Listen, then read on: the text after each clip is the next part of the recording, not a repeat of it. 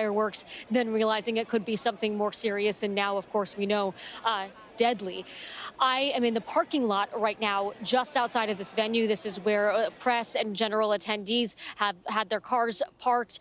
This is where we evacuated to when we were told to leave the site that is now a crime scene. And I've been running into witnesses here as people have been trying to find their cars, trying to make their way out. And that is where I ran into a man named Joseph, and I want to introduce him to you now. And as we just learned, Joseph, you weren't listening to the program here, but Lester Holt, NBC News, just reporting that one of the attendees has deceased, has died from injuries as a result of the shooting. Joseph, you told me off camera that you may have witnessed this, and I'm so sorry to be talking to you in this tragic moment, but can you describe what it is that you saw? I was attending the rally. I was in the set of bleachers, the very far left of the podium where President Trump was speaking. I was there with friends. I heard several gunshots. The man beside me suffered a gunshot wound to the head, was instantly killed, fell to the bottom of the bleachers. Another woman looked like she got hit in the forearm or hand. And then at that point in time, it was rather chaotic at that point because half the people were looking because they thought it was fireworks. I knew it was gunshots right away. My friend, he hit the deck. I was kind of looking around just trying to see where the shots were coming from. It seemed to me like the shots were coming from behind the bleachers. It seemed to me the man got hit in the head from behind. He was killed instantly as far as I could tell. And at that point, a state police and a SWAT team, started evacuating the bleachers, and then I helped carry the man out of the bleachers to a tent that was behind the bleachers. You helped carry the man yourself. What was his condition when you were carrying him? He's deceased. He died. How close were you to him? A couple yards. It wasn't very far. Did you know the man? No, it's a complete stranger. They put a towel over his head and then carried him off. And you said there was another woman nearby who was also injured. Where was she in relation to him? I believe she was in the bleachers, like either above me or just to the side of him. But it seemed like she was kind of at my flank, and then she flinched, and it looked like she had taken a gunshot wound to the forearm and hand. Joseph, from where I was standing, we heard multiple gunshots, 8 to 11 shots. We've been hearing it replayed on the video here. Do you remember, can you tell, I know it was a chaotic scene, but at what point, was it immediately when you heard the gunshots that he was shot, or was it later on into the firing? The first 7, he was hit and she was hit within the first 7 shots. I counted 7 shots. What was going through your mind? You were right there. I know it happened so quickly, but what can you tell us about those moments? First, I was in shock because I know what gunshots sound like, so I knew they were gunshots. I couldn't tell from where they were coming from. And when I noticed someone got hit, then I noticed, well, it seemed like they were coming from behind me. And it just was pandemonium. And then I heard some more shots, and I couldn't quite tell where they were coming from. But I counted the first 7, and they were very loud and very close. And it killed one man and wounded another woman. And Joseph, you told me that you're a doctor, you're an OBGYN. How did that background play into how quickly you were sort of able to assess the situation and know what happened to these individuals and know what was going on? Well, I told the police, I tried to render assistance. I told the police I could render assistance. They had another physician on the EMT team, so they kind of took over. So they didn't really need me, so I kind of helped carry them down initially out of the bleachers. There wasn't, the man that got hit, there was no assistance that needed to be given. And unfortunately, his family witnessed the whole thing. It seemed like he had several family members in the bleacher with him. And they were quite upset. They didn't know, they were in shock. They didn't quite know what was going on. But the man was definitely killed instantaneously. Could you tell sort of how many family members or people who knew him were with him, and what was their reaction? I thought there was 5 people. 2 of them were relatively hysterical. So, but they were, when we took the man out of the bleachers, he went to the tent. There was an aid tent or some type of tent behind the bleachers where they took the body, and they immediately evacuated the family with them. And the 2 out of the 5, it seemed, in shock, hysterical. Like they were still trying to process what was going on. Joseph, from where I was standing, we heard the shots. We saw the president go down. Yeah, I saw President Trump get hit. Yeah. What can you tell us? What details you remember? It seemed like his head was off to the side, and it seemed like he got nicked in the ear. Was that before the Secret Service took him down to the ground, covered him? Right before the Secret Service. I mean, it was maybe, again, it's hard to tell, like, time dilates when, like, it seemed like it was a second or two. Like, that first 7 shots that went off, the man got hit. He was killed almost instantly. The woman in the bleachers, she got injured, like she got hit in the forearm and the hand. And then in those rounds that were fired, again, I was videoing the event, so that's when I saw Trump get hit. And it seemed to me like he was looking to the side and the round grazed his ear. So. Could you tell the gentleman that was hit in the head what angle he was in relation to the former president, like which direction the bullets were coming from and to? So it looked like he was facing the president at the very far left portion of the bleachers. So he's directly facing it. Again, it seemed to me like the shots were coming from the rear, like behind us. And for me, it seemed like the man was in the way. Like, I guess. In the way of the former president? No, it seemed like the man was in the way of the shots between whoever was shooting the gun and the president. The man was hit. It seemed like he was in the crossfire. And I know. And I know you're in shock and still processing all of this. It's sort of hard to evaluate our own emotions in this moment, but you just experienced something horrific. Yes. What can you tell us about your state of mind right now? Yeah, I've had opportunities to go to these rallies before. It was the first one I ever went to. I had time off to go do it. I was kind of excited to go, but it's. Everyone, it's something you don't expect. It comes out of the blue. It's like a bolt out of the blue, and it's shocking. The way politics goes in this country, it just seems like it's really polarized. Everyone's just very angry. I'm honestly shocked this didn't happen earlier. I was commenting to my friend who went to the event with me. I was like, the back behind the bleachers, it's really open. It seems like a really open venue, and it just, I got this sense that, if someone really wanted to do something, and again, I was openly talking to her, and I was like, if something was bad was going to be happening, this is the perfect venue to have. I just said this like an hour before it happened. I was like, this would be the perfect place to do it. And, surprisingly enough, it happened. A devastatingly prescient observation from you. Let me ask you one more question, because from where I was, there was confusion. Then Trump stood up and there were some cheers. And then people sort of remained, those that weren't in sort of the immediate zone where you were, people were still sort of cheering, talking, trying to figure out what was going on. How quickly did you know that whether or not there was still a dangerous situation? It seemed like people sort of started to try to move on very quickly, not sure what had happened, right? So how soon did you know whether or not it was even safe? Did you want to get out of there? What did you witness in sort of the immediate aftermath once the shots stopped? Well, it seemed after the shots went off, everyone thought it was a prank. Everyone, I think, got a sense, like when I looked out into the crowd, everyone thought I think the initial reaction, everyone thought it was a prank. I knew better it was a gunshot because I just saw a guy get hit. And it did. For those of us that didn't see, it's some people started laughing, some people were confused. It wasn't immediately clear to the crowd that didn't witness what you witnessed, that this was in fact a dangerous and deadly situation. Oh, it was a dangerous and deadly situation. The problem is it's a large crowd, and when the gunshots went off, I think they were, again, my sense was they were being shot from behind, so they sounded a bit muffled. So it sounded more like a firecracker going off. So I think the initial reaction from the people around me were like, okay, well, someone brought fireworks. I just knew better. I knew what gunshots sound like. And, when I saw the guy took a gunshot wound to the head, and I saw the woman who got hit in the forearm and the hand, I just knew that it wasn't fireworks. I mean, it wasn't fireworks initially, but I think the majority of the crowd didn't understand that it was gunfire. And I think people took it really seriously when the SWAT team started jumping over the rails. So I don't know what to tell you outside of that. Joseph, I know this. I can't imagine what it takes to describe what you just witnessed in these moments, right in the aftermath. So we thank you so much for sharing. We're happy to. Lester? Dasha, thank you for that account. I mean, no one should have to, fear for their life going to a political rally, something that is uniquely American. But these people have experienced the horror of someone opening fire on the crowd and a former president who was, of course, the headliner at this rally tonight. as we've been reporting, one spectator is dead, another is in critical condition. The shooter, this all according to the Butler County DA, the shooter is also deceased. Our senior White House correspondent Kelly O'Donnell joins us again. Kelly, you have a new statement from President Biden.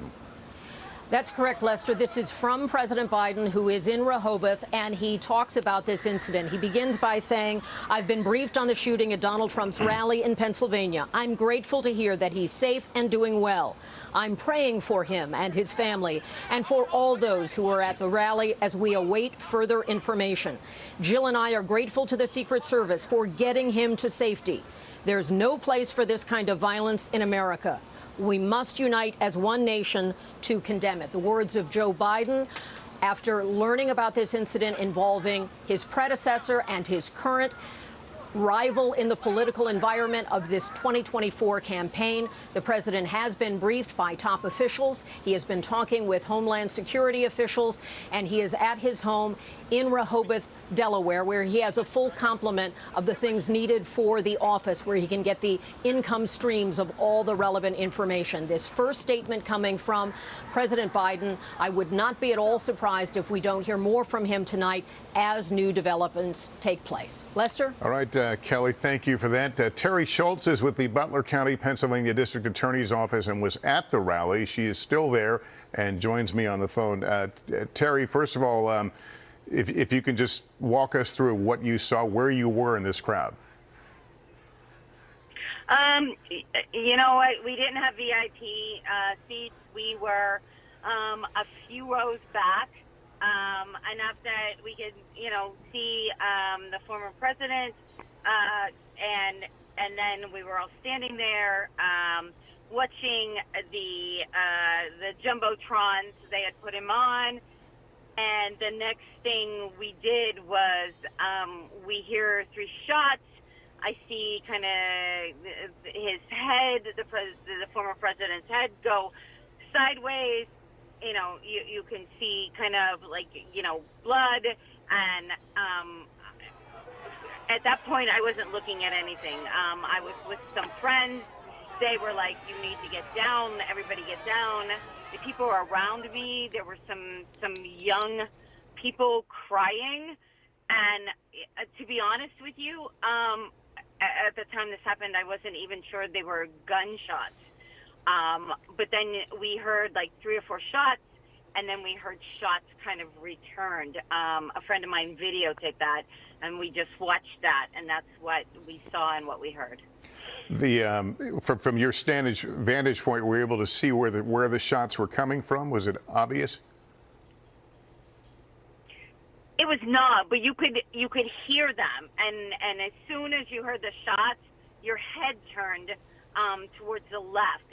We have a route that runs outside the Butler Farm Show, Route 68, and it sounded like the shots were coming from out there near the field to the left-hand side of where we were. So it certainly was scary.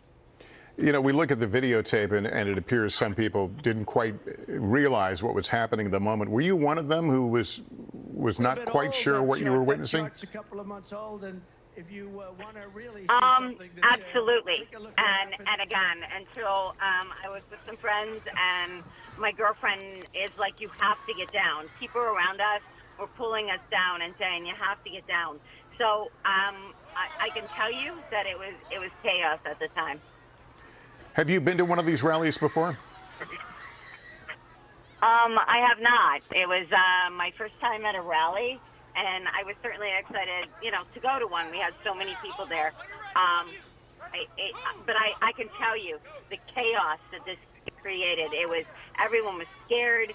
You see the former president and what's happening, and and then when I ascertained what had happened from my Pennsylvania State Police friends, it was very scary. But it was my understanding that they got the shooter.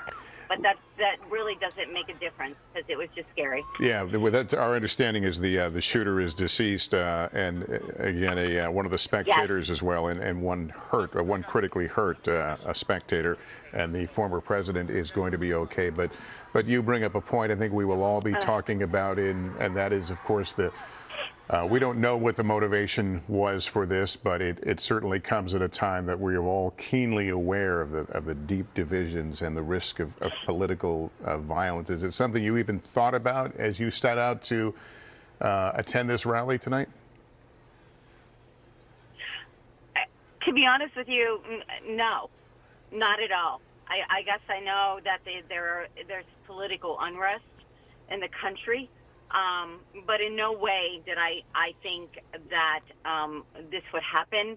And what concerns me more is it's not only political, but, there are innocent people here. And look what happened. And it should just never happen in our country. It really should not. Your point is certainly well taken. I know you're with the DA's office there. Do you have any special insight into how the investigation is proceeding? Well, I know that I'm seeing a lot of news trucks around here. I know that there were tons of Secret Service here. And again, I guess for me, I just question how somebody got through security, or where this person was in a field that somebody wasn't looking after them. And I guess that's just me and from my perspective of what I do. Yeah. All right, Terry, thank you very much as we continue to look at some of the pictures of the aftermath. We've shown you some of the still photos as well of people crouched down for safety, not sure at that moment where the threat was coming from. I want to tell you we are hearing that we will hear from the president. We read his statement a few minutes ago. We will hear from President Biden at some point this evening. We don't have a firm time on that, but we'll keep you honest and let you know when we know more about that. In the meantime, let me bring in our senior Washington correspondent, Hallie Jackson. Hallie, we're all shocked and certainly saddened over the loss of life here and the injuries, and we're certainly grateful that the former president is okay. But this is going to be a very tough conversation in the weeks coming forward, one we've had on different levels before. Share your thoughts, if you would. Yeah, and none of it, of course, taking away, Lester, from, as you described, the urgency and frankly, the devastation of this moment, given what we have now learned about what has happened at this rally in Butler, Pennsylvania. I can tell you that our team here at NBC News is out to a myriad of campaign sources close to former President Trump. And obviously the latest that we've heard, and you've been reporting this, is that he is okay. He is, in the words of a spokesperson, fine and being looked at. We are seeking more information. I can also tell you that based on a message to staff obtained by our colleagues here at NBC, Alan Smith and Matt Dixon, a top campaign official is telling staff members that everything is okay, that we have no details to share at this time, but saying they'll follow up soon with more information. They are directing staff members to not speak with members of the media. They want what they describe as a total lockdown here. They add that your personal safety is of the utmost importance here, to pray, remain vigilant, and be strong. That is the messaging now, according to NBC News, that Trump campaign staff members are getting from the top, as there is just, it is always, of course, it is chaotic in the moments after something like this happens. And it's also, I think, another reason to be extraordinarily careful in what and how we report what we know has occurred here in what is just a historic day here in the United States, Lester. Yeah, and then, of course, Hallie, we are here on the weekend before the Republican National Convention. Obviously, there will be some changes. We don't know what is in effect, but we're hitting primetime campaign season now. Yeah, we sure are, right? And this is a moment where everybody begins to pay attention, especially considering the start of the convention. I mean, think about it, Lester, not looking at the time here just after 8 o'clock Eastern, not maybe 3+ hours ago. The biggest story that I think most campaign reporters were chasing was who would Donald Trump pick to be his running mate. That was sort of much of the attention here on this rally in Butler, Pennsylvania. The conversation has clearly and necessarily changed very dramatically since then. I think one of the questions moving forward is going to be the movements of former President Trump. How long is he going to remain at the medical facility where he's at now? Where will he head after that? Does he still plan to be at the Republican National National Convention starting on Monday. Obviously, that kicks off in Milwaukee with the expectation that at some point between now and of course, next week, he would announce his vice presidential pick. That is obviously taking a back seat to the immediate question of his own health and safety, as he is the presumptive Republican nominee here. And we are going to try to get some answers to those questions just as soon as we can, Lester. All right, Hallie, we'll ask you to stand by. Thanks. Let me bring in Kristen Welker, moderator of Meet the Press. She's in Washington. Kristen, you're learning a little more from the Biden campaign, their immediate reaction to this. Lester, we are, and our Monica Alba, who covers the Biden campaign, has this reporting that according to a campaign official, the Biden campaign is pausing all outbound communications and working to pull down our television ads as quickly as possible. And Lester, this underscores part of the conversation we were having earlier, which is that this is a moment that brings the country together in shock, in condemnation for this political violence. We are hearing from all quarters of the political universe, including some of those who have been quite critical of former President Trump. Liz Cheney, for example, saying the reports of the shooting in Pennsylvania are horrifying. Violence of any kind has no place in American politics. We are grateful for the reaction of the Secret Service and other law enforcement and pray for the former president and all those injured. Similar messages from former President George W. Bush, House Speaker Mike Johnson, and on, Lester. And it does come on the eve of the Republican National Convention. Former President Trump, his campaign apparatus, Republicans all over the country poised to go to Milwaukee to officially nominate former President Trump as their party's nominee. And as Hallie was just saying, we anticipated and we were working on trying to determine who the former president would pick to serve as his vice presidential nominee. And now, of course, the focus has shifted to this horrifying topic of political violence and what this country needs to do to prevent something like this from happening again, Lester. All right, Kristen Welker. Kristen, thanks very much. Let me reset here for our viewers just joining us in the Saturday evening. We are on the air with breaking news. There has been a shooting at Donald Trump's Pennsylvania rally this evening. The former president has been injured. How he was injured is not clear at this time. I want to pause here. We're going to roll the video of what happened just shortly after 6 p.m. here in the East while Mr. Trump was speaking. Here it is. A bit old, that chart. That chart's a couple of months old. And if you want to really see something that's said, take a look at what happened.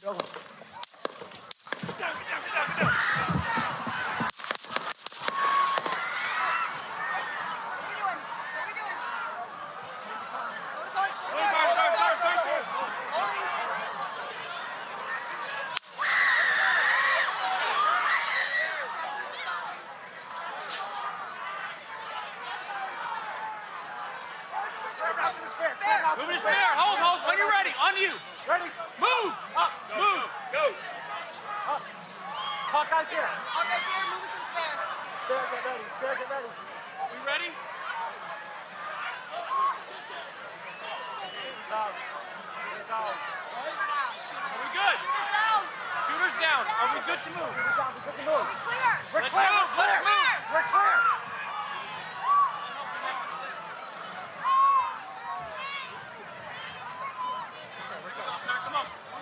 Let me get my shoes. Got you, sir. I got you, sir. Let me get my shoes, sir. Hold that in your head. It's bloody. So we got to move to the bus. Let me get my shoes. Okay, my shoes down. Watch out. I want to bring in now Evie Pouris, a former Secret Service agent. We thank you for joining us again. We hear at one point, I didn't hear this in the earlier recordings, we hear at one point one of the tactical clothed individuals say the shooter is down. As you watch that unfold, I take it they were not prepared to move him until they knew where the threat was. Yes, you can hear that clear line of communication, and the communication is very clear and succinct. Can we move? Are we clear? You hear shooters down, and you hear, are we clear to move? Clear to move. So you're hearing them speak to one another. And radio communication is one of the most important things. Actually, when it comes to comms, you always want to say less. You can hear them using very simple words, 3, 4 words. They just want to keep those airwaves clear so that the most important, vital communication can pass. So they're making sure they hunker down. You see them surround him. He goes down to the ground. They all surround him. Again, when you're an agent, you're supposed to be a human shield. And in that moment, that is what they become. They become human shield. Your job in that moment is to protect your protectee, whoever that protectee is. So they all encompass him. And the other thing you are designed to actually make yourself as big as possible to make sure that any potential rounds or shots that come, you don't want them to miss you and hit your protectee. So as they're hunkered down, they're locking him down. And if you look at the shot, actually, there's a shot where you can see the front of the stage, and around it, you'll see that design, that almost like a smaller, like a design barrier. It's got the flag around it. That typically, and I can't say whether it is or is not in this case, but in some scenarios, when you work as a side agent, you will pick a barricade that's actually something strong and sturdy. It could be concrete or steel. Usually it's some type of steel, and that is used for that when something does happen, unfortunately, like we're seeing here, they can actually get down to the ground so that they have some type of cover. Evie, thanks. Really important information we're learning from you. I want to let folks know we believe moments away from hearing President Biden. He is going to stand at that podium, and we believe this is in Delaware. Somebody can confirm for me. But he will address the nation about these events tonight in Florida. The shooting that apparently wounded former President Trump, who is said to be okay. It killed a spectator, wounded another who's in critical condition. The shooter, who has not been identified, we know nothing about that person's background or what might have motivated him. That shooter is said to be deceased as well. This story has been rolling out, and here is the president. Thoroughly briefed by all the agencies in the federal government as to the situation, based on what we know now. I have tried to get a hold of Donald. He's with his doctors. Apparently he's doing well. I plan on talking to them shortly, I hope, when I get back to the telephone. Look, there's no place in America for this kind of violence. It's sick. It's sick. It's one of the reasons why we have to unite this country. We cannot allow for this to be happening. We cannot be like this. We cannot condone this. And I want to thank the Secret Service and all the agencies, including the state agencies, that have engaged in making sure that the people and we have more detail to come relative to other people maybe injured in the audience. I don't have all that detail. We'll make that available to you. I may be able to come back a little later tonight, but we'll put out a statement if I'm not able to if it's not convenient for you all. But the bottom line is that the Trump rally was a rally that he should have been able to be conducted peacefully without any problem. But the idea that there's political violence or violence in America like this is just unheard of. It's just not appropriate. And everybody must condemn it. Everybody. I'll keep you informed, and if I am able to speak to Donald, I'll let you know that as well. But so far, it appears he's doing well, number one. Number two, that they're thoroughly investigating what happened to anyone else in the audience. We have some reports, but not final reports. And every agency in the federal government, I'm going back to my phone to speak with the federal agencies that are being put together again to give me an updated briefing. Has anything happened? They learned any more in the last couple hours. So thank you very much, and I hope I get to speak to them tonight, and I'll get back to you if I do, okay? Mr. President, do you think there was an assassination attempt? I don't know enough to. I have an opinion, but I don't have any facts. So I want to make sure we have all the facts before I make any more comments. Thank you. Are you worried, President?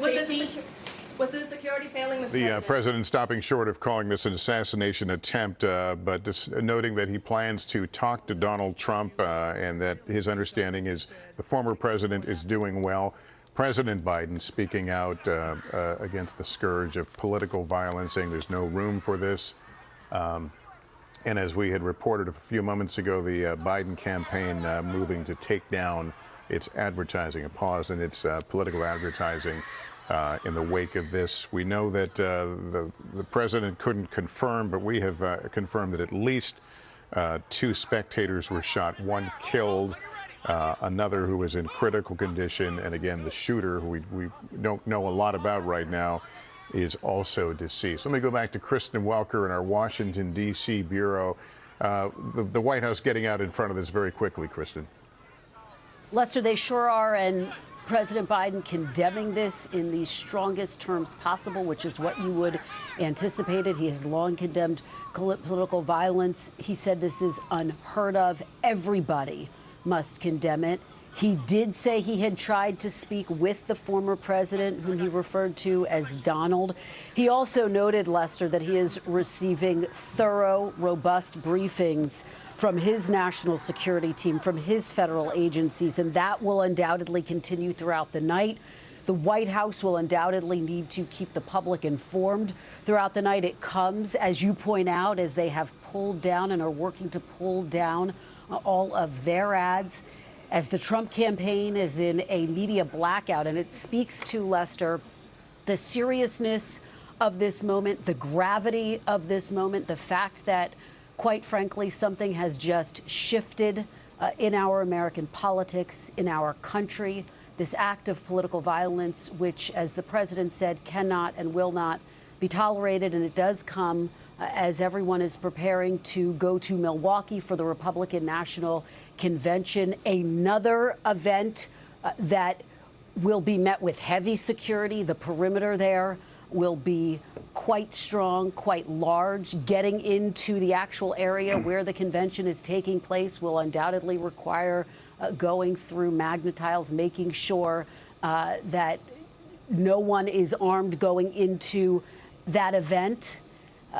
But again, Lester, this just underscores, I think, that something fundamental has really shifted in our American politics today. Yeah, it's certainly, the threat has been talked about, but to see it play out on this scale is certainly horrifying. Kristen, thank you for that. We'll go back to you in a bit. Let's bring in our senior Washington correspondent, Hallie Jackson. You have a statement from Donald Trump Jr., the former president's son. Yeah, via a spokesperson to our colleague Peter Nicholas, that listen, you heard President Biden say he tried to reach former President Trump on the phone. We know that the former president's son has spoken with him in a statement saying they just talked on the phone, with Donald Trump Jr. saying that his dad is in great spirits, that he will never stop fighting to save America, no matter what in Donald Trump Jr.'s words, no matter what the radical left throws at him. So what we can glean from this, a couple of things, that former President Trump is, as his campaign says, fine. He is well enough to speak. He is well enough to be on the phone, at least with his immediate family members, at least with his son, Donald Trump Jr. We know that he is receiving medical treatment at a local facility with this rally happening, of course, in Butler, Pennsylvania. And we know that there has been a slew of reaction, as Kristen, as you, as others have talked about from both sides of the aisle here, strongly condemning political violence after this very difficult day in American politics. Lester, we'll keep you updated as we get more. All right, Hallie, thank you. Kip Tom, former U.S. ambassador to the UN, was just a few yards from the former president when the shots rang out. Thank you for joining us, sir. Can you tell us what you saw? Well, I was just with the president a few moments earlier before he came on stage, and everything seemed like a normal day. But when he walked down that red carpet and walked up to the podium, and after he spoke for about 10 minutes, I was sitting in the front row at the end of the runway, but all of a sudden these shots broke out. And I think there was people that actually thought it was possibly fireworks, but I seen the gun smoke, and obviously there was a person about 15 foot behind me that was hit. I think severely wounded at the least. But nonetheless, the crowd stayed pretty calm for the most part. And but, you know, it sounded like there was 6-7 shots to start with, and then it seemed like there was a little pause, and then we heard a different caliber gun fired, which I assume is probably the Secret Service. But then I thought I heard another couple of rounds come off, but it felt like it was behind me, but it could have been the echo. Did you hear did President Trump say anything? No, he was just giving the typical rally speech that he typically does everywhere, you know, and trying to encourage voters to get out and vote, and talking about his plan for America. But as the shots rang out, did he cry out? Did someone tell him to get down, or was that instinctive? Yeah, we heard that. We heard everybody say get down, but I think he was already going down. That's when everybody thought at first maybe he had been hit more severely than he was. I mean, it's already severe. And let's face it, it hit his ear. It could have been a little bit closer. It could have been disastrous. But when he went down to the ground, then he got up. He put his fist up in the air or his hand up in the air, so we knew he was okay. There are presumably, at least it appears to be, a lot of people in that crowd. By now you have heard that one spectator was killed and others critically wounded. Has it settled in of how close a brush everybody in that arena or setting came tonight? Yeah, you know, there was a lot. It was interesting listening to the people as they departed the scene, and you know what was going through my mind, and of course being a little older than many of those that were there, but I was recalling the Kennedy assassinations and some of the other attempts that were made during my lifetime, and I was recalling those and thinking about those, and then moving forward to where we're at today, and we still have a problem with this. So it's shocking, but most people are pretty upset. There's no question about it. Understandably. Ambassador, thank you so much for taking the time being with us. We're glad you and yours are safe after this tonight. Retired ATF Special Agent Jim Cavanaugh is with me. By now, as you know, we've been reporting that the shooter in this case is deceased, presumably shot by law enforcement. I think the next question will be, is this a lone operator, the proverbial lone wolf, or is this part of some kind of conspiracy? Those are two different things. How will they begin to get, at least put the dots together? Yeah, well, let's start with the deceased shooter, Lester, and identify him, and then, you know, sweep his personal devices, phone, computer, etc., for, you know, associates, Confederates, and start interviewing around the circle around him. You've dug out a lot from the reporters and the witnesses since we last talked, and you know, it appears that maybe the shooter. It seemed like to me, watching the video closely, that the first shot or two is where the President Trump reacts. Hey, Jim, let me just stop you for a second. I just received a new piece of information that I want to get your thoughts on. We're now, from a confirmed source, that the shooter was actually firing from outside the perimeter. That changes a lot in terms of the security posture at these things, doesn't it? Yeah, it does, but what's surprising to me is that a shooter could get in an elevated position at any kind of a Secret Service event, because the first thing that the service does is they get all the elevated positions, and they put their you know, sniper teams up there and lookouts with binoculars and rifles. So, you know, it does seem from the witnesses that this was a distant shot now, that the reason the shot wasn't as loud, it was further off in the distance. And it looked like, watching the video, Lester, closely, that when the president turned his head to the right, the first shot or second shot, the first pop or two, is when he grabs his right ear. And then he, on his own volition, goes down, squats down. Now, he doesn't fall down, he just squats down. But you can see at that same moment that the spectators behind him are also hunching down as a normal reaction to gunfire. And then there's more rounds right after that. There's maybe another 5 rounds.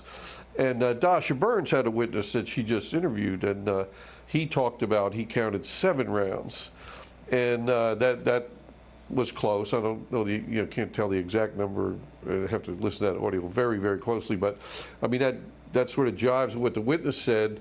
So it looks like we had an assassin with a rifle outside the security perimeter. That's why you had mentioned earlier, you know, magnetometers. Well, if you never breach the security perimeter, nobody checks you. And the first shot or second might have been the one intended to kill the former president, but it grazed his right ear. Yeah, Jim, let me bring back, if I can, Evie Pomporis, a former Secret Service agent again. Evie, thank you for staying with us. I'd like to get your reaction to the fact this person was firing from outside the perimeter. That raises a lot of questions about how these areas are secured. That's one of the most difficult things when you do outdoor sites. So when we spoke before, when you look at it this way, when you're in a closed environment, where even if it's an arena, at least you're in a closed environment. I only have to worry about what's on the inside. When you do open rallies like this, right? You're outside. You have to worry about line of sight issues. Line of sight is a massive problem Why is it a problem? Because somebody can be out in the distance and really engage your target from a long range. And there are weapons out there that allow you to do this. So even though, let's say you hunker this whole area down, you've got the magnetometers, you've got the tactical element, everything's locked and tight. How do you secure that outer perimeter? How far do you go? And can you cover everything? That's a problem. These are probably, of all the types of advances you can do, these are probably the least favorite amongst Secret Service agents, because you have the inability. And even if somebody is in an elevated position or not, how do you secure all those elevated positions when you have weapons with the capabilities that are able to shoot long distances? This is what you are up against. Yeah, and you point about weapons that can shoot long distances. We tend to think of those as long guns, things that stand out certainly in a crowd, whether you're, no matter what side of the fence you're on. The fact that this person is at some distance was able to strike the former president, does that suggest some ability beyond the average gun user? Well, that would be interesting to see, right? Because it's hard to speculate at this point. How far was that person? One of the things that lead me to think that this person was at a distance, when we hear the gunshot, it sounds very faint, very soft, right? It sounds like an echo. That's why so many people mistook it for fireworks. That's why a lot of people weren't sure it was a gunshot. So when you hear the shot like that, it does lead us to believe that it was at a distance. And that's why there's the confusion. I do want to say this, which is really interesting as I watch this. When you do security for these events, one of the greatest concerns are the people inside and stampede issues. And what I have to acknowledge is all these folks held steady and fast. We don't see people really losing it. We don't see people stampeding out, because it's not just the danger of the attacker, of what's going to happen. The danger a lot of times can come from within. So I really have to comment on everybody's ability to stay put, to not panic, and to allow the Secret Service, and also look at where that motorcade is. That vehicle where they exit him out, there's people all around, and you see everybody hold their position and allow the security team to evacuate. Yeah, Evie, thank you for that. I should note, several years ago, working on a story for the Today Show, I went to the Secret Service training facility outside of Washington, and they put me through a simulation in which I was the protectee, waving to a crowd when shots ring out, and the swiftness of these agents moving around me, getting me in the car and driving off was stunning, even though I knew it was going to come. So the training is obviously something they do. They prepare for these kind of moments. I'm sure there'll be a lot of soul searching about what happened in this case, but impressive group of folks who put their lives on the line for these protectees on a daily basis. Evie, we'll get back to you in a few moments. I want to go back to NBC's Dasha Burns. She's outside that Trump rally. She was there when the shots rang out. We're obviously grateful. You and the rest of our team are fine, the other journalists, but we do recognize 2 spectators were hurt, 1 killed, another in critical condition. Dasha, you have had some pretty heart-wrenching interviews today. People saw a lot of things you can't unsee. Yeah, Lester, that's absolutely right. People who came to a Trump rally, some of them for the first time, looking forward to seeing the former president. There was music playing, people selling merchandise, people eating food, people reuniting with friends here, not expecting anything like this. Let me just set the scene for you right now. We are in the parking lot outside of the venue. Sirkin, our cameraman, is going to show you. People are kind of in a traffic jam right now. This was a one-way in, one-way out kind of road situation. This is Butler County. It's a pretty rural county. Not a lot of big highways, not a lot of big roads. So people have been, I mean, this is now hours later, and many people still waiting to get out and still waiting and processing everything that they've experienced. I want to introduce you to Tracy, who is stuck in this traffic jam right now. Tracy and Tyler, they're high school friends. They were right there. And Tracy, we've been hearing some of these stories. Can you just walk us through what you saw? Absolutely. President Trump was up there, and then within 5 minutes, we're hearing pop, pop, pop, pop, pop. And then everybody's on the ground. Everybody's on the floor. And it was just like, what? And we were on the ground level. We were 4 rows back from the stage.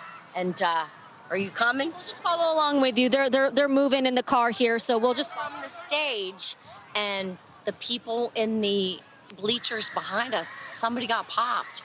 Somebody got killed. Somebody died. Somebody got shot. Like, this close to where we were. Those bullets, I pray to God for these people's families. Oh my God. But how is this happening in our country today? And why? Why is it happening? Why? And Tracy, you were telling me earlier, you and Tyler, you know this county, you know this area. Did you ever think something like this would happen here? Never. Absolutely never.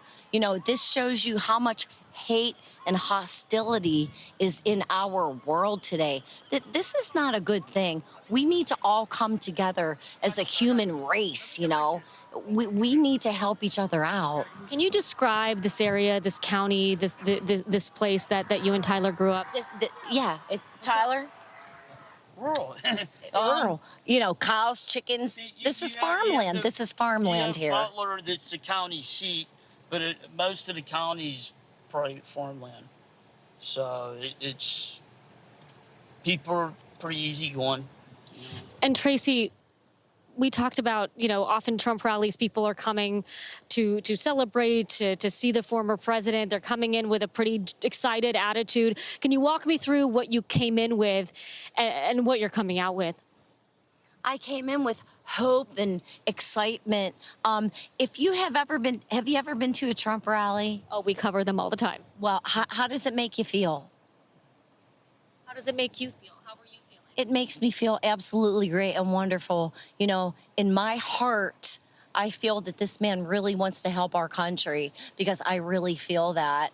I honest to God, I do, because this country for so long seems to be going down a path that it really shouldn't be doing. So, you came in to hear the former president speak, someone you're a fan of, and what is your state of mind now?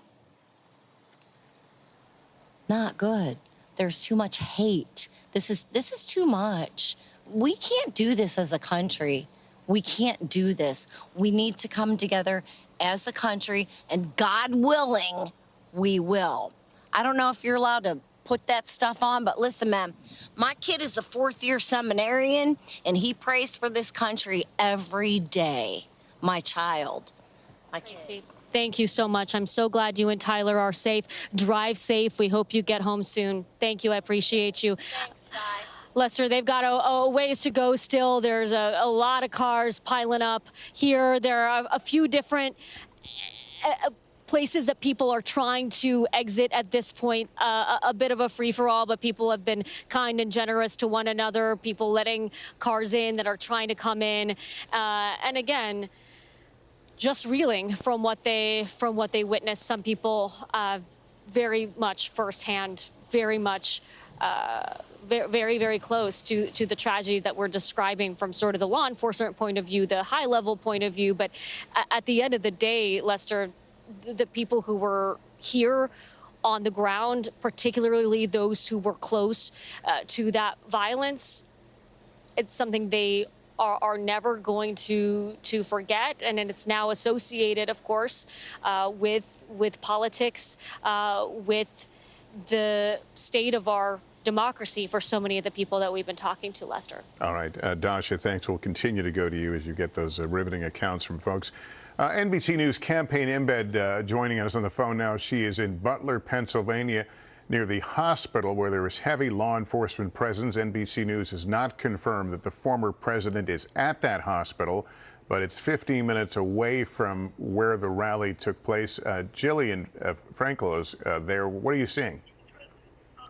Lester, that's right. I'm across the street from Butler Memorial Hospital, and as you mentioned, we do not yet have confirmation that this is where former President Donald Trump was taken, but there's a heavy law enforcement presence here. Media was across the street. We're shortly getting moved. The hospital is set up on a hillside, and there's law enforcement at the top of the hill looking down.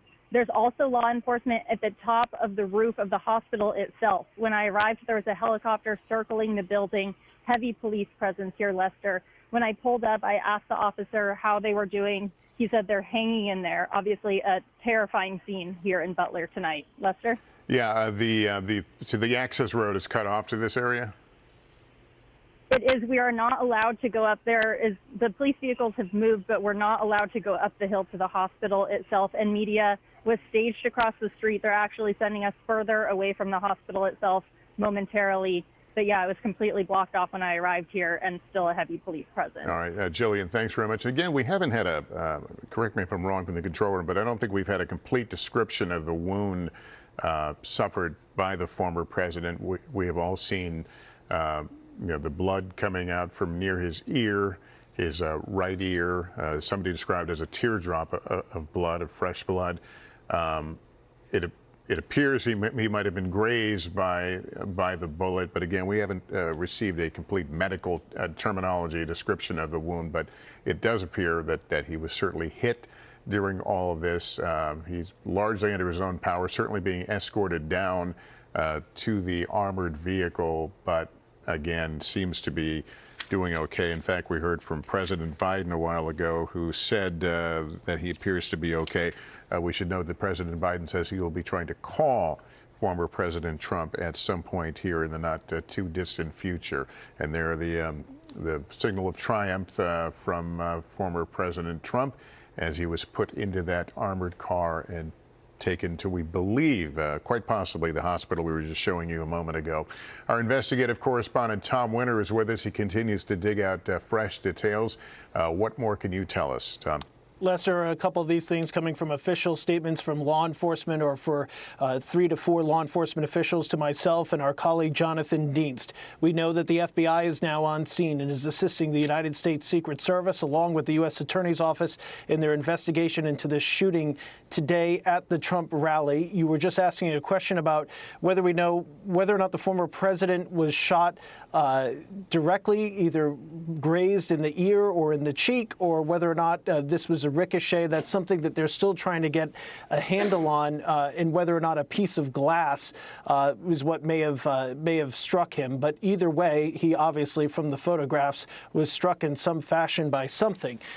The other information that we were being told, and I'm going to bring in the reporting of my colleague Kelly O'Donnell on this as well, is that this shooting happened outside the Secret Service perimeter. So for folks that have attended any sort of political rally involving either party, involving a presidential candidate or a former president, you'll notice if you go that you are wanded, or you have to go through a magnetometer, kind of like an airport-style security, if you will. That happens within the perimeter of the event. And leading up to the event, the U.S. Secret Service goes through the event site itself to make sure that there's nothing nefarious stored inside, that nobody's hiding out and waiting for a rally to begin. And they try to establish a perimeter that would allow them to be able to have a real control over the event. So what we're being told is that this shooting happened outside of that secure perimeter from a high point. Specifically where it is, I can't yet tell you. We're waiting to hear about that, but that's some of the information that we're waiting to get on. As far as what you're looking at on screen at the moments that this happened, this is standard protocol. You're looking at the heavy weapons teams that immediately went up on stage.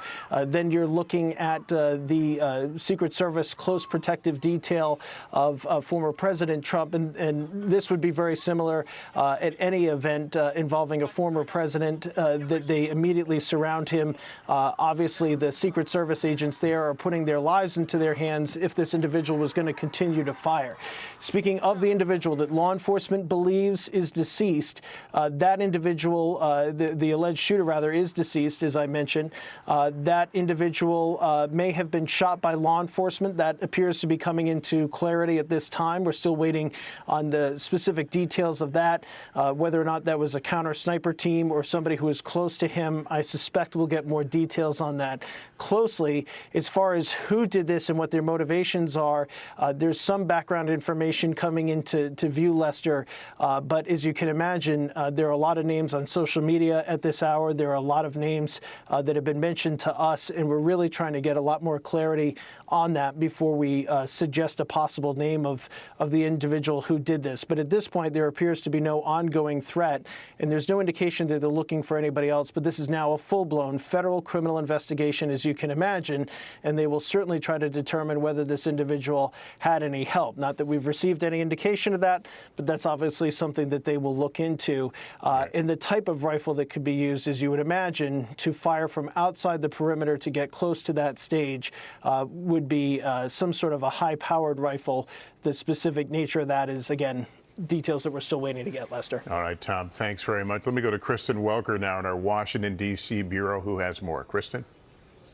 Well, Lester, just to reset for everyone, we are tracking the ongoing investigation that Tom was just talking about in the wake of former President Trump having been rushed off the stage after shots were fired at the Pennsylvania rally where he was speaking. To set the scene for everyone, the day started with the anticipation, the questions swirling about whether this might be the event where he announced his nominee for vice president. Obviously now the mood, the tone, the focus has shifted to this horrific act of political violence that unfolded at this Pennsylvania rally.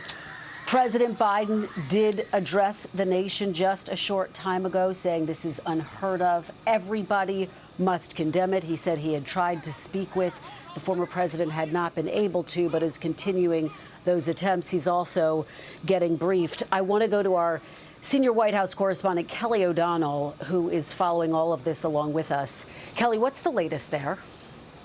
Well, from the Biden White House perspective, this is a moment for trying to get information to the president. He, of course, is in charge of the Department of Justice and the Secret Service that are, of course, the agencies that will be working on this. There is always a careful separation between the executive and the law enforcement capabilities. But that's why the Biden White House has a critical role to play to provide the resources at the federal level to investigate this. The president indicated that he also recognizes that state and local officials are very much involved at this right now. Part of what will be a question going forward is what is the immediate change, if any, to the political calendar that is scheduled for this week, with the Republican National Convention expected to be in Milwaukee with lots of important events. Obviously, a full assessment of what is the condition of the former president right now. We don't have confirmed reporting yet about the state of that. When he left this event site, as the video indicates, of course, he was taken and has the resources around him for medical care. President Biden has said he wishes to speak to Donald Trump tonight. That can happen whenever the two are able to connect. That is not necessarily a vital piece in terms of next steps, but it is the kind of gesture and important connection that actually does send a message right now that this is not about the politics of the moment and that there are bigger issues here, with the current president and several former presidents talking about no room for political violence. We're hearing that from many elected officials on Capitol Hill as well. And right now, we're in a period of a few different streams of information. What is the investigation producing? What is known about the shooter involved? The extent to which this was some kind of an organized attempt? Were there others involved? All of those questions need to be sorted out. Then there's the political fallout. There is typically a quieting period after an unexpected event.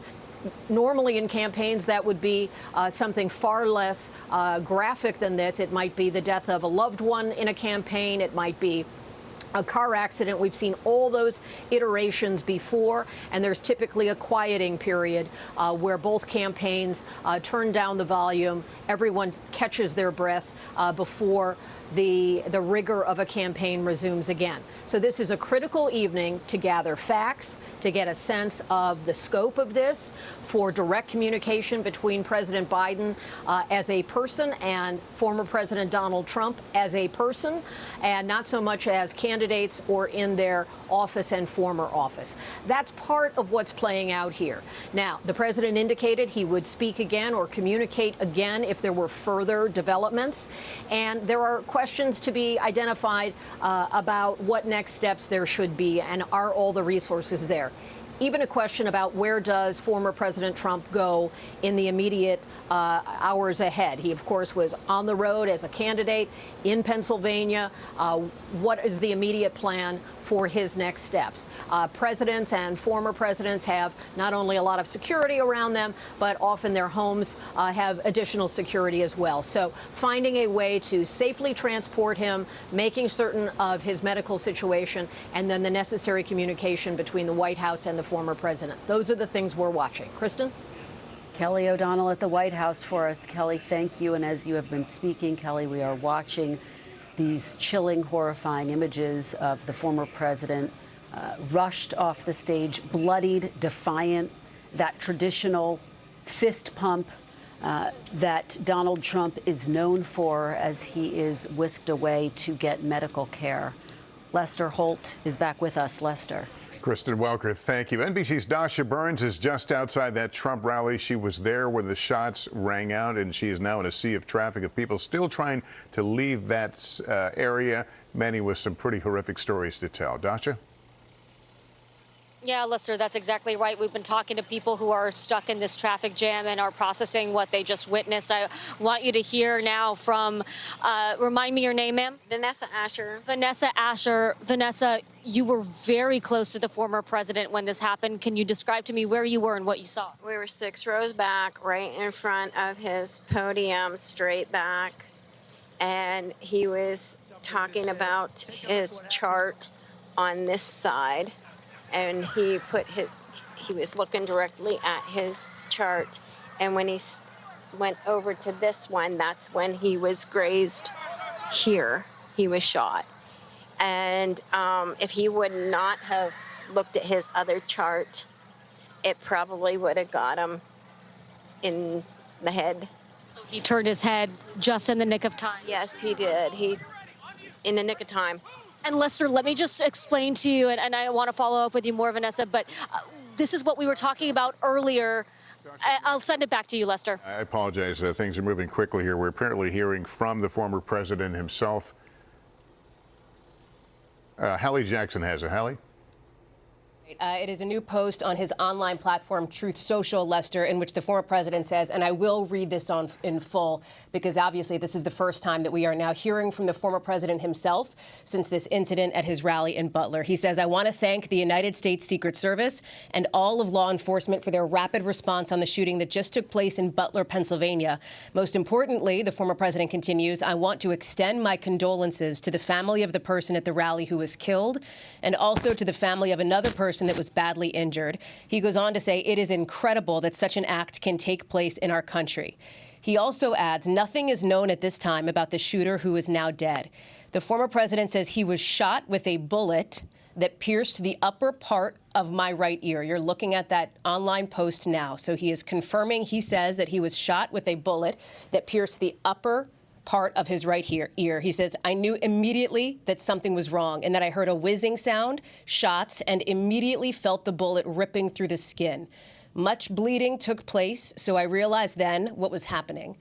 And he ends this post by saying, God bless America. So, Lester, some significant questions that are being answered now from the former president here as to what happened, as to how he's doing, as to his state of mind. And again, significant in that he is describing in rather vivid detail the moment when he says that bullet went through his ear. He heard the whizzing sound. You're seeing some of these images now, including some that are being circulated by his allies with the former president, his fist raised in the air. He said he felt the bullet ripping through the skin with a lot of bleeding taking place. What we don't know now is where the former president, is headed next. We understand that he is obviously getting treated at that local medical facility. We know from his son, and I will tell you from other sources that I've spoken with, that he appears to be in good spirits. That is what folks are being told, and that his son, who has spoken with him directly, says. And you see the former president able to, obviously, in these videos, this image we've been showing, able to move, able to pump his fist. But you see the blood that he's talking about there on his right ear as the former president is describing what happened. Important to note here, he is also, of course, extending condolences to the person who was hurt, the person who who was believed to be killed there, and thanking law enforcement for their incredibly fast response. And you saw the response, Lester, in one of these remarkable moments as it unfolded. In some quarters, in some places online, there was a live stream of this happening. Obviously, the cameras of every network in the country were on this, given that he is the presumptive Republican nominee, of course, before this happened. And you see the absolute chaos there in Butler that we've been describing from Dasha, from Jillian, from Jake and Bianca and our teams there as the rest of it unfolded there. So again, Lester, the first statement that we are getting from the former president himself, posted as Donald Trump is wont to do, posted on an online platform there on Truth Social as he's looking to get the message out immediately, as quickly as he can, it appears, to the American people, that he appears to be okay, that he's extending his condolences, and specifically what happened, as he says, that bullet hit his ear, Lester. Yeah, incredible to look at how close that was to hitting a vital area of him. That first description from the former president himself, Hallie Jackson, thanks very much. Our senior White House correspondent, Kelly O'Donnell, joins us. Kelly, you have a new statement from President Biden. Hold on.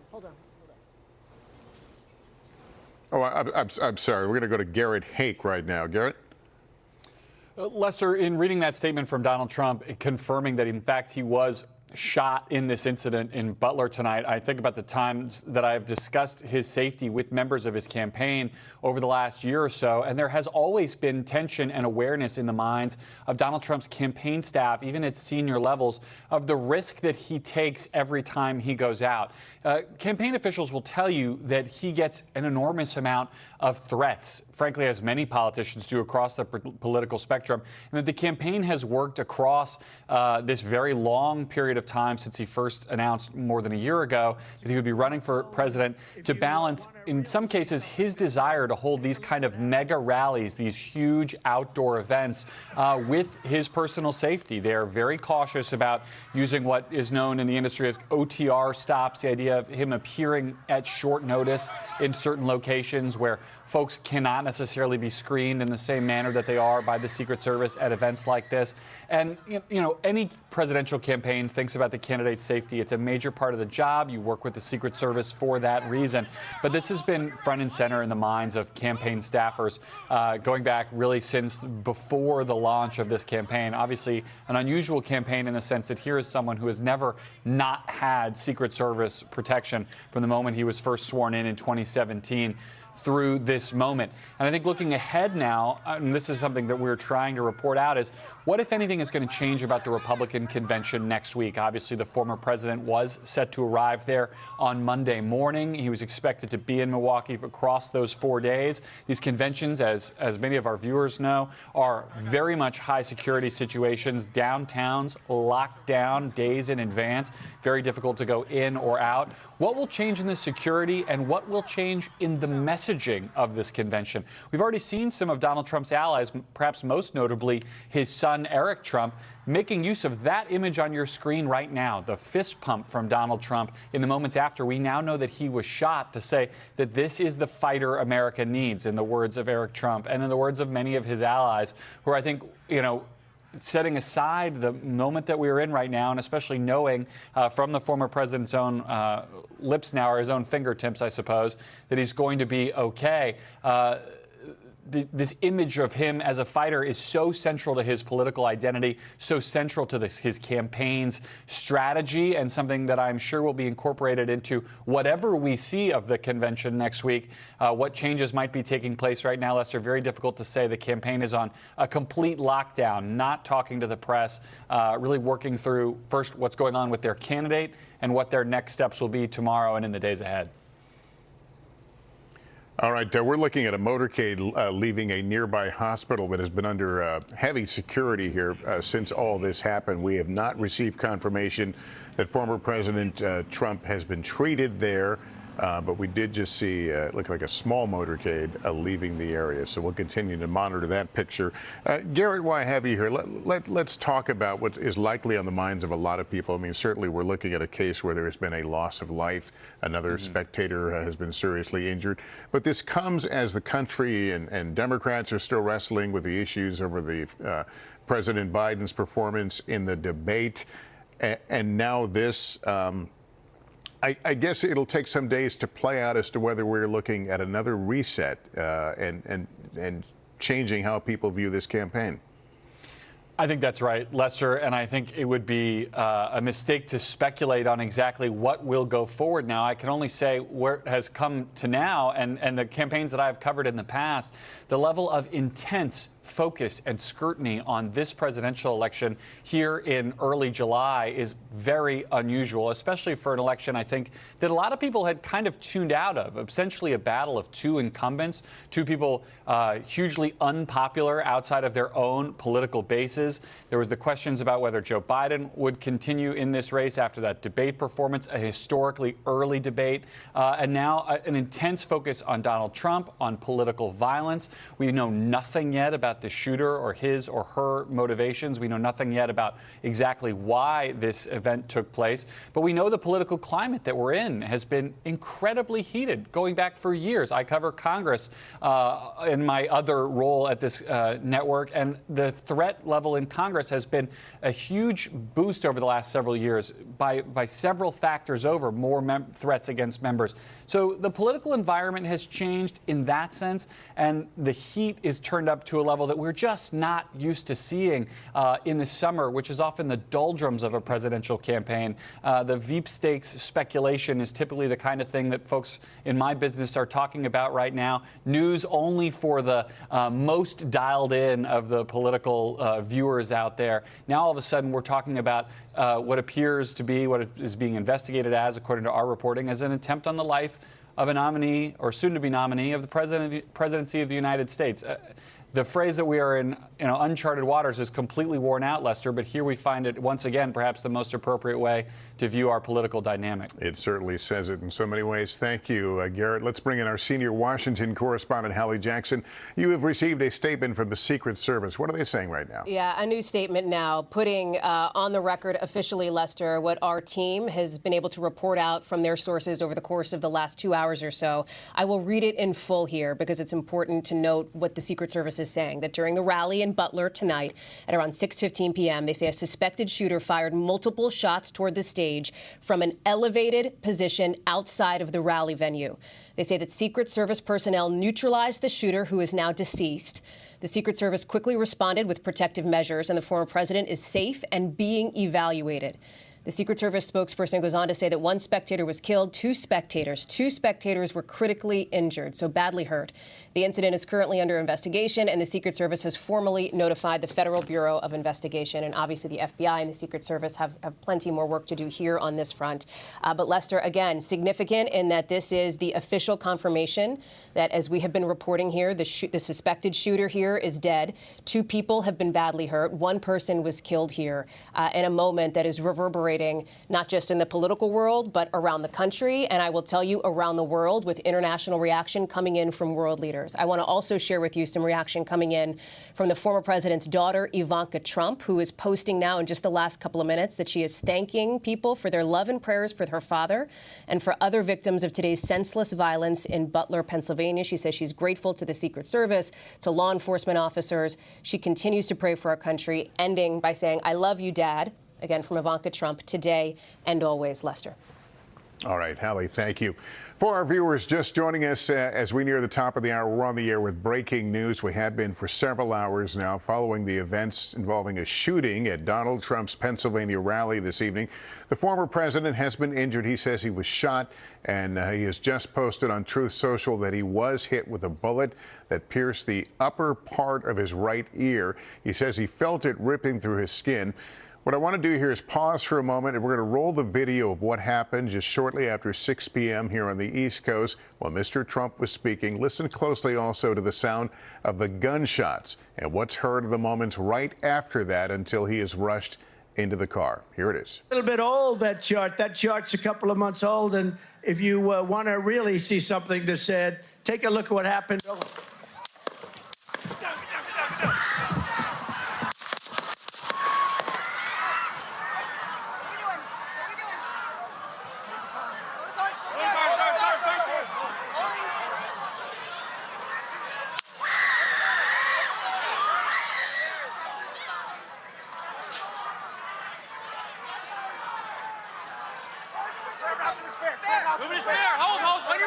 you. Ready? Move. Up. Move. Go. Up. Hawkeye's here. Hawkeye's here. Move it to the stair. Stair, get ready. Stair, get ready. We ready? Shooters down. Shooters down. Are we good? Shooters down. Shooters down. Are we good to move? Shooters down. We're good to move. We're clear. We're clear. Let's move. We're clear.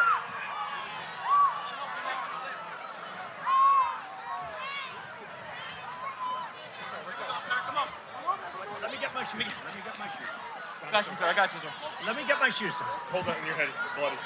So we gotta move to the bus. Move to the bus. Let me get my shoes. Okay. My shoes down. My shoes. Watch out.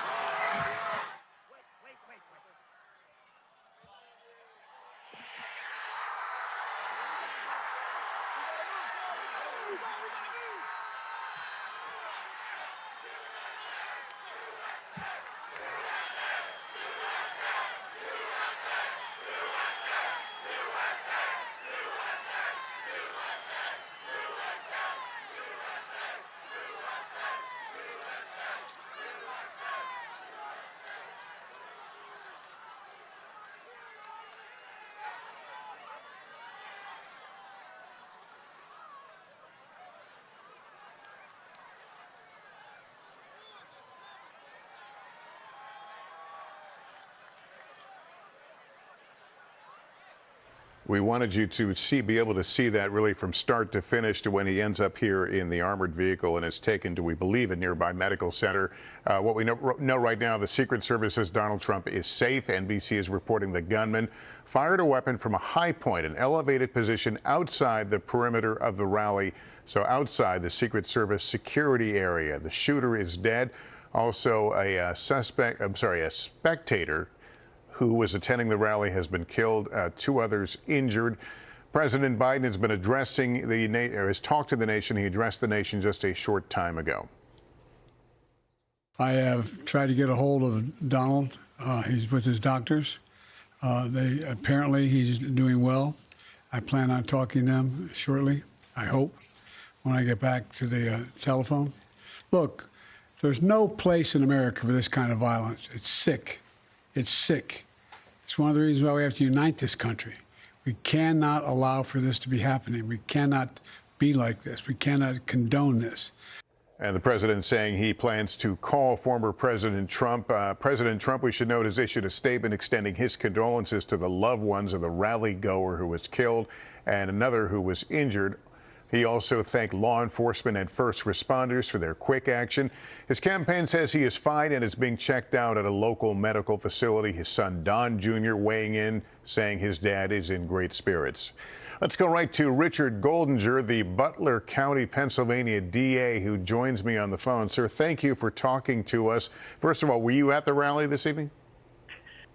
Lester, no, I was not present at the rally today. No. All right. Can you tell us what at least the early part of the investigation has shown in terms of what we know potentially about the shooter and his motive? Well, I don't know anything about a motive. I can tell you basically what you've already stated. We have, a spectator dead, unfortunately. We have a second spectator injured and seriously. And the shooter obviously is dead also. So, yeah, that's where we are at this point. The Secret Service, as we see, moved in quickly but methodically as they work to protect the former president. What interaction occurs before a rally like this between local officials such as yourself and the Secret Service? Well, I can tell you that for the last week or so, when this was first announced, that they have been talking to the Pennsylvania State Police, our local municipal officers. We have a CERT team that was activated for this event, and there was a lot of coordination to provide safety for not only the former president, but everybody that attended this event. So there was a lot of preparation put into this, obviously in a short period of time, but these people are professionals, so they know what they're doing, and they they put the proper steps into place to provide safety to everybody that was going to be there. Mr. Goldinger, do you know, is this venue, is it a kind of a portable setup, or is it a setup that's there permanently? No, it's a permanent setup. It's sort of like, it's called the farm show, but it's sort of like a fair. So it's a large, wide open area. There's actually an airport there also, a small airport. So, yeah, it wasn't anything that they had to come in and set things up as far as, well, we're going to have this event here. They had to set the bleachers up and everything like that. But, yeah, and then I'm curious, are you familiar, we're now getting the reporting that the shooter fired from an elevated position. Can you, in your mind, picture what that position might have been? Is there a nearby hill? I absolutely can. Yes, I can. And right. So that would have been several hundred yards away, in my mind, from where President Trump would have been speaking, and again off-site. So, was it a hill or just a elevated area? No, it's all fairly flat from what I can think. But obviously, if you get on a roof, you're elevated. So, and the showgrounds where they were at is all fairly flat. All right, Mr. Goldinger, thank you so much for coming on and speaking with us. We continue to watch these pictures again. We've played them, we know, over and over again, but I feel like you see something different. One of the things in my previous reporting with the Secret Service, you see that woman who appears to be around the president. One of the things they are trained to do is to take their hands and then work it across the person's body and find out if there are other wounds that may have not revealed themselves yet. And they certainly do that once the protectee is put into the vehicle, again, to make sure that they can get an early read on any other traumatic injuries or wounds. So we continue to learn and see different things in this video, but certainly an example of professionalism, calm thinking, and training at work here as we watch these Secret Service agents move into this coordinated action, calling out vital information in short and terse statements. Shooter is down. Are we clear? And that sort of back and forth communication. It's fascinating to watch. NBC's Dasha Burns is still outside the what was the Trump rally. She was there when the shots rang out. She and her crew, we're happy to say, are safe. But you've been talking to people who are in a traffic jam. I don't see vehicles behind you, so it looks like there's some progress, Dasha, in clearing this area. Yeah, Lester, last time we talked, there were cars all up and down this road here trying to get out of this venue. There were thousands of cars parked all across these lawns here. Now that's cleared up, but we did speak to some of the people who have been making their way out, people who witnessed this absolute tragedy. And I want to introduce you to some folks who kindly pulled their vehicle over for us so that we could speak with them. This is Stacy and Vanessa. And as you said, Lester, the former president now posted on Truth Social describing how he was shot in his ear, grazed by a bullet in his right ear. Well, Vanessa was right there. You both were right in front of the former president when this happened. Can you describe what you witnessed? Yes, we were 6 rows back, straight in front of him, at his podium. We could see him really good. He was talking about his chart, and he moved his head to the right to explain where they're at in the chart. And then as he moved his head to look at the chart up on the screen, that's when he got grazed in the ear. If he had not moved his head at that nick of time, it could have been a lot worse. So he moved his head just in the right moment to get an ear graze instead of something worse. Yes. And Lester, let me just explain to you briefly, because we were on the press risers as the former president was starting his speech at the rally. He was only a few minutes in. What Vanessa is referring to when she's talking about those charts, he was talking about immigration and immigration under the Biden administration. He had screens on the left and the right of him, behind him, and he was pointing to one of those screens where he had a chart that was detailing immigration rates, and he turned to point to that chart, and that is when his ear was grazed, and you've seen this on the video. But to Vanessa's point, if he hadn't made that turn to show that chart, things could have been a lot different. Vanessa, where you were when you first heard those shots ring out, what went through your mind and what happened with you and the people around you? At first, I didn't know if they were firecrackers. There were 6 pops. It just went pop, pop, pop, pop. And then as I was staring straight ahead, I looked across and I didn't see anything. So I looked back at President Trump, and that's when he went down. And then what ran through your mind? That, you know, we are all in a situation that we could be very hurt. And they're telling us to all get down, stay down. And then a lot of things went through my mind. Where's my husband? What about the 3 people that we met today beside us? Who else could be injured? You know, why did this happen at President Trump's rally? I mean, a lot of things went through my head. Are we going to be out of here safe? You know, what are you, I mean, you are safe, thank goodness, and I'm so glad you are, and I'm so sorry that we're meeting under these circumstances. As you sit here in your car now, trying to process all of this, what are you feeling now? I just want to go home. I just want to go home. I'm glad that President Trump is okay. I worry about the children that were at the rally and how traumatized they are after witnessing all this. The little girl that was a couple rows ahead of us, oh, she was petrified. And what's going through her mind, is she going to be okay, or is she going to have, you know, nightmares? Or, you know, I worry about children. I worry about the people that lost their loved ones today.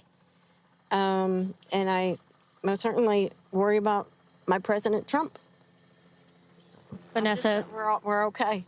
I'm so glad you're okay. Vanessa, Stacey, thank you so much. And please, you deserve to go home. You deserve to get some rest now. And I hope you drive safe. And thank you so much. They've been here since 7 o'clock in the morning, a long day, and certainly not the day that you were expecting. So thank you so much. And Lester, the sun is now setting here in Butler County as the tragedy of the day is just starting to dawn on all of us who were here. All right, Dosh, I think that woman sums it up well. She just wants to go home. It's been, for all those people who were there, what a story they will tell, and what a trauma, certainly an emotional trauma, to be a part of all that. Our investigative correspondent, Tom Witter, joins us again. Tom, what more are you learning from what appears to be a pretty rapidly unfolding investigation? I think that's well put, Lester. I think there's a lot going on behind the scenes in law enforcement as they investigated. The FBI, the U.S. Attorney's Office locally is on top of it. We're in the process right now. We're just doing a little extra verification of video that appears to show the aftermath of the shooting and this individual who shot from, as you just heard the district attorney to you say, from several hundred yards away.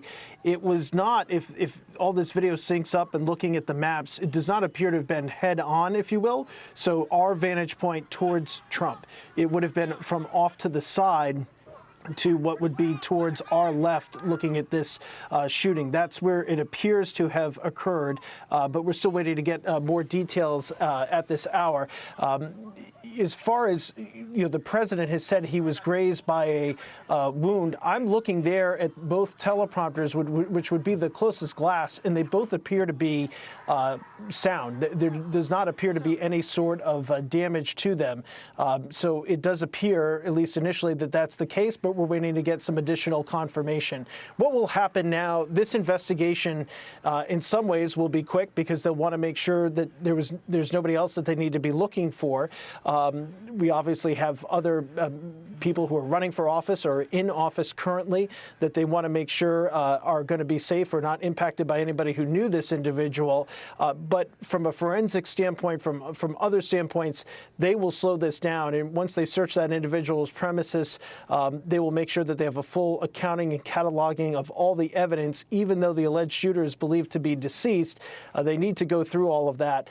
And just to take a bit of a step back here, Lester, we have been talking about for months. The FBI director has talked to you specifically about the incredible threat environment, and I don't use that word in a good way, but the incredible threat environment that is facing the United States.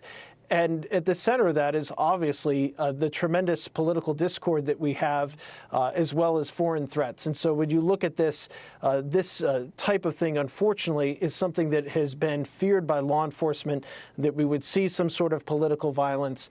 And obviously, that's something that appears to have happened here today. So we're waiting to get more details. We do not have a name. I will caution people that are, as so often happens, Lester, as you know now, people are watching us and listening to what we have to say and keeping an eye on their phones and social media. There are several names that are going around on social media that I can tell you are flat out not true. Some of those individuals have been involved in prior mass shooting events. Some of those individuals are bloggers from foreign countries who have no nexus to this whatsoever. And so there's no indication, at least at this stage, that any of the names that have been widely circulated on social media are in fact associated with this shooter. And I think it's important for people to point that out. I'm not going to mention them because for some of those people, they have nothing to do with this, and we certainly don't want to give them any notoriety for no good reason. Yeah, important to point out. All right, Tom Winter, thank you. We'll come back to you as you continue to gather more information. I want to bring back Evie Pomperus, a former Secret Service agent. I don't know if you heard my interview with the district attorney a few moments ago. He was describing there's an elevated area and perhaps of several hundred yards around this site. It's been pointed out that the wound received by Mr. Trump was on his right cheek. What are you able to put together as you visualize this? You know, as I'm listening to the whole thing and we're hearing that the threat, in the terms that we would use, the threat's been neutralized, right? We understand, and what we're hearing is that the shooter is no longer alive. I'm thinking, how did that shooter get taken out? And was that shooter taken out actually at a distance? One of the elements you typically have when it comes to protection, you have counter sniper team. Sometimes the Secret Service will have their own team. Other times, if there are not enough resources, which can happen during a campaign season like this, if everybody's stretched out too thin, you may use a local element. So when I hear that the individual from a distance was shooting, I always think immediately of that counter sniper element. Was somebody able to take that person out? Now, when you have counter sniper, your counter snipers are always going to be at an elevated position. So if you're in an urban environment, they're going to be up in high-rise buildings. If you're in an environment like this, they're going to be maybe on any podiums or any stands, anything that gives them elevation. And what they're doing, Lester, consistently is they are looking out through their scopes, through their binoculars. They're looking out, and they're looking what's going on in the distance. So immediately, again, I'm assessing based on what we've done in the past. When you hear those sounds, you're immediately going to look to the direction of where those sounds go. You're going to engage eyesight-wise to see what do you see, and then is there a target to engage? So that's one way in which you can neutralize a threat. Another way that you can neutralize a threat from a distance is there will be a team on the ground. So the snipers are up top, they're seeing things, they're calling things out. You also have a team on the ground that can respond. So it's possibility that that team on the ground, whether Secret Service or local law enforcement, immediately went to that location if they're able to determine that location. So that's what you're going to think about when it comes to line of sight. And look, line of sight is one of the worst things. A lot of times when we have these outdoor events or the president speak in certain areas, you actually use the landscape to help you. And we've gone even to the extent of trees and bushes and anything you can think of to break line of sight. Line of sight is that one thing it makes you extremely vulnerable because it's such a hard thing to control, especially from a distance. And, and to follow up to, as I'm watching the reporting here, and we see the agents coming in, and you brought this up before, that the agents shielded the president and they're looking for wounds. You're correct. So as soon as they get the president off the stage, they go immediately into the vehicle and they're checking him for other wounds. And we actually saw a scenario like this play out with then President Ronald Reagan.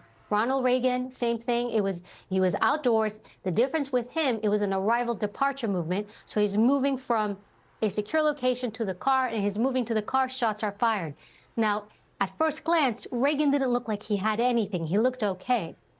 But his then detail leader in the vehicle actually searched him, and what they found was a small wound, and they found the gunshot wound, but that was not discovered until inside the vehicle. So although you're seeing him initially outside, he's standing, you see Donald Trump give the fist pump, but you really want to check him when he's in the car. And then from there, what you're going to do is you're going to take him to a hospital. So I know there was reporting that he was at some type of medical facility, a hospital, we're presuming. That's another thing that's put into basically the strategic response. You always have a hospital. That hospital, when you pick one, you're looking for something called a Trauma 1 hospital. Why do you want Trauma 1 hospital? A Trauma 1 hospital is a hospital that can deal with gunshot wounds. They can deal with mass trauma.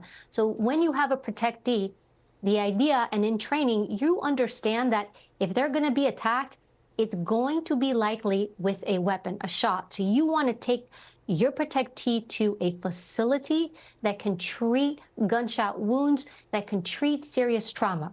So it's very likely that the facility that Donald Trump was taken to was a facility like this. There's always an agent there in advance. They go in advance to speak to the medical staff.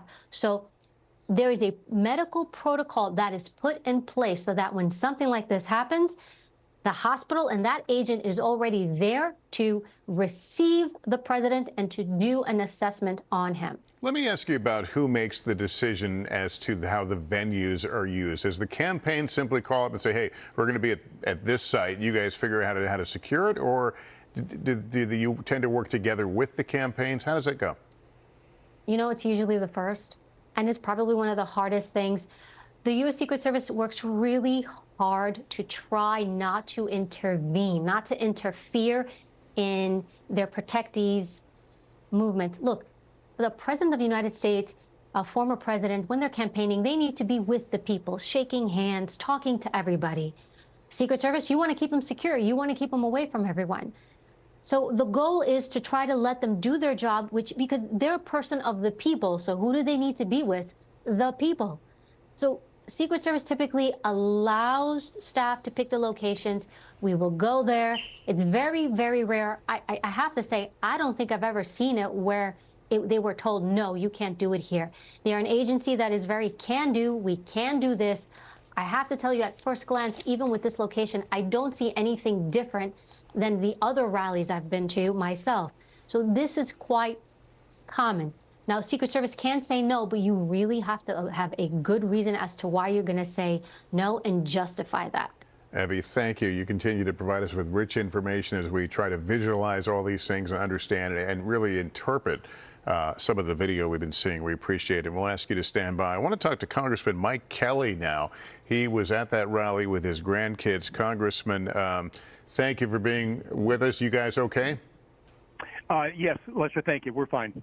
How close were you to the former president, and what did you witness? So I was about maybe 50 feet away from the podium where President Trump was speaking, and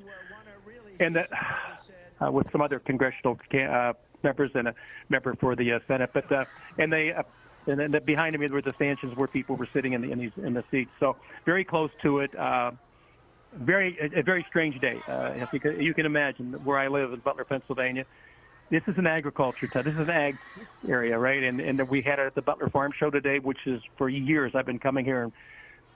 And actually, we always participate in the 4-H sale here, where the children bring their animals in and sell them. They make pies and cakes, and they have all these contests. This is about as basic as you can get. This is about as basic America as you can find. And today, Lester, I got to tell you, it was a beautiful summer day. People celebrating, people happy, people grilling food and getting ready for President Trump to come in. And then the aftermath of it was just shaking. You just couldn't believe it. And I'm really concerned as we go forward. There's something wrong in America right now. Look, this doesn't make sense. I will tell you this, though, as President Trump and his right ear, the bullet went through his right ear. It's a fraction of an inch maybe away from killing him. As he was leaving and as they were carrying him out, the Secret Service, he put his hand up in the air like, I'm okay.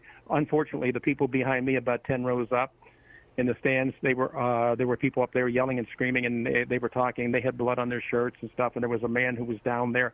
The security team rushed over there. They took him out of the stands, and apparently he has since passed away. But Lester, there's something wrong. There's something wrong in America today. This is we certainly today look like a third world country. Look, if you don't like whoever the candidate is, just don't vote for them.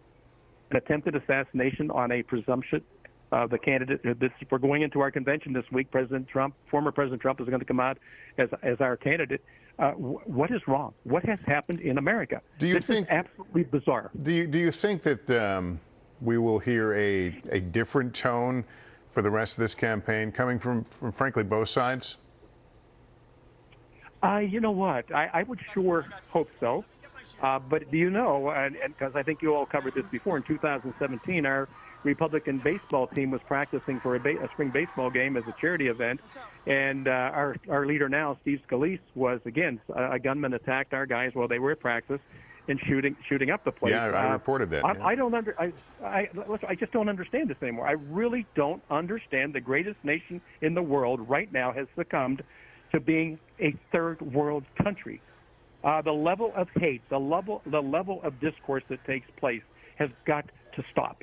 It has got to stop, and we've got to return to who we are. We are a great, great nation, and we say in all our prayers, under God, under God, under God. Well, I'm sure that right now, people of faith, tomorrow on Sunday morning, please go to wherever it is that you worship, drop to your knees tonight and pray for America.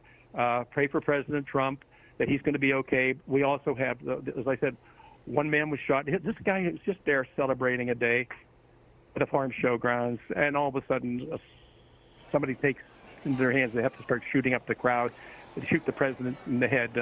It's absolutely, it's off the charts, third world country now. We have to start rallying around about who we are. When 1.5 million men in uniform and women in uniform have died to give us the right to practice the form of government we have, for us to be so casual and so callous about it? No. It's time for America to get back to being America. And Congressman, you were there with your grandchildren. I didn't get the ages of it. Were they young children? Yeah. I mean, so we had children there anywhere from 4 years old up to 12 years old. Let's see, about 10 of them. My wife was there. My sister-in-law was there with her grandchildren. One of my sons was with me. And you have to wonder, as the children came back, they're just, Grandpa, why would somebody do that? Grandpa, why did somebody do that?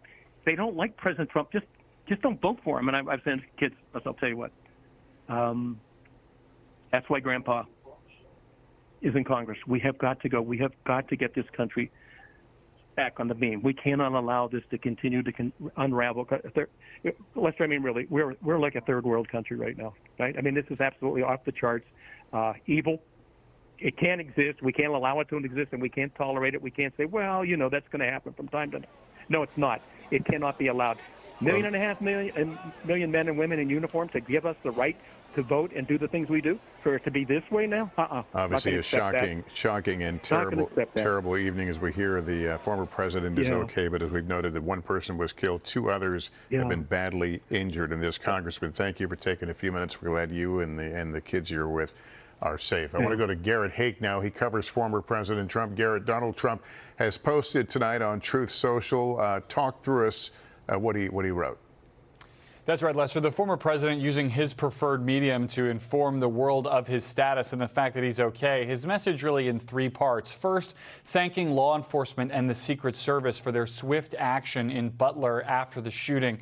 Second, offering his condolences for the person in the crowd, presumably a Trump supporter, who was killed and the other person seriously injured, about whom we don't have any additional update now. And then describing his experience with what he says was being shot through the skin of his right ear, saying that he knew immediately that it was a bullet. He felt the bullet ripping through skin. He says much bleeding took place, and he realized what had happened. He concludes, God bless America. We don't know yet, Lester, if this will be the only communication we get from the former president tonight. He is, of course, scheduled to go to Milwaukee and be seen there on Monday for the start of the Republican National Convention. But obviously, not just a personal crisis for him, a sort of crisis for the country with this moment of apparent political violence with an apparent assassination attempt, but also a crisis for his campaign that will now have to figure out what exact steps they'll need to take, both to make sure he remains safe today, tomorrow, and going forward, particularly with the convention where tens of thousands of people are expected to attend over the 4-day event, and what, if anything, they want to make of this moment politically. The former president said in his Truth Social post that nothing is known yet about the shooter. He makes no comment about that. His supporters, though, are using using images like the ones we're seeing on the screen, including now both of his sons pinning those images to their X accounts, the website formerly known as Twitter, pointing out the idea that their father, the Republican nominee in waiting, if you will, is a fighter and kind of seizing on this moment to elevate him politically. And so we have the physical update here from the former president. Again, he claims that he was shot through the upper part of his right ear. By all accounts, will be just fine.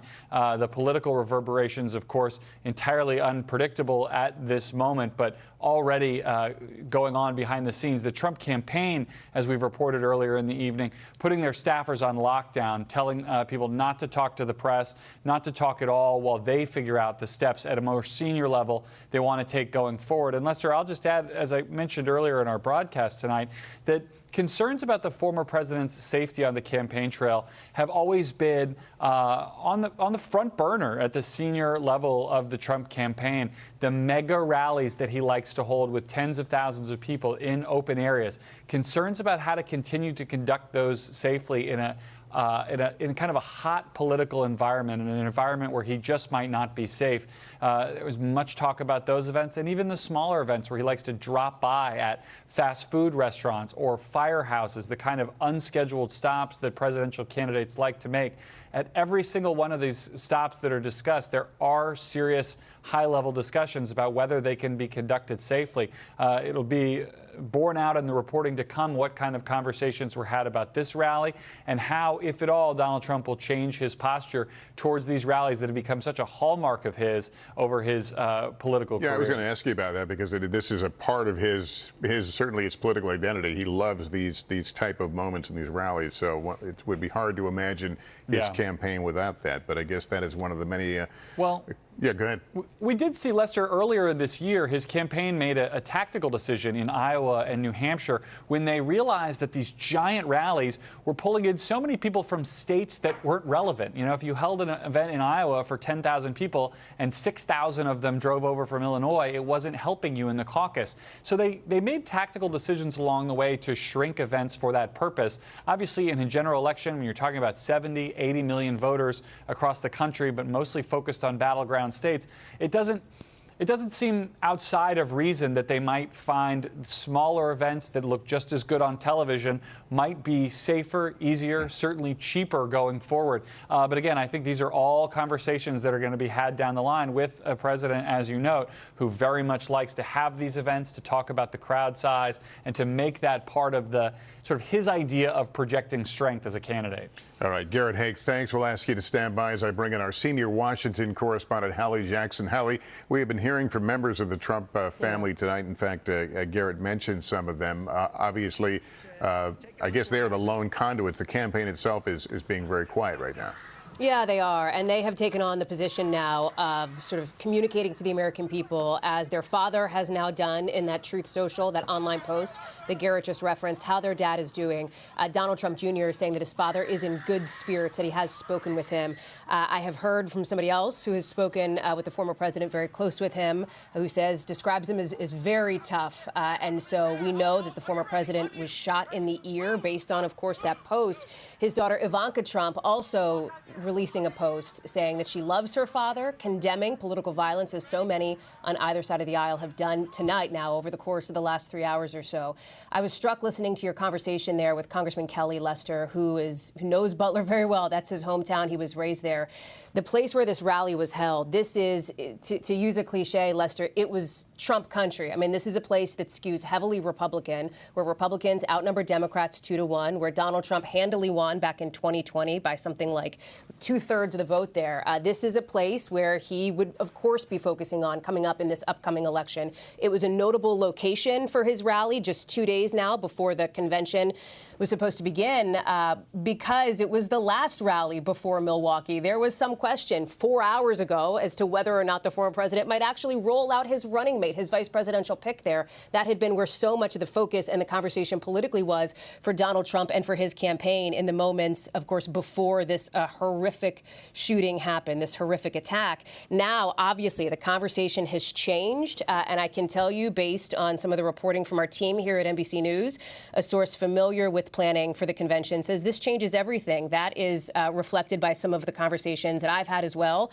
Sort of people are going, how could this go on as normal? So I think there is a real question mark as to the days ahead. But I think probably the most urgent one, and the question that we are working on too, is just physically, where does Mr. Trump go from here? Will we hear, for example, from any of the doctors who treated him? Will we perhaps see him publicly, maybe tonight, maybe early tomorrow morning? Will he want to make an appearance like that to come out and reassure the American people that he is, in fact, okay, that he is, in fact, in good spirits, Lester? And so I think there is obviously more to come on this story as we continue to report it out, both politically and from a law enforcement perspective, as you see the former president there and what has become that now iconic image. Hallie, thank you. Let me go to Kristen Welker in our Washington, D.C. bureau. We're hearing from members of the President Biden's cabinet in reaction to this apparent assassination attempt. Lester, we are the Secretary of State, Antony Blinken, posting, "I am shocked and saddened by the shooting of former President Trump's rally and grateful that he is safe," reiterating what the president said tonight, that there is absolutely no place for political violence in America. We must all condemn it. We're also hearing from the Defense Secretary, Lloyd Austin, who says the entire Department of Defense condemns this violence, which has absolutely no place in our democracy. I think you're going to hear that term reiterated a number of times. Austin goes on to say, "This is not the way we resolve our differences in America, and it must never be. I am relieved that reports indicate former President Trump is safe, and I am praying for him and his family and everyone affected by this appalling incident." So incredibly strong language coming from the Biden administration, bolstering what we heard from President Biden tonight, condemning this violence in the strongest terms possible. And Lester, again, this is a moment where people on both sides of the aisle are coming together to condemn this, to say that we cannot tolerate this as a country and that, quite frankly, something has to change. It is worth noting that Congress has a role to play here. Obviously, federal authorities are going to lead the investigation into exactly what happened, how this could have happened at a Trump rally. But Congress also wanting to get to the bottom of how this unfolded. The chairman of the House Oversight Committee, James Comer, writing in a statement, "I've already contacted the Secret Service for a briefing and am also calling on the Secret Service director to appear for a hearing." So, Lester, again, this is just the beginning of the process of starting to understand, starting to get to the bottom of exactly what happened and how this country will prevent this from happening again, both from a security standpoint, Lester, but also in terms of how our politics is conducted, the political rhetoric that is used in this country, and the tone with which this campaign is being waged. And Lester? I think it's fair to say that there will be a desire to at least frame what occurred here tonight, and so to find out more about this shooter will certainly probably direct many of the conversations we'll have in the coming days. I want to go back to Tom Winter now, our investigative correspondent. Tom, what more have you learned? Tom, you there? Yeah, hey, Lester. Sorry, we've just been on the phone, as you can imagine. worries. I've got a couple of phones all working at once. We can say that the shooter has been identified to us by 4 senior law enforcement officials as a male. And I think shortly, we're just in the process of going through the last bit of verification. I kind of alluded to this when we were speaking moments ago. We're going to be able to show you video of where or a still image of where this individual was. And it's coming into a little bit more clarity at this point of where this person was.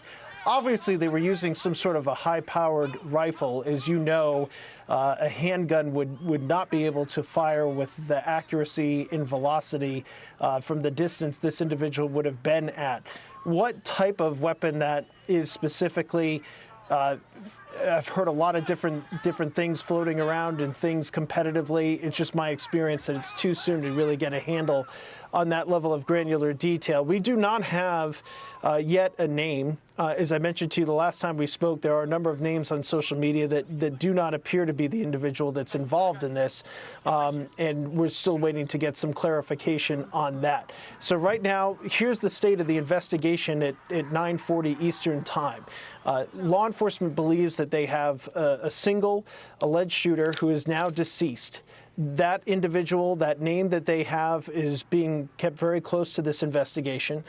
They are in the process of trying to get any other information about this person's motives, their background, that they can get, and then to be able to figure out where this investigation goes. Of course, they want to rule out whether or not this individual had any help. They want to rule out what may have led up to this. And of course, long term, Lester, there'll be an analysis of the security plan for this site. The security plan going forward for the former president will undoubtedly change radically, I'm sure effective immediately.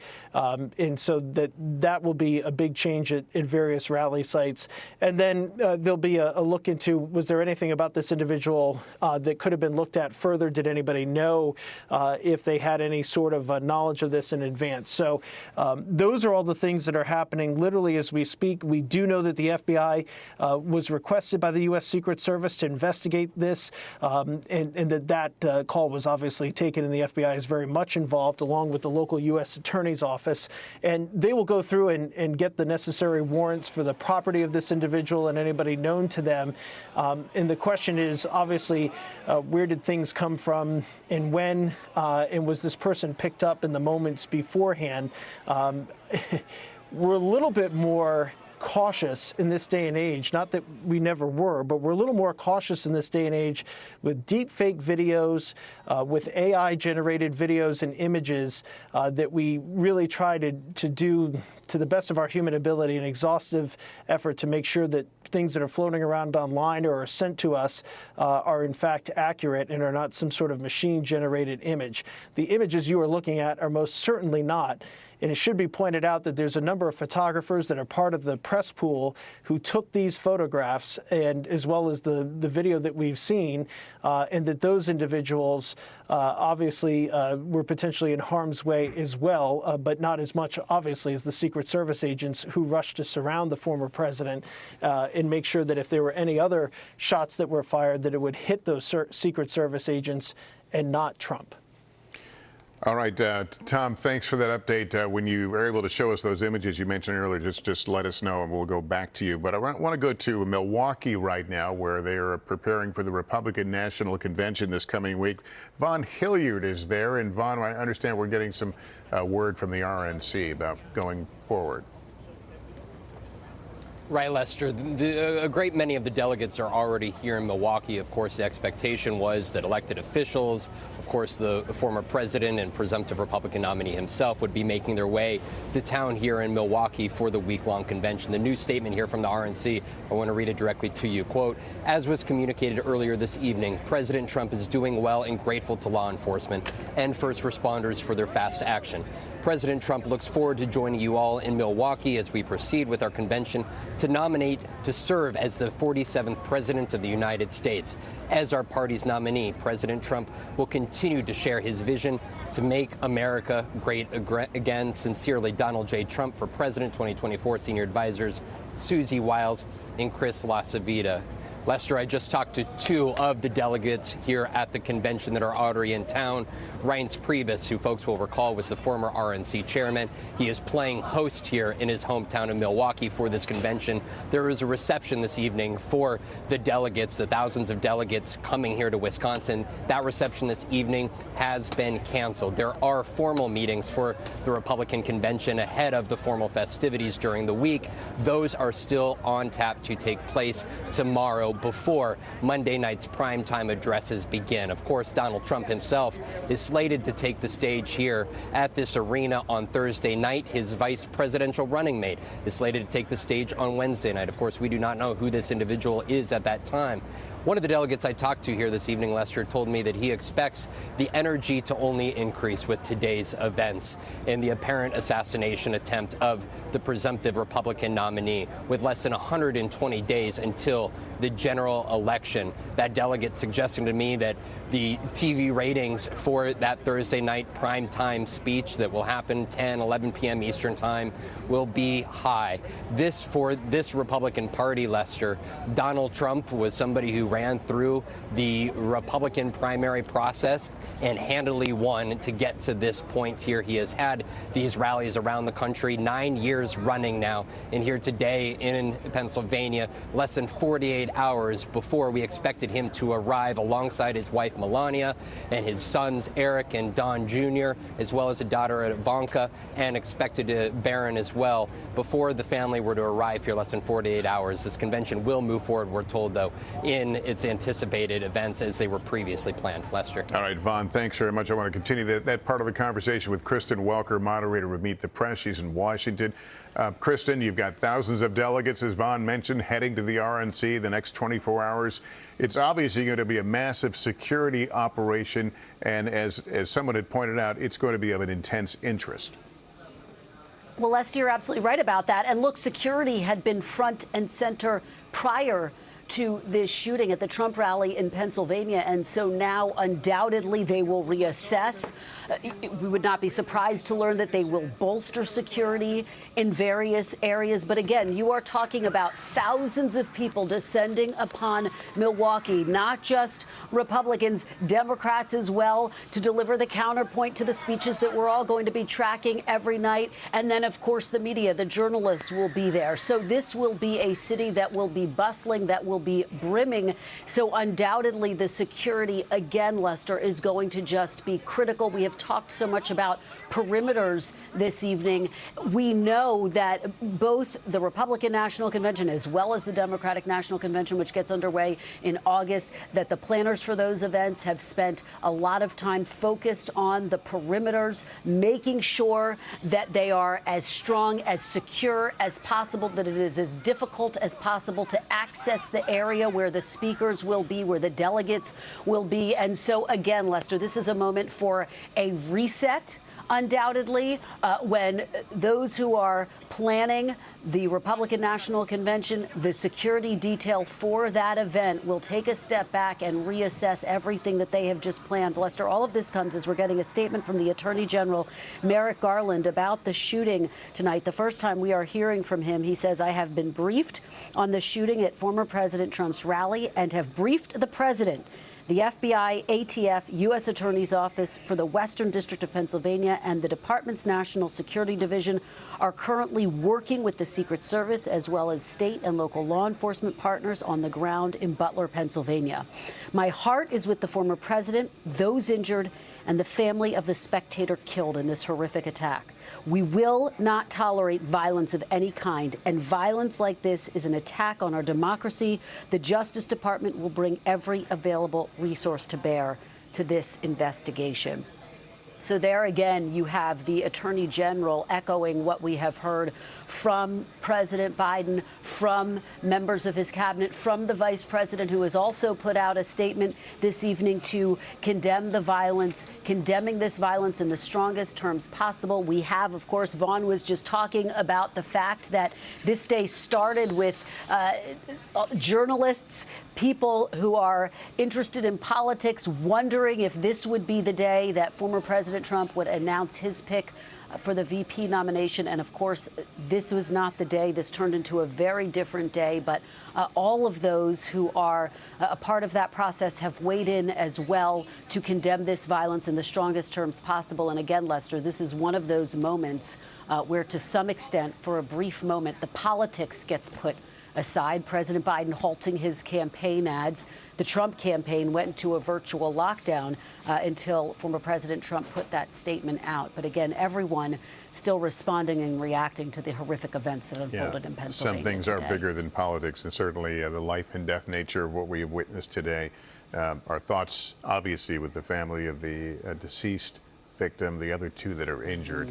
on this horrific day. We want to bring in Evie Pampouras again, a former Secret Service agent. If I can continue the conversation we were having with Kristen with you regarding strengthening the security, potentially strengthening the security at the Republican National Committee. I would think there's only so much you can do, considering it was already a high threat environment. What sort of options will the Secret Service have to spread its footprint?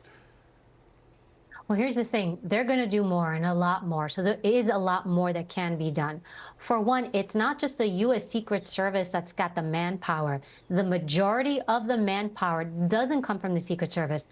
The majority of the manpower comes from the local police department, the men and women that work locally and for the state.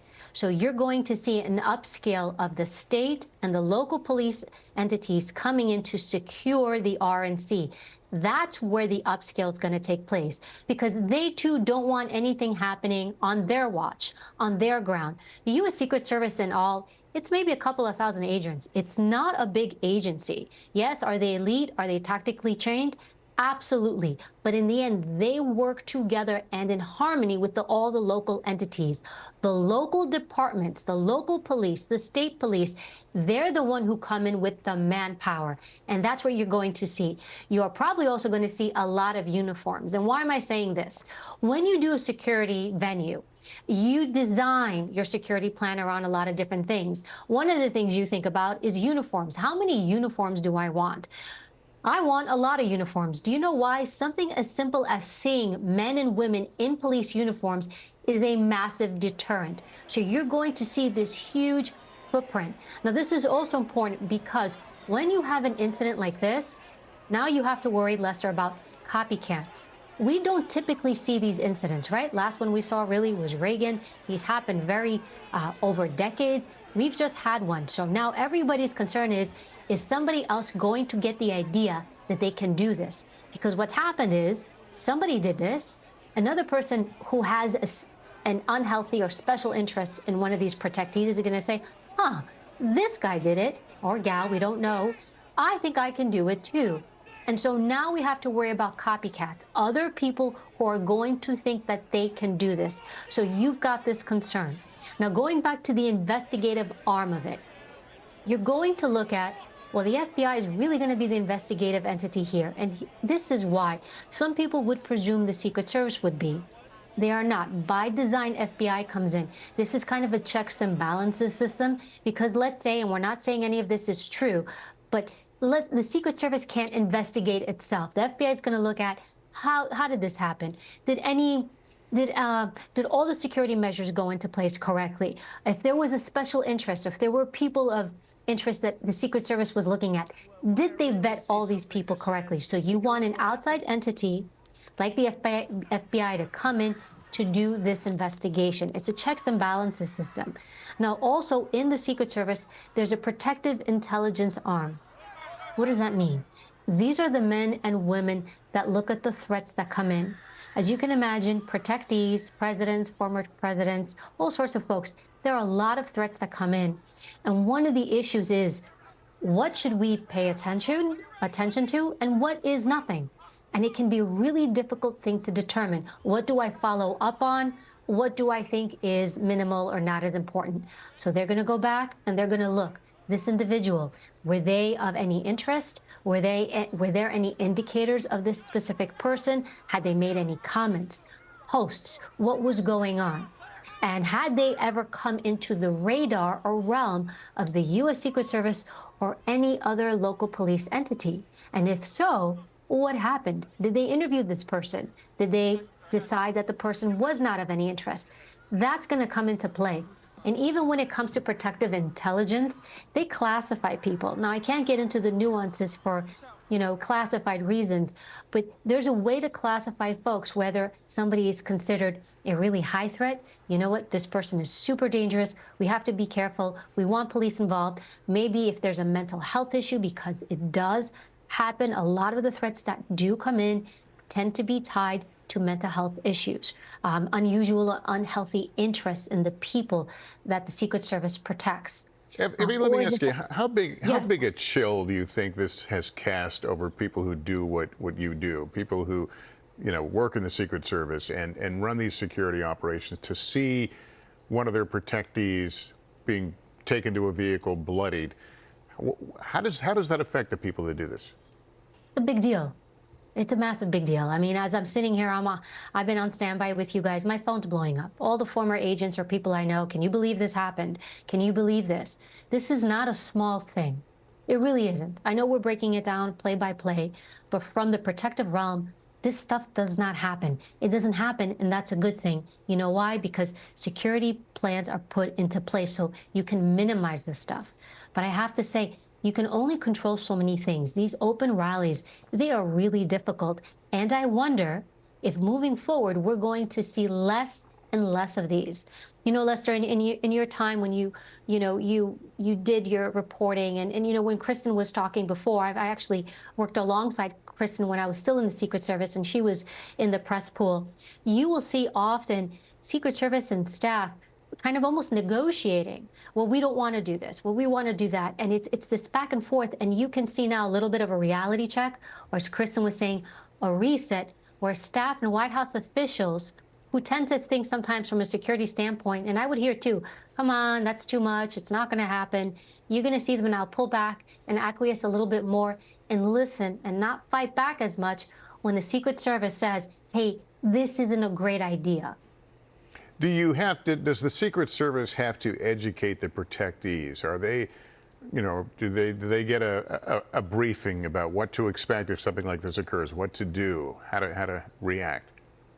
They do get a briefing. They obviously know where to stand, where not to move. So if you look at podiums, and again, a lot of the podiums, not this one specifically, but most podiums, especially the president, a lot of them are ballistic in nature, so they understand, hey, when you're speaking, don't step away from the podium, or if they do step away, it's choreographed. Not all protectees are the same. There are some protectees that really listen, they follow the script, they don't go off script, they do and they move as you think they're going to do. And there are some that, well, you have, and they will do what they want. Now, you have to manage both, but when you do have, I don't want to say that they're wild cards, but when you have that protectee who decides, I'm going to stay on this rope line a little longer, or I'm going to make a beeline and go shake these people's hands, or I'm going to walk away and do this, does that kind of make the hair stand in the back of your neck? It absolutely does. It causes issues. And of course, we know that within the next few days, there will be a vice presidential running mate selected by Mr. Trump, and that will be one more candidate you'll have to protect.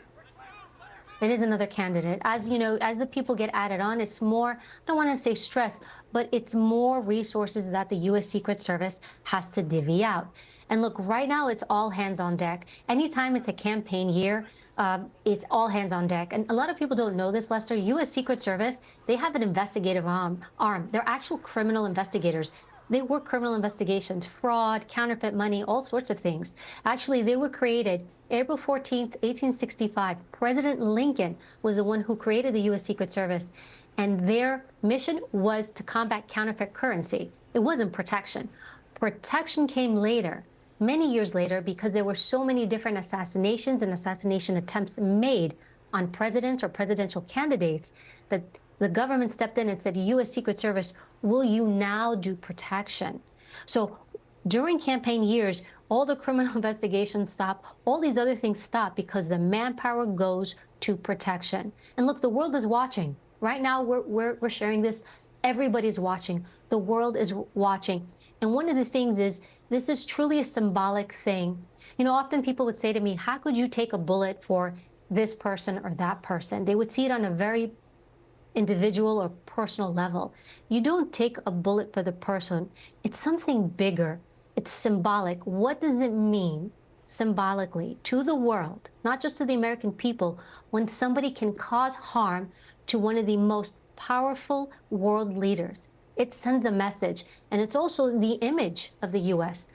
It can either strengthen us or weaken us, and perception is reality when it comes to politics and how the world sees us.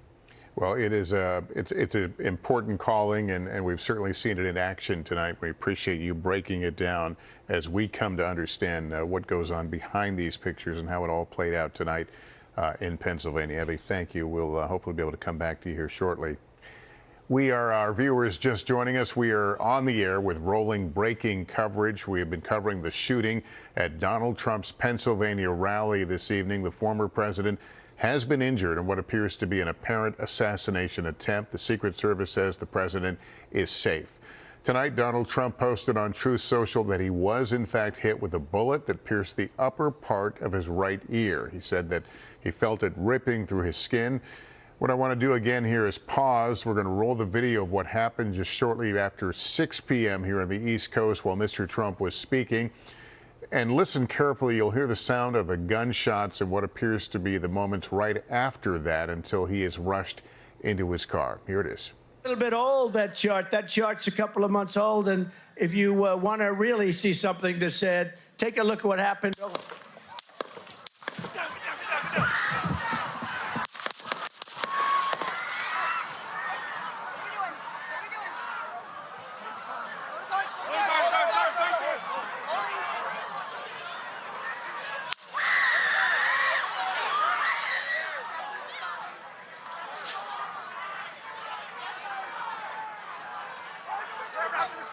Moving to spare. Hold. When you're ready. On you.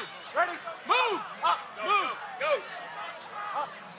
Hawkeye's here. Hawkeye's here. Move it to the spare. Spare, get ready. Spare, get ready. We ready? Down. Down. Are we good? Shooters down. Shooters down. Are we good to move? Shooters down. We're good to move. We're clear. We're clear. Let's move. We're clear.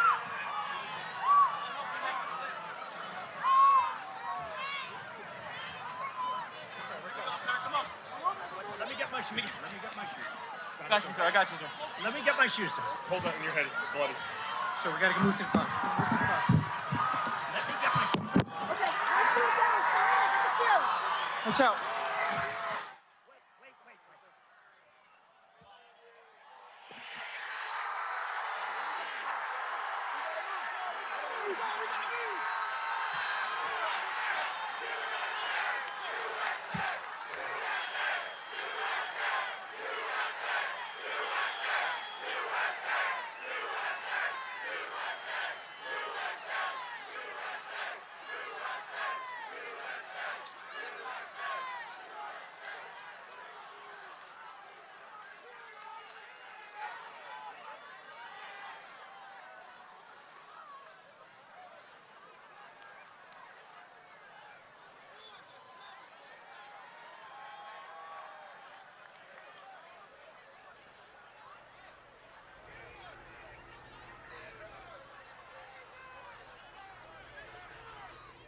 And that is the point that he's put in the car and taken to a medical facility.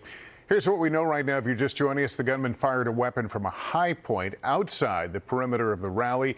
So outside the Secret Service security area, if you will. The shooter, described as a male, is dead.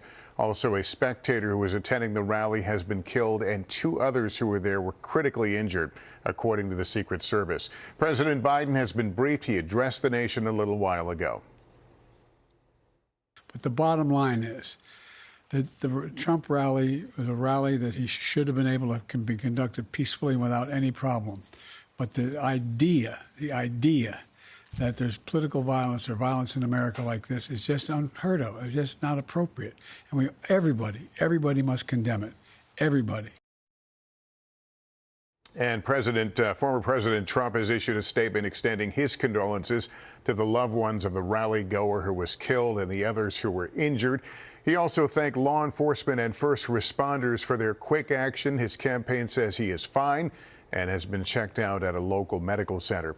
His son Don Jr. weighed in, saying his dad is in great spirits. His daughter Ivanka wrote on social media, thanking supporters for their love and prayers for her father and the other victims of today's senseless violence. And another important note, Mr. Trump says he looks forward to attending the Republican convention in Milwaukee this coming week.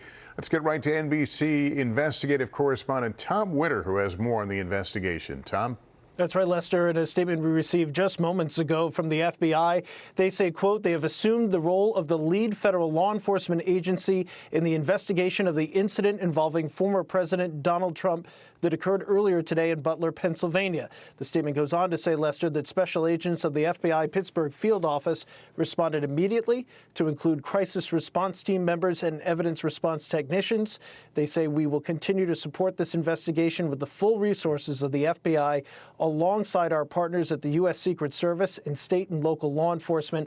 And Lester, tonight they're asking anybody that might have any information about what led up to the shooting today and the shooting itself to call 1-800-CALL-FBI. So that's the latest statement we just received moments ago from the FBI, who has taken the lead on this. They'll work with the U.S. Attorney's Office for the Western District of Pennsylvania that's based in Pittsburgh. If there's going to be any sort of criminal prosecution, to type up the warrants and get the information to continue to pursue this investigation, as you and I have been talking about now for several hours. As far as what we know, we still do not yet have a name of the alleged shooter in this incident.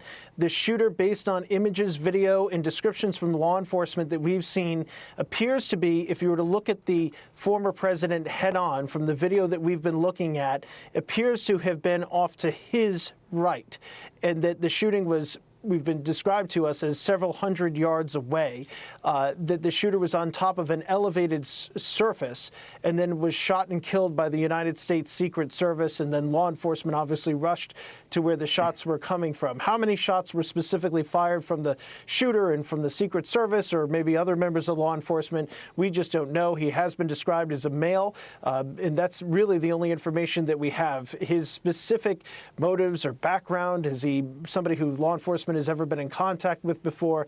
Those are all questions that we are asking, we've been asking, and we're trying to get that to you, of course, as soon as possible. As far as where things go from here, there's obviously a convention involving this candidate starting in just a day plus time, and he is expected to address the RNC obviously on Thursday evening. He has a vice president pick to make, and so what would be normally a very busy time for the Secret Service as they pick up a potential vice president or a vice president candidate, as I should say, that now it's going to be only so much more intense because of this obvious apparent assassination attempt on the former president and the presumptive Republican nominee. And so this changes the game radically. The New York City Police Department tonight beefing up their presence outside of the Trump Tower, just a couple of blocks from where you and I are sitting up Fifth Avenue, where, of course, the former president has a residence. Now, he hasn't been staying there. His new residence is Mar-a-Lago in Florida, as you know, but they have beefed up out of an abundance of caution. No specific intelligence that something would happen at Trump Tower, but I think based on the events today, you can see any of the Trump properties where he has stayed, where he might stay, to face an increased law enforcement presence until everybody figures out exactly what's going on here. We've seen no indication that there are any other individuals involved. On the other hand, nobody so far has told us that there are no other individuals involved, and that's obviously part of an active investigation. They do have images of this person, they do have their body, and so presumably they do have an identification as well. And so we'll continue to track the specifics about this person, what may have led up to it, and all the questions that we would normally ask, including the type of weapon that may have been used in this. But obviously, law enforcement, I could tell you, up and down the East Coast tonight, acutely aware of what happened today and following it very closely. And as you and I have discussed on numerous occasions in your exclusive interview with the FBI director, we are no doubt in a heightened threat environment. They've been very concerned about the idea of some sort of a political-based violence. And obviously tonight it appears we've seen exactly that, Lester. All right. Tom Winter, our investigative producer, with the very latest. Tom, thanks very much. We should note while you were talking, we got word that the President Biden, will be cutting short his Delaware weekend and heading back to the White House, apparently as a result of all of this. NBC's Dasha Burns is just outside that Trump rally. She was there when the shots rang out. Dasha, earlier we saw people, you were talking to people who were leaving the rally site. Were any of them detained, not obviously for suspects, but detained for questioning as witnesses of what they saw? Yeah, Lester, one of the gentlemen that we spoke with who was right next to the man who was shot and killed. He was just next to him, a couple of yards away at the rally. He actually said he helped to carry his body out of the venue. He's an OBGYN from Pennsylvania. His name is Joseph. We spoke with him earlier as we've been in this parking lot.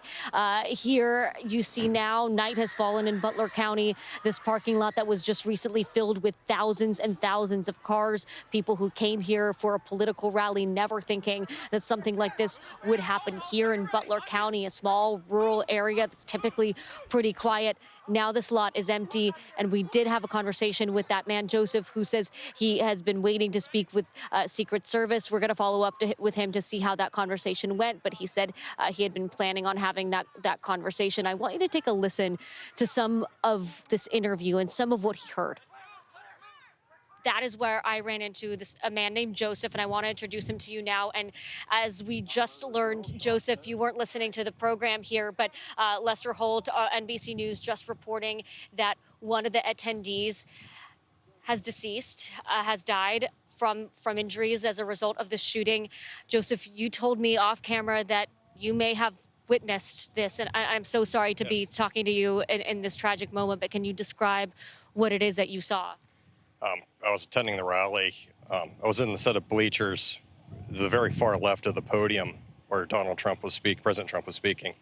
I was there with friends. I heard several gunshots. The man beside me suffered a gunshot wound to the head, was instantly killed, fell to the bottom of the bleachers. Another woman looked like she got hit in the forearm or hand. And then at that point in time, it was rather chaotic at that point because half the people were looking because they thought it was fireworks. I knew it was gunshots right away. My friend, he hit the deck. I was kind of looking around just trying to see where the shots were coming from. It seemed to me like the shots were coming from behind the bleachers. It seemed to me the man got hit in the head from behind. He was killed instantly as far as I could tell. And at that point, a state police and a SWAT team, started evacuating the bleachers, and then I helped carry the man out of the bleachers to a tent that was behind. And Lester, that's just one of the several harrowing stories that we heard from eyewitnesses today, people of all ages, people talking about the children that they saw, who they are so concerned about, who obviously are going to live with this trauma for the rest of their lives. Our own team, it was myself, my producer Bianca, our cameraman Sirkin, our audio technician Henry, our embed Jake. We were all there. We were all in the press pen when we heard those shots first ring out. All of us initially thinking this must be fireworks. There's no way this could happen here. We know how intense the security is around these events, and then coming to realize the reality of the situation, that it was, in fact, what we fear most when we think about the divisive political environment that we are in right now. I spoke to another woman named Vanessa, who was just a few rows behind the former president. She says she witnessed him turn his head to point out a screen that was on the side of him where there was a chart showing immigration statistics. He turned to point at the moment that she saw that blood come out of his ear, that we now know from his own True Social post was a bullet grazing his ear. She says if he hadn't turned his head at that very moment, things could have been very different for the former president and the current Republican candidate for president of the United States, Lester. Yeah, I think anybody that looks at that picture comes to the same conclusion how close this was. Dasha, thanks. Rico Elmore was at the Trump rally and spoke at the event. He was an eyewitness and says he saw someone get hit by gunfire and rush to their side. He joins me on the phone. Rico, where were you in relation to the president? So I was about 15, 20 feet to the president's right. I was a special guest, being that I spoke today with a few other friends of mine. We were speaking as well. And, yeah, I was like 15, 20 feet away. And then as the shots rang out, did you identify them as shots right away? How did you react? So a part of me thought they were fireworks. It was like a split mental thought, because I'm like, oh, you can't have a gun or anything in this area because of the security measures that are in place. It's impossible. So my brain says that's a firework going off. How did that get here? Who knows? But it's something small. And then I heard the second shot go off, and like I said, these were split seconds. So like I said that's a gun. It's a firearm. So I got up. I yelled, everyone to get down. Everybody was getting down. Everybody was yelling, get down. I told people to get down. And then as I'm just pointing people and telling people, like, you know, get down. It's safe measures. And people were listening. And then I seen they had yelled for the medic, and there was an individual who was hit in the head. And there was no medical personnel in the area. So I ran to try to get them, you know, to get help. Was this the individual that we believe was deceased? Yes. I jumped over the barrier that was there. I ran up into the bleachers, and there was a towel that the people had, and I took the towel and I pushed it against the deceased head, and just to try to, it's all I could think about doing was trying to, you know, help them. But my efforts were in vain. Yeah, Rico, you went to what was supposed to be a rally. It's supposed to be a fun thing for, you know, the party and candidate faithful, and it turns to this. These things sometimes take a long time to sink in, to know how close you were to danger. But have you seen any of the video, and just share with me your thoughts? My thoughts are for the family. My thoughts are for the ones that were lost tonight in an act that was senseless and cowardice, all because of a feeling that one would have against an individual. No one had to lose their lives. You have the freedom of speech. You have the freedom to assemble. You have the freedom. You can go protest the fact that President Trump was there. Okay, that's fine. But to try to kill, to shoot into a crowd of thousands of people, I can't fathom that. Yeah. But my heart goes out to the families. It's unreal. When did you realize the former president had been shot? I didn't. See, Secret Service protects the president. So they surrounded him as they're supposed to do. They did their job. My job was to get to the victims and to the people. I mean, that's what I felt my job was to do. You know. Are you attending the Republican National Convention this week? No. No. Okay. All right. Well, Rico, thank you so much for. Yeah, go ahead. Unless you know, they call me up and say we want you to attend and we'll fly you out here, I'm not attending. Okay. Understood. Listen, thank you for talking to us. I'm sorry you had to witness what you did. It's awful to hear, and thank you for taking the time. Thank you. Thank you very much. All right. Garrett Hake covers former President Trump, and Garrett, Donald Trump has posted tonight on Truth Social. He filled in a lot of the blanks for us. Give us a sense of what he wrote.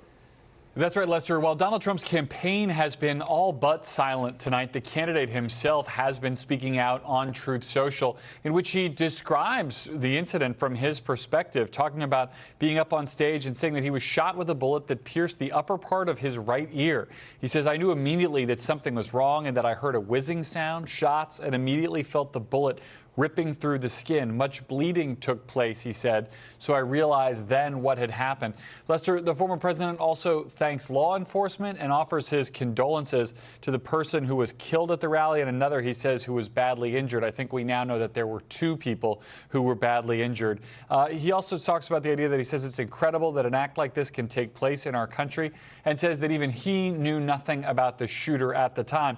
That has been the only communication we have gotten from Donald Trump directly directly. What more we've been able to piece together has come from his son, Donald Trump Jr., who said on his social media that he had spoken with his father and that he was in good spirits, and from a statement combined from the RNC and from the Trump campaign about the convention set to get underway in Milwaukee on Monday that you were just describing, essentially saying that the convention will move forward and that Donald Trump looks forward to seeing people there, some 50,000 people expected to descend on Milwaukee. That's most of what we know about the former president's condition right now. We have no indication that he's been discharged from the hospital, no indication that he's returned to his plane or left the Pennsylvania area. He had nothing on his official calendar tomorrow. We were not expecting to see him pop up anywhere on Sunday. And on Monday, obviously, with the convention getting underway, we did expect to hear, perhaps by some point early Monday,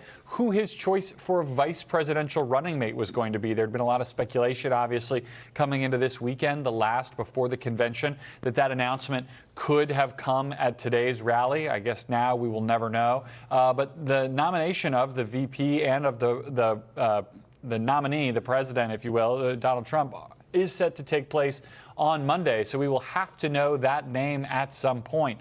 How that announcement goes forward, in what capacity it goes forward, are one of the thousands of political questions that are going to come out of this moment, something unlike which we have ever seen before in American politics. I can tell you that one of Donald Trump's most senior campaign advisors, his de facto campaign manager, Chris LaCivita, who was with him at this rally in Pennsylvania, has also posted on social media recently, and I think it's a bit of a preview of what we're going to hear from the campaign, and certainly what we're hearing from the kind of greater MAGA universe of Trump supporters.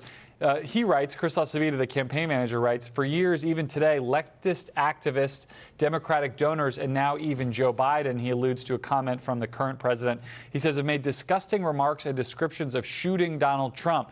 It's high time they be held accountable for it. The best way is through the ballot box. So at least the campaign manager, and Lester, I suspect soon the greater campaign apparatus and Republican Party, I think was going to take this moment to turn the language that we've been using collectively about this campaign, the stakes of it, on its head, and try to use it as a way to say both the temperature has to come down, and that somehow, as LaCivita says, those on the left should be punished electorally for what happened to Donald Trump today.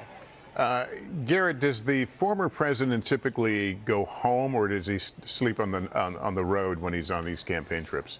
No, Lester, he almost never sleeps on the road. Donald Trump prefers to sleep at his own properties. So depending on where he is in the country, we often see him either return to Mar-a-Lago in Florida, to his golf club in Bedminster, New Jersey, or to Trump Tower in New York City, or to a Trump property, either in a place like Trump hotel property, either in a place like Chicago or Las Vegas. It was our understanding he'd be going back to one of the Trump properties on the East Coast tonight, most likely Bedminster, his golf club in New Jersey. From there, he would travel to Milwaukee. Whether that plan changes tonight, I think is an open question. Obviously, Mar-a-Lago, all these properties are secured. We've heard from the NYPD tonight that they're sending extra resources to Trump Tower. All of these were properties that were secured by the Secret Service when Donald Trump was president. I can't speak to which ones are more secure than others, but I can say that obviously Mar-a-Lago is a private club, but it's a functioning, members-only club. So Donald Trump lives in a separate portion of that when he is there. At Bedminster, typically much fewer staff, much smaller footprint, less folks around. I would be speculating, but I can imagine you would probably want to be at one of these smaller, more easily protected locations here tonight, maybe less likely to go back to a place like Mar-a-Lago where other folks are likely to be there tonight. Yeah. All right, Garrett Haake, we appreciate it. Thanks very much. Our senior White House correspondent Kelly O'Donnell joins us with her latest reporting. We understand President Biden is on the move this evening. It is unusual to see the president traveling very late at night, but these circumstances have warranted that in his judgment. He will be leaving his Rehoboth Beach, Delaware residence and traveling back to the White House tonight. We expect that he will arrive here in Washington after midnight, returning to the White House sometime around 12:30 in the morning. This is a change in his schedule. It is absolutely as a result of the incident today. We heard from the president publicly in two forms already tonight. First, a written statement, and then, as you were in the chair earlier, when he spoke to the small group of reporters with him in Delaware, known as the Traveling Press Pool, and he addressed the concerns about this incident and said that he was trying to reach former President Trump to speak to him directly and personally by phone. They had not done so at that point. He described how he has been briefed by the head of the Secret Service, his Secretary of Homeland Security, and also other officials, including his Homeland Security advisor within the White House, who would be steeped in the knowledge of any potential threats. The president saying that he, of course, wants everyone across the political spectrum throughout the country to stand against acts of political violence, saying it cannot happen in America, should not happen in America. So with that as the backdrop, the president will be traveling back here tonight. We don't have specifics about how his schedule might change further. He certainly had plenty of events coming up in the days ahead. So that will be kind of a piece-by-piece moment as they assess the status of the investigation. I expect the president would want to have additional briefings, and by coming back to Washington, he could speak directly with some of the officials who are based here. Separately, I've been doing reporting that really began before this incident took place about changes coming at the Secret Service because of the Trump candidacy, going from former president who has a certain level of Secret Service detail to the status of being the presumptive nominee, about to be formally the nominee of the Republican Party, and the fact that they had made plans to increase the size of his protective detail and the teams around him because of the change in campaign pace and because of the necessities of travel. That certainly is borne out by these awful events today. In addition, 3 plane loads of on a chartered aircraft, 3 planes carrying Secret Service personnel traveled yesterday from their various assignments to Milwaukee for the convention, where they were intended to be going for a few purposes. Of course, all the related security for the convention itself, but also including the detail in waiting for the running mate selection, depending on the choice made by the former president about who he will run with on the ticket. And so preparing for that person's immediate family to be protected by Secret Service, adding another protectee in the sphere of what the Secret Service does. So these are some of the moving parts that are happening.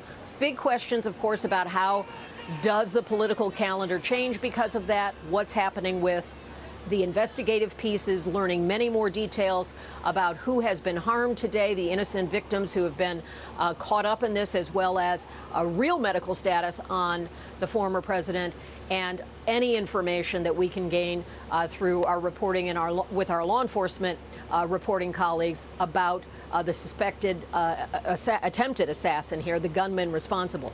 All of that unfolding on a Saturday night in a steamy Washington as we are trying to learn more details. For the president to be back here, that of course gives him easy access to convene meetings with his officials, and we'll stay on it as there are additional developments. Of course, the Secret Service provided some details that you've discussed at length tonight, having covered many Trump rallies when he was president and when he was a candidate in the last cycle.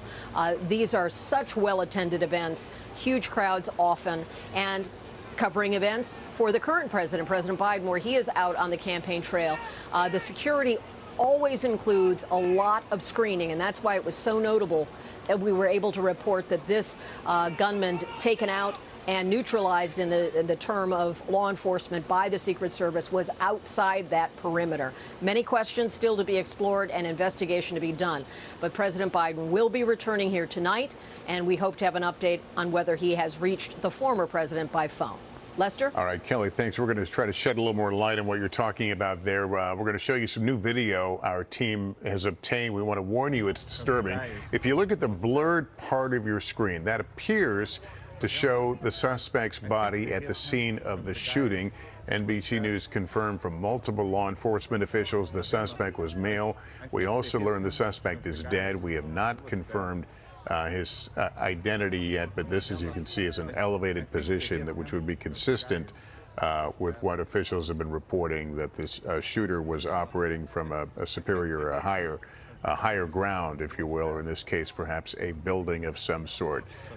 All this will, the investigation, frankly, is moving at a pretty good clip here. We are getting more information by the hour here, so we'll continue to do that. I want to bring back retired ATF Special Agent Jim Kavanaugh. Jim, what do you make of that video? Well, it's really surprising, Lester. I mean, one of the things that shocked me first in this event is when we learned that it was a long rifle shot. We haven't seen long rifle attack on politicians really since the 60s. The last one I remember was Dr. King in '68, and of course John F. Kennedy. But they were rifle shots. But every other attack, the attack on Reagan, the 2 attacks on President Ford, the attack on George Wallace when he was candidate, they were all handguns. And the reason is that since the '63 assassination of John Kennedy, the Secret Service has always held the high ground. I was never on a Secret Service detail, and I was on a number when I was in ATF for all those years, where they didn't have command of all the high ground. So I'm really shocked, I'm surprised that the top of a building or shed or barn or whatever that is, a couple hundred yards away, is not already have been commanded by the Secret Service and the police working with them. It's very surprising to me. My question that I want to find out is, what was the garb of the killer, or what was he wearing? He killed a man at the rally, and he tried to kill President Trump. What was he wearing? Was he wearing a tactical outfit that maybe some of the law enforcement members mistook that he was supposed to be there, that he looked Jim, like an agent? When we played the tape, I have noticed, so you hear kind of a rapid gunfire. It sounds in the background, and then there's a pause, and then we hear another shot and people scream. I presume that other shot is when they took down the shooter. I'm making a presumption here. But it too sounded in the background. Did you pick up on that as well? Yes, I think you're right. It's the distance. It's the distance from the microphones. The CAT team, you'll see that the 2 agents that are walking around on the dais there in the tactical garb, they're part of the Secret Service CAT team, C-A-T, Counterattack on Terrorist Team. And they'll have long rifles, and they'll have members, long rifle teams on top of buildings. I think you showed pictures of them earlier just on some feed. And they'll have a scope, a bipod, binoculars, telescope. They're two-man teams, and they're watching, and they can take the long shot. And that was likely their response when they picked up a shooter. That's their training all the time. And, they're on the roof of the White House, and they're on all the high ground whenever a protectee is moving. And I think Evie mentioned it earlier, that sometimes if they don't have enough members of the team, especially in campaign years when there's a lot of candidates and so forth, they'll use a state police SWAT, a major city SWAT team, local SWAT team to get up there and do that. So I'm just really surprised that there was a building that someone could get on within rifle range of a protectee. Yeah. That's one of the many areas that will certainly come to light, I guess, in the coming hours here. I want to go back to our senior White House correspondent, Kelly O'Donnell. Kelly, we've been talking about President Biden's statement earlier. You've got an update on that.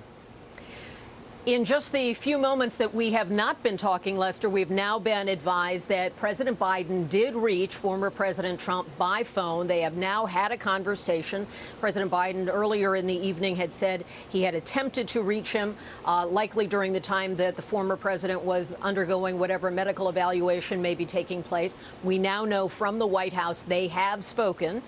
And he has also spoken with the governor of Pennsylvania and an official from Butler County, which is the location where this incident took place. So the president working the phones to make contact with his predecessor, who is also his current rival, and to make that human connection while also reaching out to the local and state officials who are directly affected by this. We expect within a few minutes President Biden will be departing from his home in Rehoboth Beach, Delaware, to begin making the trip back here to Washington. He had said he wanted to make that connection. He has now done so. And tomorrow, we are told that he will also have, once back here at the White House, an updated briefing on all of the investigative pieces that between now and tomorrow, perhaps there'll be some of those blanks filled in as the president will want to talk to his top officials who are working to try to identify more details about what happened, who was involved, what motivations or warnings, if any, might have been detected in advance, and what the next steps will be. So the president on the move tonight, the former president, and he's speaking, and more briefings to come. That's the latest we have from here, Lester. All right, Kelly, thanks very much. David McCormick is the Republican nominee for a Senate seat in Pennsylvania. He was at the rally in the front row there. Sir, can you tell us how close you were to the president?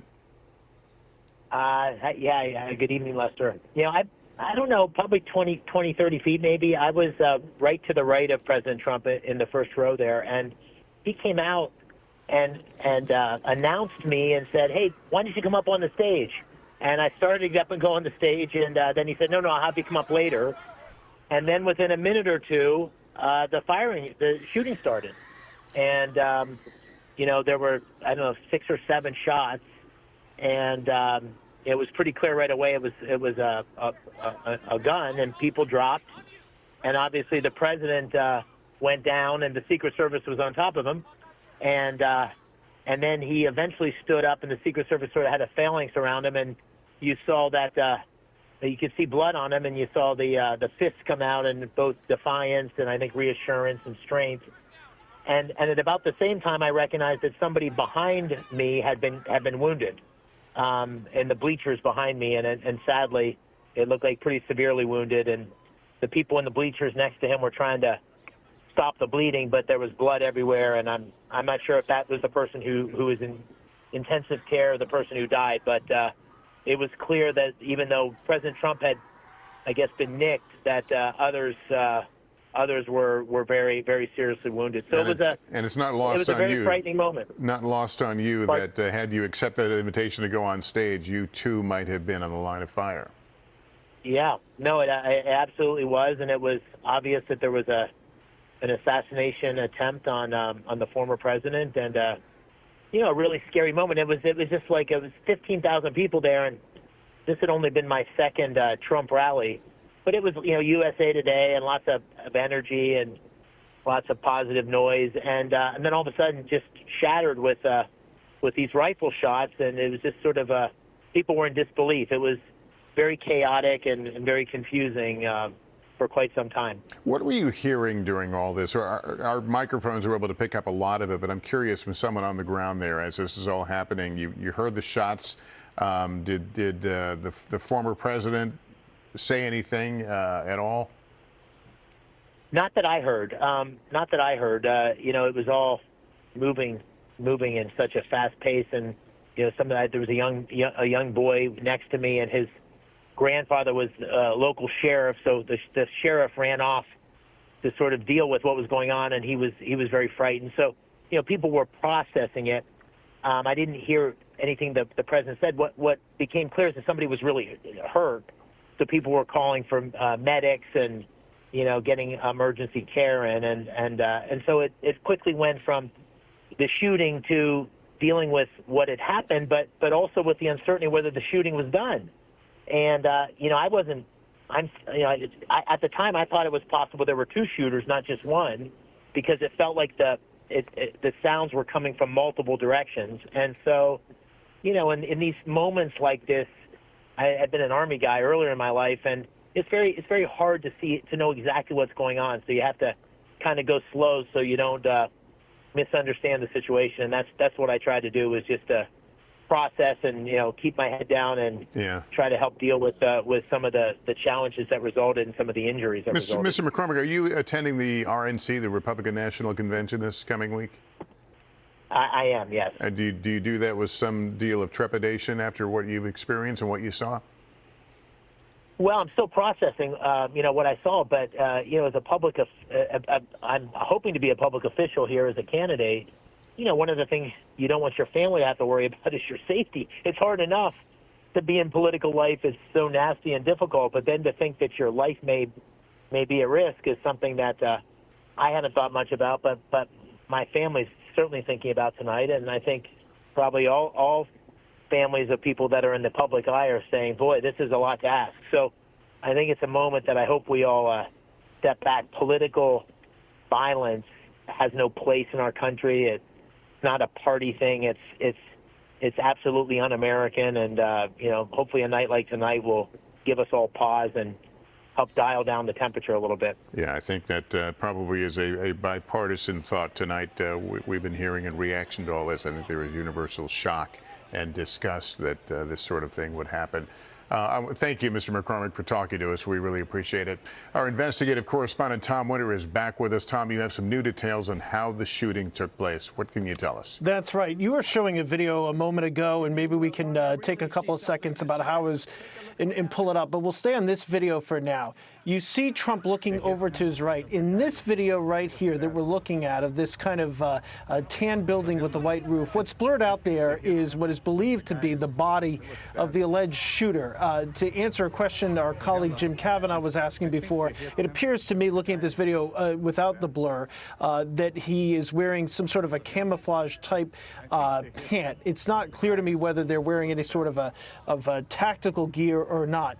In a separate video we're examining that we believe to be accurate, it appears that the Secret Service counter sniper team, so they're looking for people that might shoot at former President Trump or whoever they're protecting on that day, and they would be in a position to shoot at that person or at least spot them. It appears that they noticed this individual or at least are in the kind of looking in the general area, and it appears that they fire back in less than a second or so after the initial shot is fired. It's not clear, frankly, who fires first. So that's a little bit of detail. And according to our colleagues at NBCnews.com, and we're looking at the map now, they just put this together.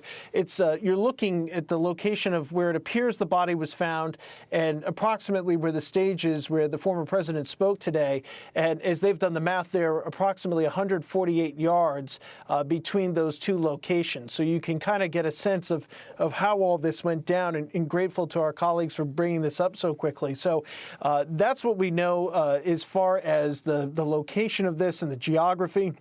As we get a better sense of what's going on. Separately, we understand now, and just got word from the FBI that Christopher Wray, who is the FBI director, has conducted a briefing right now of the National Security Council of the United States.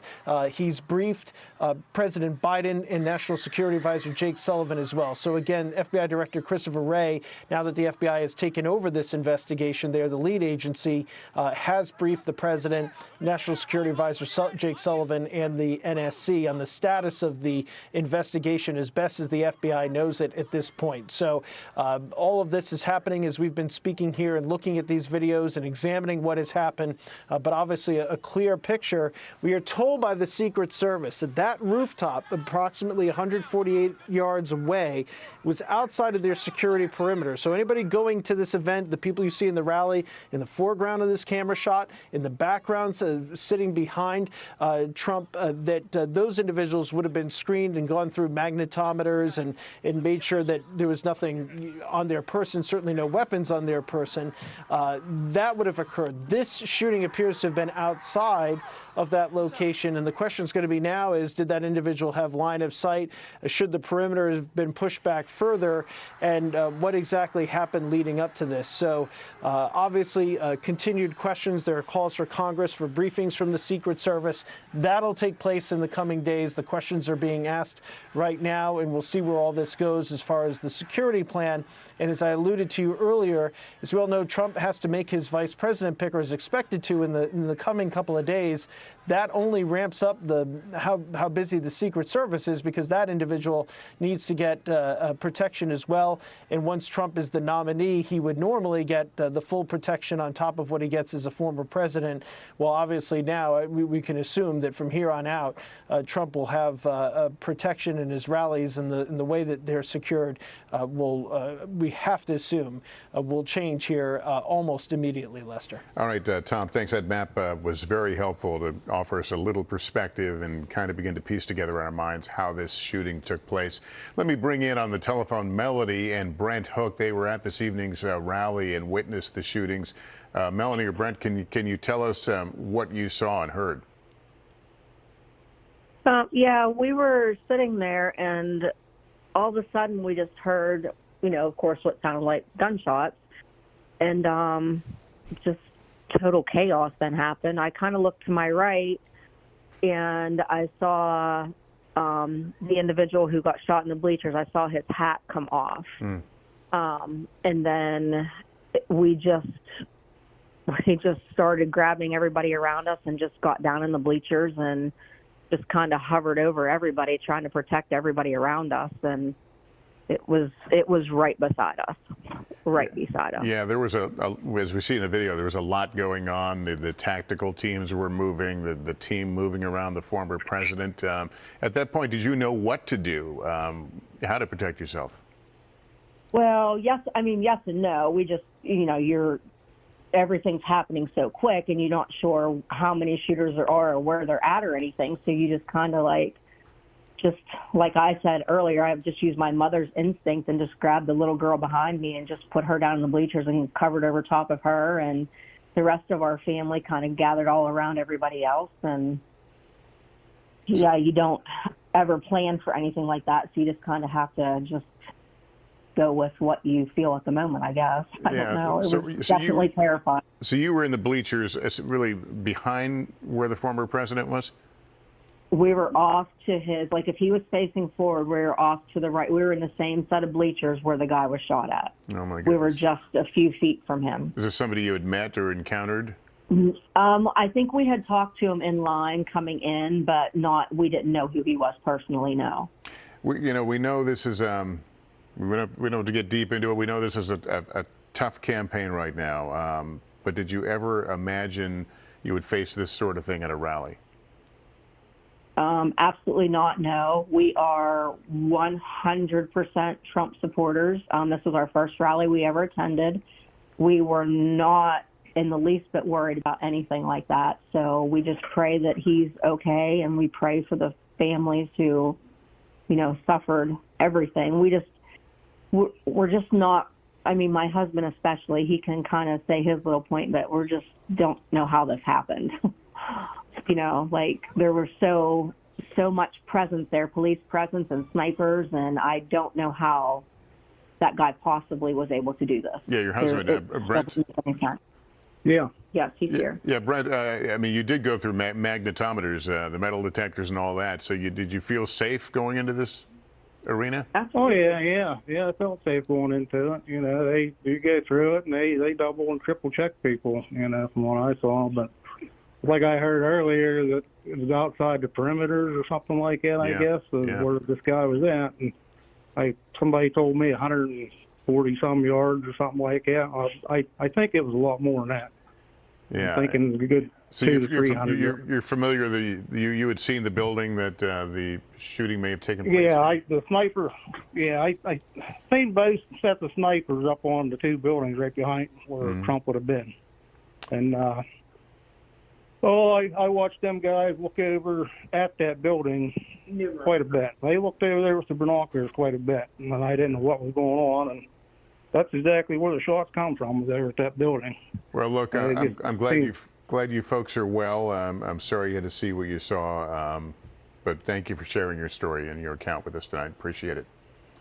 Yeah, no problem. All right, NBC's Jesse Kirsch is outside the former president's home in Mar-a-Lago in Florida. Jesse, you have Trump supporters showing up near his home throughout the evening, expressing their support. That's right, Lester, and we still have a crowd out here right now. We're going to cut to another camera angle and show you just on the other side of my camera lens. You can see there's some people gathering. We've had people with Trump flags, Trump campaign flags, American flags, people driving by honking horns.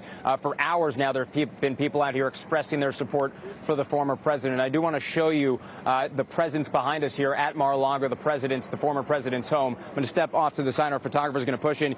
You can see red and blue lights, what appear to be on a police vehicle on the property.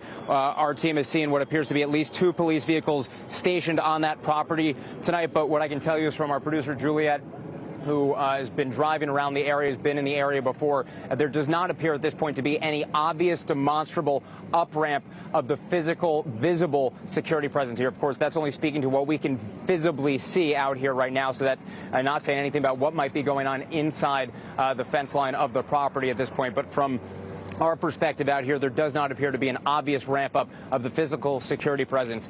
We should note this is not just the home of the former president. This is where his youngest child, Barron Trump, lives, as well as his wife, Melania Trump. We know that the former First Lady was, before all this unfolded, expected to be at the RNC in Milwaukee this week. We do not at this point have any guidance on their whereabouts, either the former First Lady or Barron Trump at this point. So we don't know if they are at this property. I can tell you that since we've been here and our team has been out here for hours at this point, we have not seen any kind of up-ramp, again, of a security presence, no motorcade coming or going that would suggest any movements of the former First family on this property in this area at Palm Beach tonight, Lester. All right, Jesse Kirsch, thank you very much. We want to go to Garrett Hake right now. He covers former President Trump. And Garrett, this is all happening in the middle of a presidential election that is lost on no one. Yeah, Lester, I mean, the contours of where we are right now are fascinating. We've had over the last several weeks since the presidential debate a situation in which Donald Trump, who likes the spotlight of campaigning more than any other politician I've ever covered, has almost entirely stayed out of it. All of the headlines over the last 2 weeks have been about Joe Biden and would he remain as the Democratic nominee. We were starting to talk about Donald Trump again in the context of this rally today and the opening of his convention on Monday, because he was going to have to name his vice presidential nominee, something that would pull that spotlight back to him, and then have the chance to introduce himself again to the country at a convention. One of the very few events that a candidate can ever fully control on their own during the heat of a presidential election. Instead, we find ourselves tonight, Saturday night, probably bleeding well into Sunday morning, in the exact opposite situation, an assassination attempt, something no candidate could ever possibly control, that's liable to completely upend the contours of this election. We know that the president and the former president have spoken tonight in the aftermath of this, and we know that the RNC, according to the organizers and the former president statement that appears in his name seems to indicate at least, will go forward on Monday in some capacity. But what the speeches will be about, what the kind of contours of this campaign will be, how voters will react to seeing a nominee for a major party escorted off stage by Secret Service, covered in his own blood. I mean, this is just not something that modern voters have had to grapple with. When I'm talking to people tonight, not just my sources, but sort of the normal people in my life consuming this all, there is so much shock and anger and sadness that we are in this place as a country, and we're in this place in July.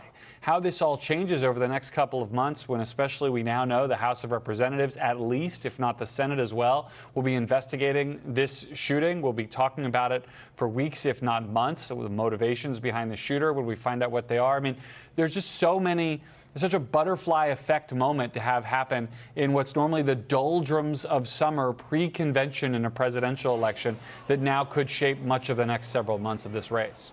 Yeah, you say that, and I had to think for a second. You're right, we are in July, and this is normally a period where we get a little bit of a breath before heading into the meat of the campaign, but not to be. Thank you, Garrett. NBC's Vaughn Hilliard has been covering the Trump campaign. He joins us now from the RNC at the Convention Center in Milwaukee.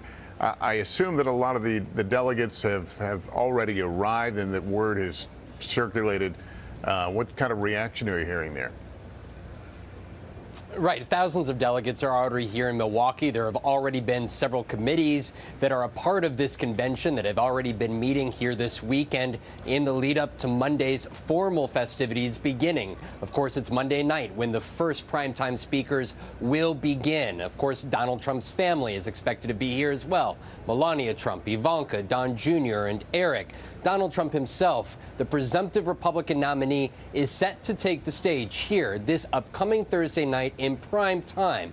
To our understanding, the plans continue as they were initially said. Just a few hours before this apparent assassination took place, the speakers for this convention were announced. For the RNC here, there are delegates that are going to be coming here and going to be filling up this arena. We've already been watching the Secret Service here on site beginning their initial sweeps here to ensure the security of this perimeter here. There is a soft perimeter and there's a hard perimeter around the greater convention site here in downtown Milwaukee, Wisconsin. This has been a convention now years in the making here for this moment. It was 8 years ago, the last time that there was a formal Republican convention of this sort. Of course, the 2000 convention happening at the heart of the pandemic, there was no crowd, there were no mass delegations here. And so for this event here, it is going to be moving on its forward. I talked to two different delegates just a short time ago, one telling me that they believe this only increases the energy level here and the intensity and the commitment to support the likes of Donald Trump, the former president, the presumptive Republican nominee, who's expected on Monday to be formally nominated inside of this arena with the several thousand delegates on hand. Lester. All right, thank you. So let's go to national security analyst Frank Figliuzzi. And Frank, the FBI has taken over the investigation. What does that mean in a practical sense?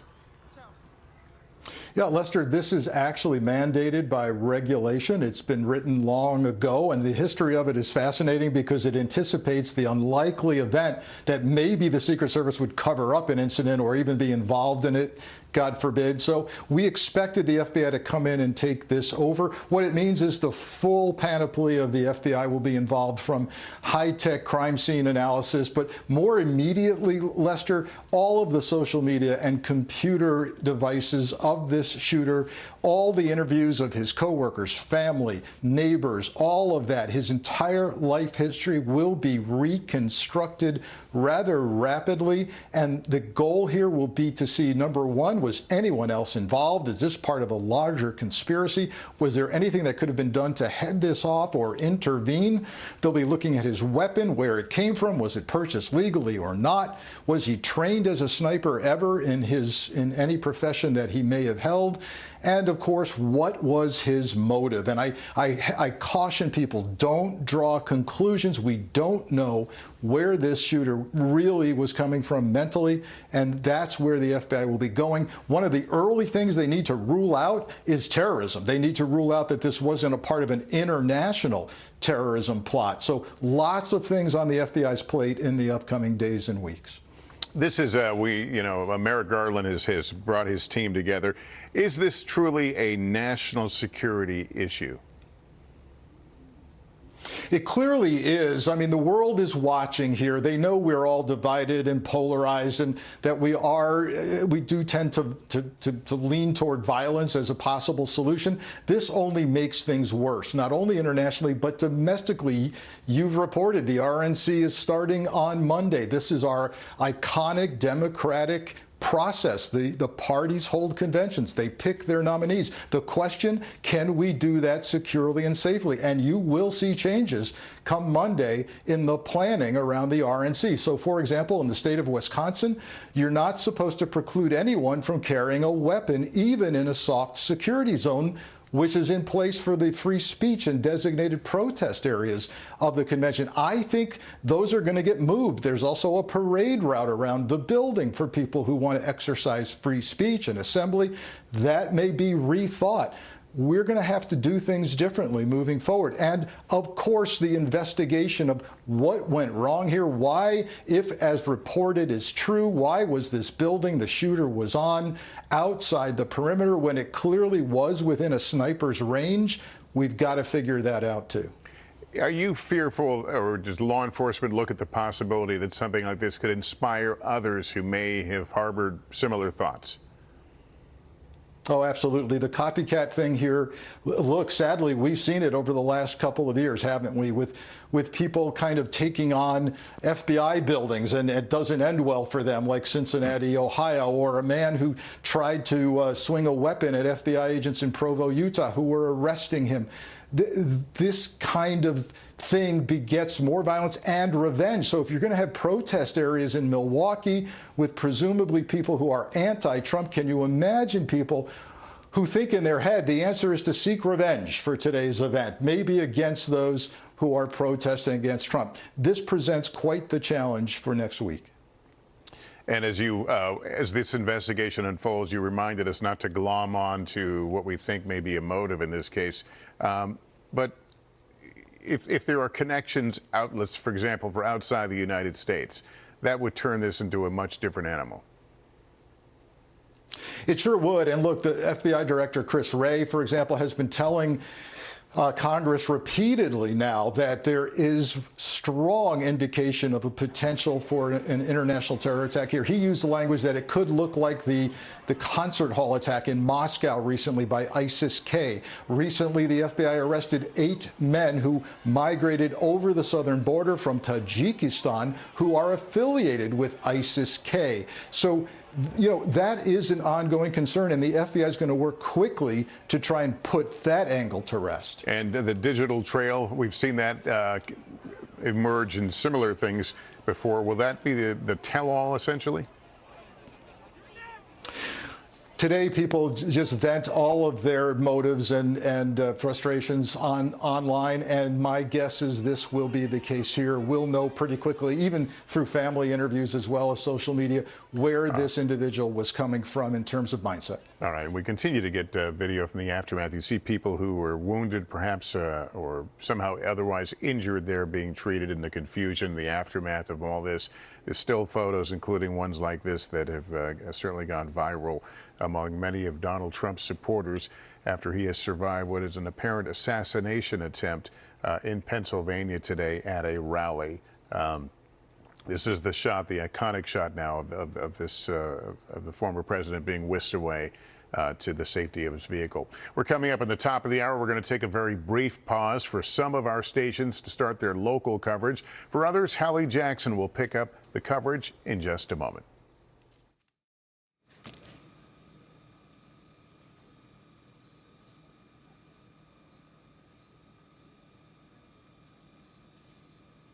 For our viewers just joining us, we are on the air with breaking news on this NBC News special report, a shooting at Donald Trump's Pennsylvania campaign rally. The former president has been hurt in an apparent assassination attempt. The Secret Service says the president is safe and that the shooter is dead.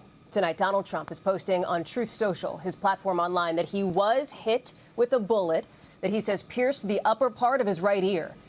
He said he felt it ripping through his skin. We have a lot to get to, but I want to pause here. We're going to roll the video of what happened just after 6 p.m. here on the East Coast while Mr. Trump was speaking. I want you to listen closely also to the sound of the shots and what you hear in the moments right after that until Mr. Trump is rushed into his motorcade. Watch. A little bit old, that chart. That chart's a couple of months old, and if you want to really see something that's said, take a look at what happened.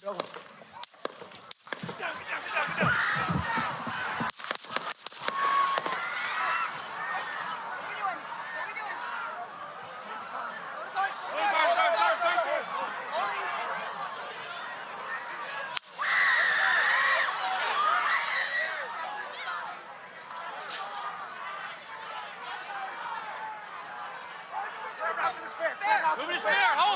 When you're ready. On you. Ready. Move. Up. Move. Go. Up. Hawkeye's here. Hawkeye's here. Move to the spare. Spare, get ready. Spare, get ready. We ready? Down. Down. Are we good? Shooter's down. Shooter's down. Are we good to move? Shooter's down. We're good to move. We're clear. We're clear. Let's move. We're clear.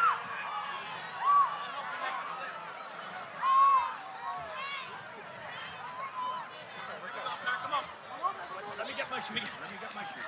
I got you, sir. Let me get my shoes, sir. Hold that in your head. It's bloody. So we gotta move to the bus. Let me get my shoes. Okay, my shoes down. My shoes. Watch out.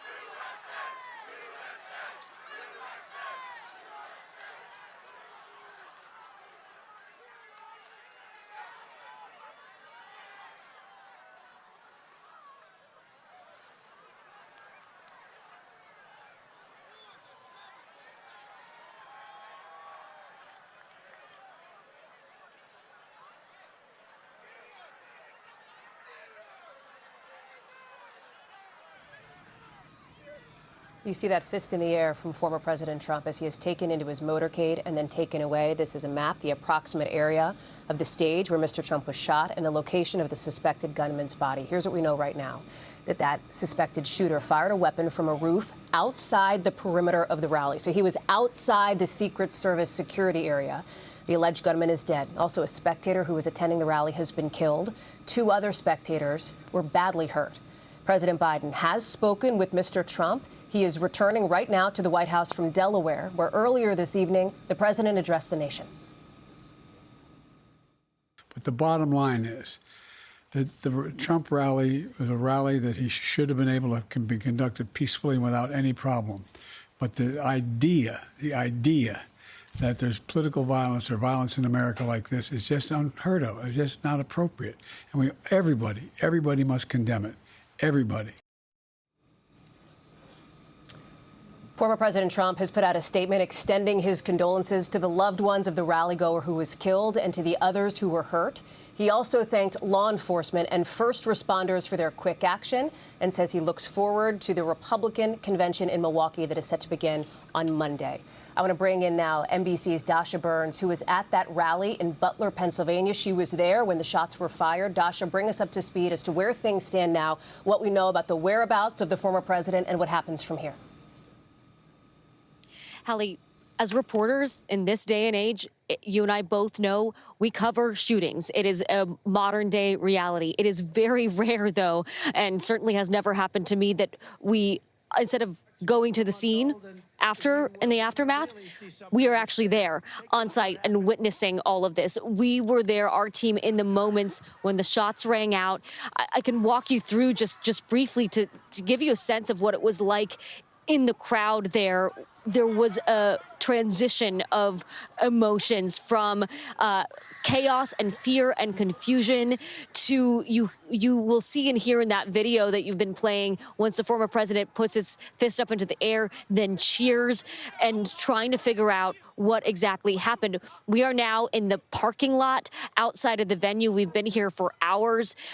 Earlier, we showed you a massive traffic jam. Thousands and thousands of cars were in this parking lot, thousands of people at this rally coming to what they thought was going to be a typical Trump rally, a typical political rally. That is, of course, not what they experienced. We've been talking to witnesses here, sharing our own experience with them and hearing from them as well. I want you to take a listen to some of the conversations that I've had. Joe and Donna, a mother-son, who say that they were right there. They were in the area where this happened. Donna, let me start with you. First of all, are you okay? Yes, I'm shook. I'm definitely shook up, but I'm okay. Yeah, and Trump was talking, watching him. I heard pop, pop, pop. I thought it was like a cap gun. And my son's like, gun, get down. And next thing you know, everybody around us was down. And then once we got down, we was up at the top of our bleacher. The men were yelling to all the snipers and all the cops to come over because he had shot a man and a woman in our bleacher. We heard the one is very fatal. We don't know that for sure, but they were down. They went out on grenades. So Joe, what exactly did you see? Because from our vantage point, we couldn't see what was going on. We didn't see any individuals. All we could do was listen for those sounds. But what did you see? Again, I was watching the president, and you hear the gunshots go off. Remarks from up top said that the shooter actually climbed up the back of the bleacher. And after we got down, like my mom said, there was 2 people down. They were calling for medics. We did see the 2 people that were shot, and we saw them get carried out. Like, I don't know. The one didn't look like they were okay. I hope the other one's okay, and just may God watch over them tonight. And Dawn, you said 2 people. Were these 2 people fellow attendees of the rally? And what kind of did you see them get shot directly, or did you just see the aftermath? No, you just heard the noise. You heard the pop, pop, pop, seeing the aftermath, and neither of them looked good. They were both down. Nobody was talking. Nobody was moving. What was going through your mind as you were witnessing all of this? Are they still here? And am I going to get shot? That's what's going through my mind. He's holding my hand, and we were going to get up and try to get out of here. And some gentleman there said, no, you stay down. So we stayed down, and then we finally heard everybody evacuate, and he grabbed my hand, and we got out of there. And Joe, what was your state of mind coming into this rally today? What were you expecting, and what are you feeling now as we all experienced a day that none of us thought would come? Well, I was excited. I mean, this is just our second rally, and the first one, Trump is very energetic when he comes to these, and well, now I want to vote for him more than ever. Why is that? Just to send a message to these people. They can't stop us. Don't stop us. That's right. Don, how are you feeling? I mean, you're here with your son. Of course, you want to protect your baby, and you don't want them or yourself to be in any danger. What were those mama instincts in that moment, and how are you feeling right now? Exactly. My mama instincts were when he grabbed my hand, I knew my son was scared to death because he was holding my hand. He had held my hand since he was probably 5 or 6 years old. And so he held on to my hand, and you can imagine, my heart went into a million pieces. All I kept thinking was we got to be safe and get out of here. And I agree with Joe. Vote for Trump because this country got to get back in line. This is out of control. How did you get out ultimately? How did you get here to safety? That once they evacuated us, because of right where we were sitting, we were able to just keep on going. We actually watched snipers and everybody over on the side for a few minutes, but we just got out of there. We were scared. What did you see from your vantage point of the snipers? These were the people protecting the former president. That's correct. And now they were over in the lawn. They just were watching every single person with their guns going by. I believe the one injured person was over there that they had. Wasn't he on the one on the ground? Yeah, so before they evacuated, they carried the 2 injured people out. Then they yelled for us to get evacuated. At that point, all the Secret Service were up in our section with the guns, and they were all in the field. Because like I said, rumor was he climbed up the back of our bleacher. Hallie, I also spoke to a gentleman who was right next to the person who was shot and killed at this rally. He was an OBGYN, a doctor who said he actually helped to carry that man out of the venue, describing that harrowing scene to us. So many people witnessed this tragedy today and are trying to wrap their minds around what happened. The sun has set here, but the reality is still dawning on all of us that were in that rally, what we witnessed and what this is going to mean for the future of this country, for the future of this campaign, for the future of this election. We know the former president has posted on Truth Social that he's okay. He's been injured in his right ear. He did send condolences to the family of the person who was injured fatally.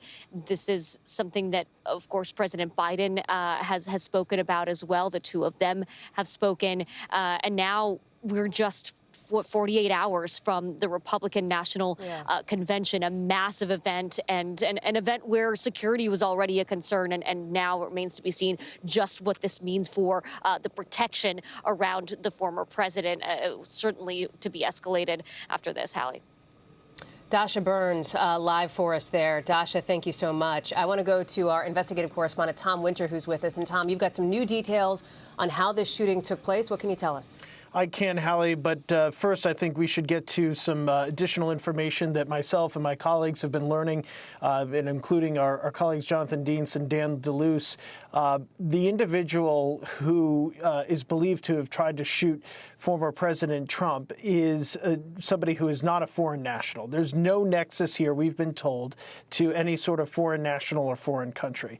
Separately, it's possible this person could be from the general western part of Pennsylvania. And we're in the process of hunting that down now, and obviously we'll continue to report and get as much detail as possible. As far as the location of where this alleged shooter was, we just saw the video, and it's an incredible video of the former president being taken from the stage. And you can see here now on the map, you call it 148 yards, 150, 130, but generally put, these are the two locations where these individuals were located. That's a manufacturing company on the left-hand side of your screen and a roof that belongs to that, at least according to a Google search. We haven't been able to reach that particular firm yet to confirm the details of that. And then you can see where the stage was set up today for the rally. Now, the Secret Service's perimeter is, of course, and you know this very well, Hallie, from your time on covering so many various campaigns, you can't bring in a weapon. You're going to be searched. There's magnetometers. There's people to check you. But it appears that this was outside, and we are told from the the Secret Service. This was outside of their area where they would have checked people.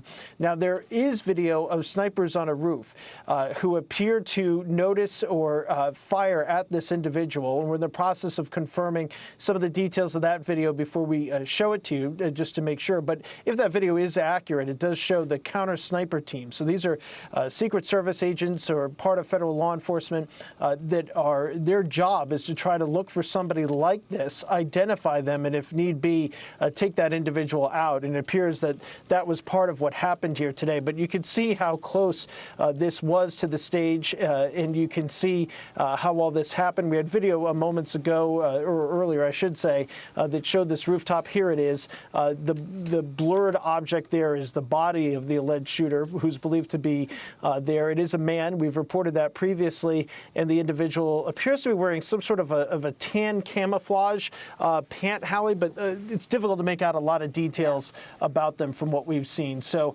that's kind of the latest on this investigation, which is moving quickly. As we've reported, the FBI director has personally briefed the President of the United States, Joe Biden, and he's also talked to the National Security Council and the National Security Advisor about this investigation and plans to continue those updates, obviously, over the course of the next several hours and days. Tom Winter, thank you. I know you're staying close to your phone and close to a camera. Appreciate that. I want to share some developing news now coming into us from the governor of Pennsylvania, Josh Shapiro, who says right now that former President Trump has now left the Butler area. This is in a statement posted online on X, formerly known as Twitter, saying that he and his wife are thankful that Mr. Trump's team reports that he is fine, and we continue to wish him a full and speedy recovery. The Pennsylvania governor goes on to say that federal law enforcement officials will continue to lead, of course, on the investigation into the attempted shooting of former President Trump, this shooting, and Pennsylvania State Police will lead the investigation into the shooting of the other victims here in Butler, Pennsylvania. Obviously, the governor's indication that Mr. Trump has left the Butler area suggests that perhaps Mr. Trump is now on his way back to one of his homes. We've been talking here tonight to some folks who attended that rally today. I want to bring in one of them. John David Longo is the mayor of Slippery Rock, Pennsylvania. Mr. Mayor, thank you for being with us. I'm here. Mr. Mayor, if you can hear me okay, can you tell us what you heard and what you saw at that rally? Ma'am, can you hear me all right? Sure can, Mr. Mayor. I'm going to try one more time. Can you tell us what you saw at the rally, if you can hear me? Of course. Thank you very much. Where to start? You know, the day started very early in the day. Everybody was full of smiles and elated to be there in support of President Trump.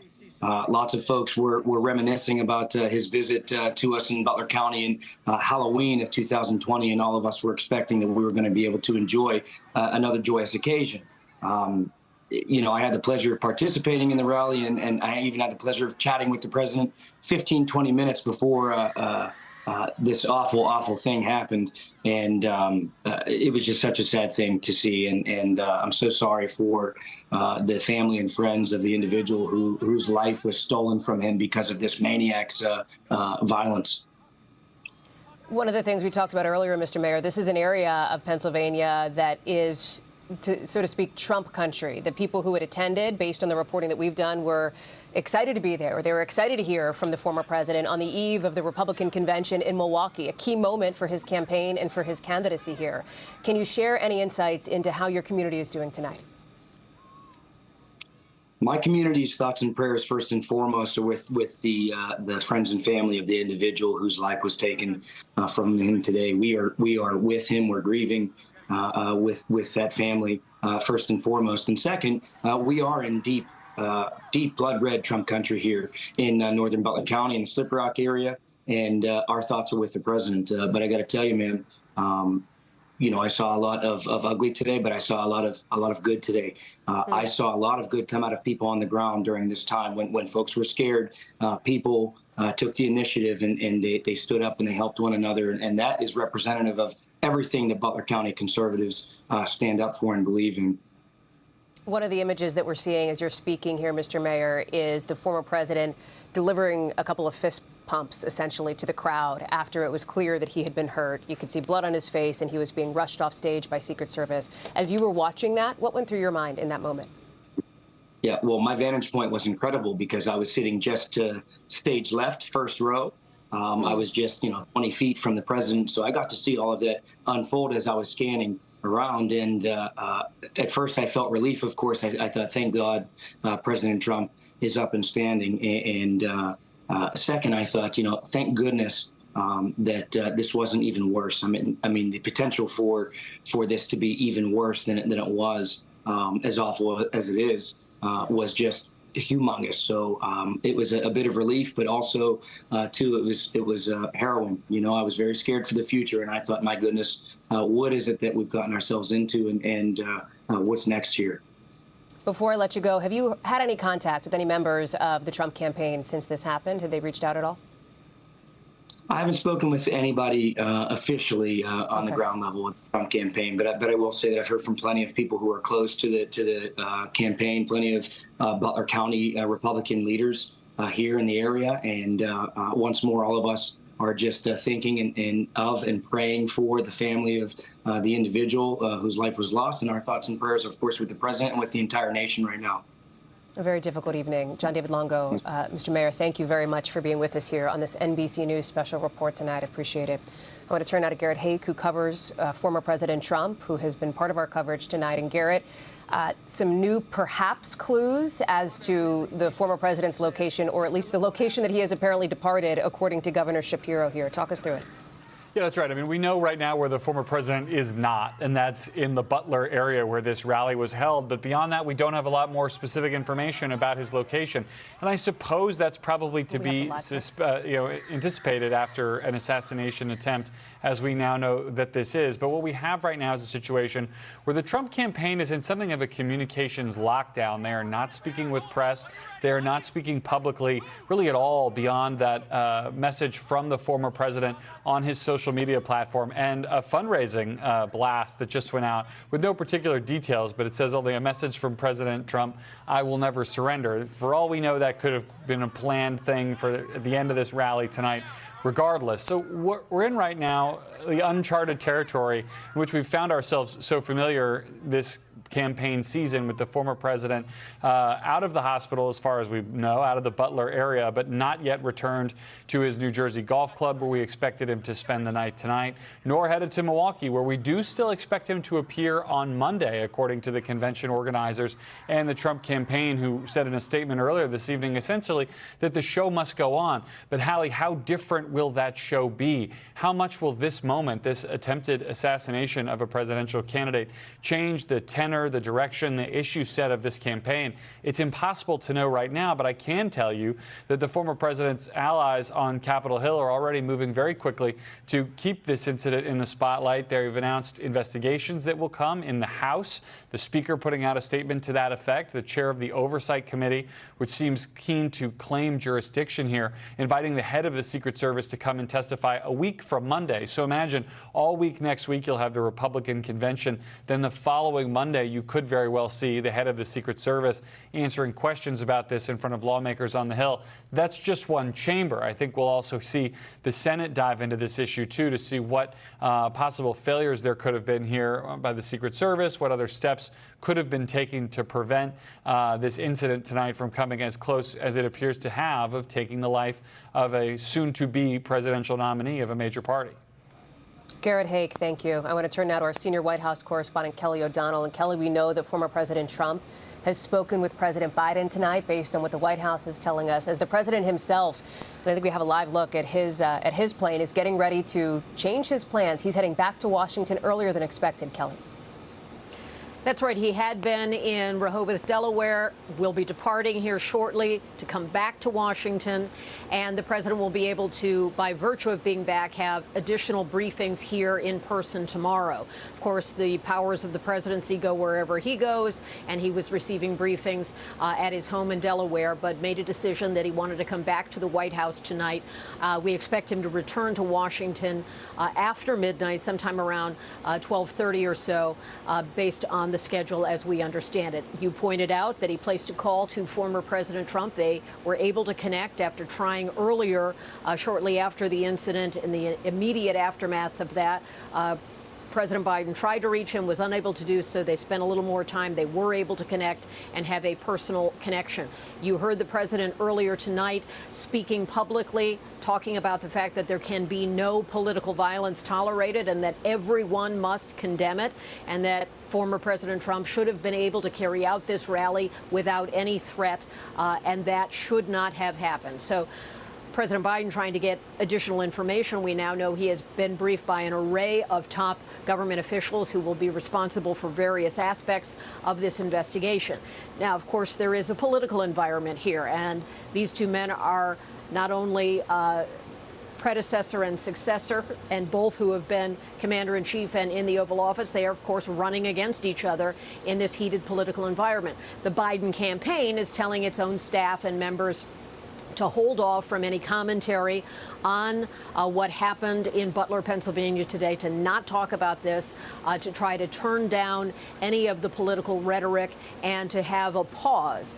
We have seen this in the political landscape at different times when there are sad or unexpected events of a variety of types that campaigns will have a moment to pause. Everything from deaths in the family to hurricanes to other kinds of issues that command people's immediate attention. This is highly, highly rare and is very upsetting, and there are many questions to be answered and pursued in terms of the investigation. So turning down some of the rhetoric, turning down some of the political engagement that would typically happen. Now, what we don't know is how the president's schedule will be affected beyond tonight and tomorrow.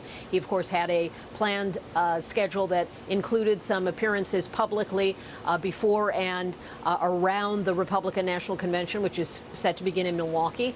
Sometimes candidates sit out their opponents' convention, but in the last couple of cycles, we've seen more intense and robust engagement, regardless of the other calendar and the other campaign's biggest event, the convention itself, the nominating convention. So many questions to find out in the next day or two about what the schedules will be.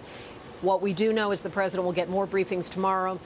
He's heard from the FBI director, the head of the Secret Service, his top Homeland Security officials, both at the cabinet level and the internal White House advisor, and all of those expected experts in various fields interacting here. So there's a political component, there's an investigative one, and there is certainly just sort of the tone of the nation right now, where the president wants things to be about not accepting any kind of violence like this as he tries to get more answers. Kelly?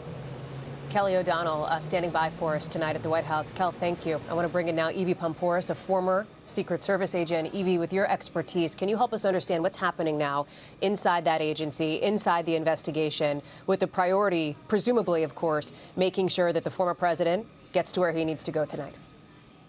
So the first thing is, if we're looking at the investigative part, the FBI is the entity, the agency now that's going to come in and investigate what has happened.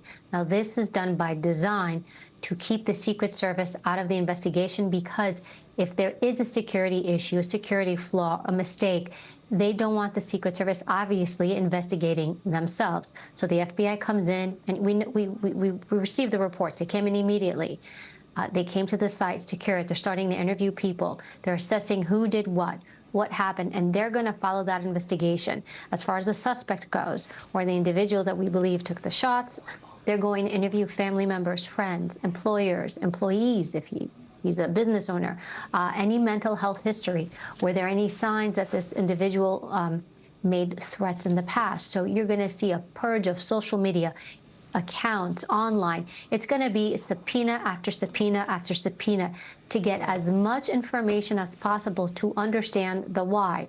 Now, the bigger thing really is for something like this, and the priority is this a network of people? Obviously, since the last assassination attempt we had, that was Ronald Reagan.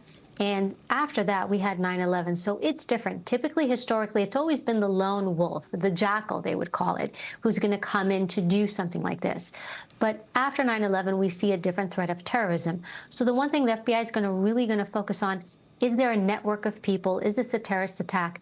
It does not seem that it is that. Again, there's nothing's been confirmed, but it appears that it does not seem to be that.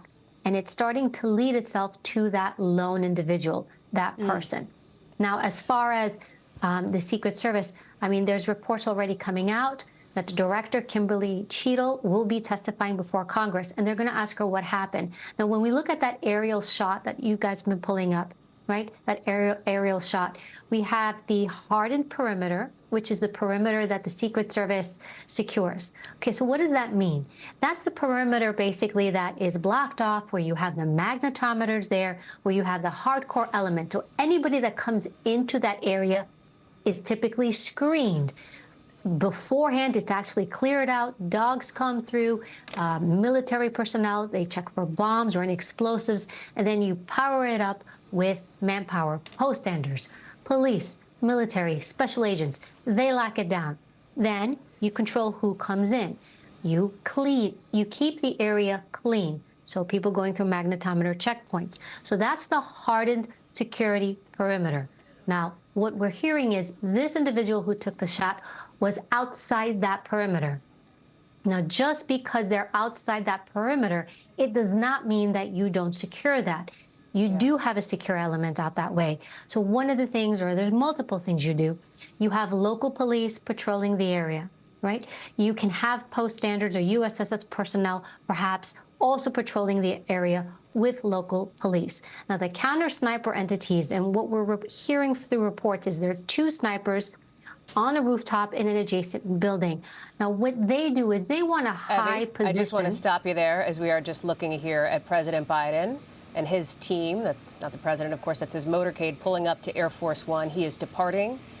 You see him going up the steps of Air Force One now, the back of the president, heading back to the White House after this apparent assassination attempt on former President Trump at that rally in Butler, Pennsylvania. We're going to watch President Biden as he boards Air Force One again, leaving Delaware. He is returning here to Washington, turning around and giving a salute as he walks in to the plane. We are expecting a press conference in just about 15 minutes from now. We're coming up on the bottom of the hour. We will take a very brief couple-second pause for more stations to join us right now.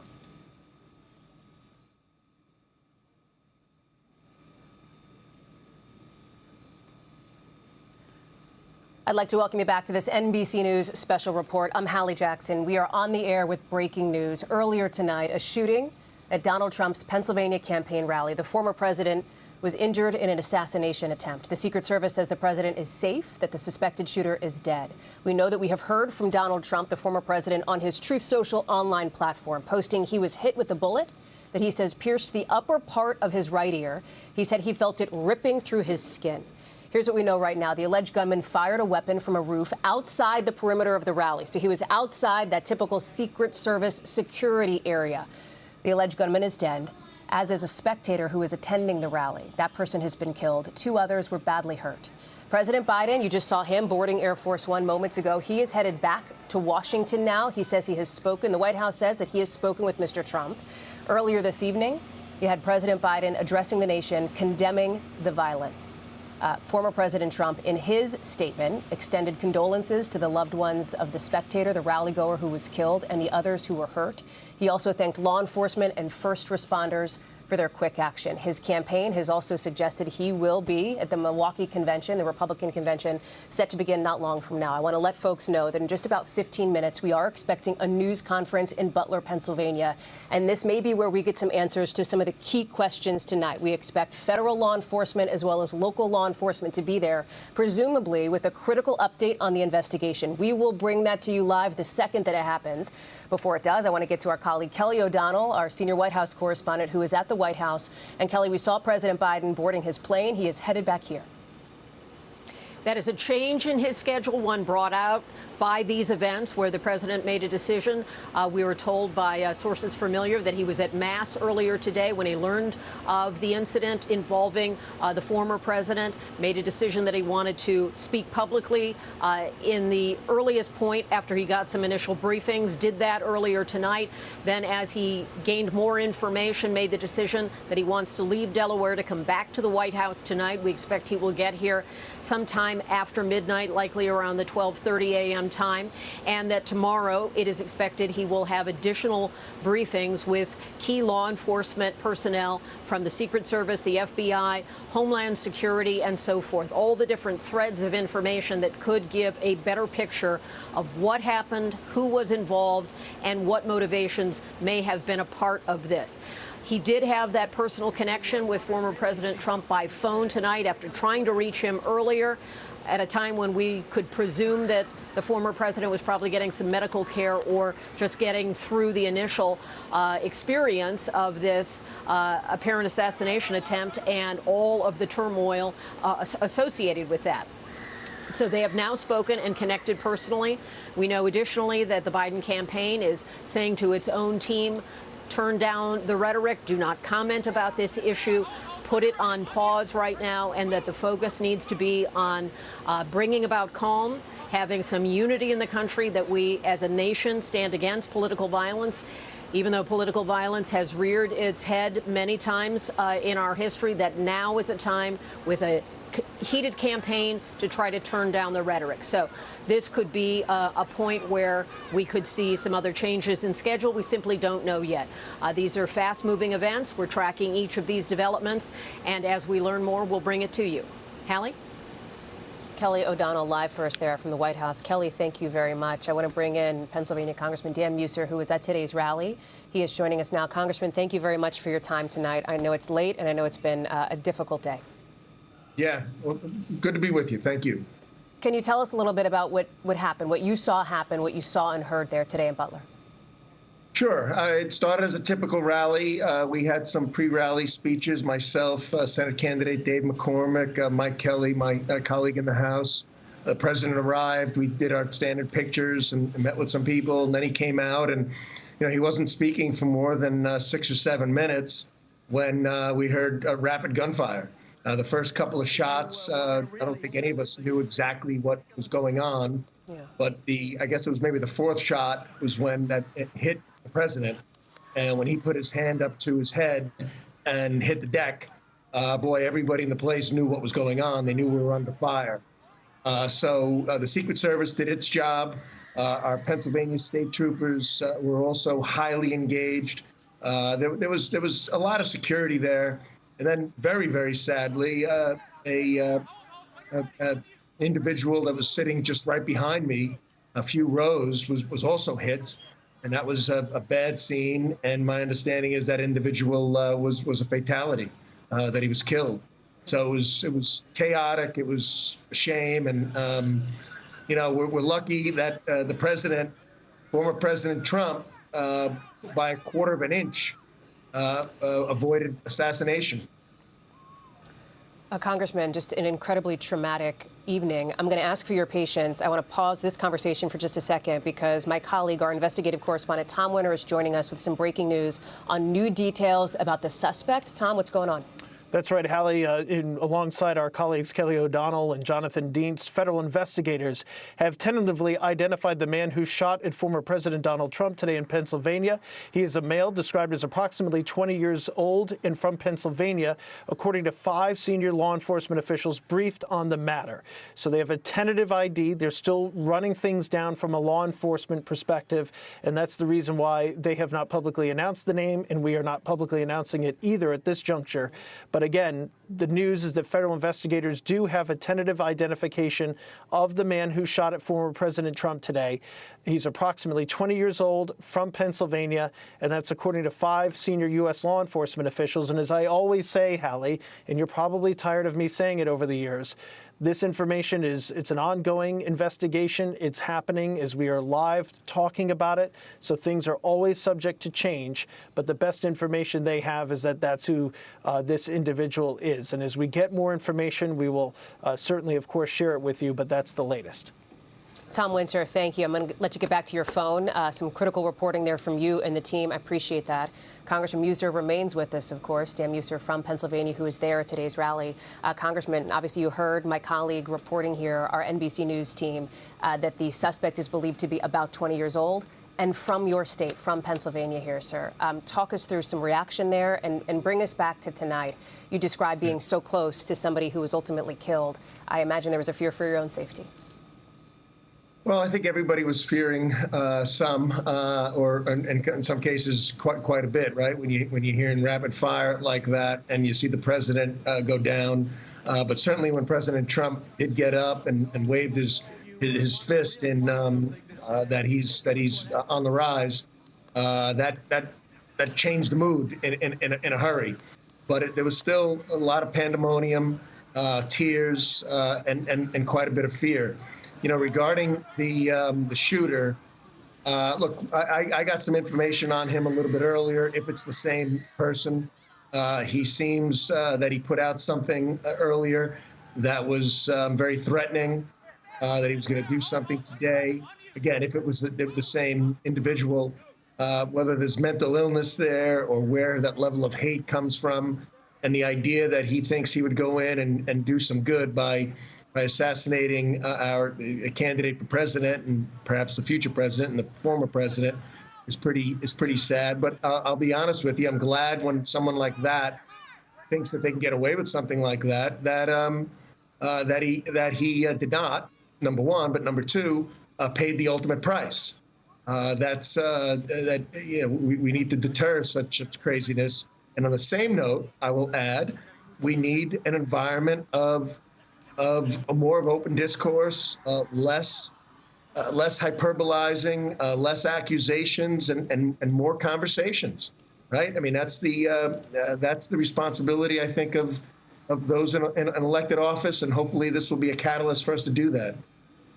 Congressman, still a lot of questions, obviously, and we want to be very clear about what we do and what we do not know. But some of those questions may be answered in just about 6 minutes when we hear from law enforcement at a news conference that is set to begin at 11:45 Eastern in Butler, Pennsylvania. We'll be bringing that to folks live. But, Congressman, before I let you go, any contact with anybody in the Trump orbit, the broader orbit, since this happened tonight in Butler? Just anecdotal, nothing necessarily specific, but we do hear that the president is well. He's strong.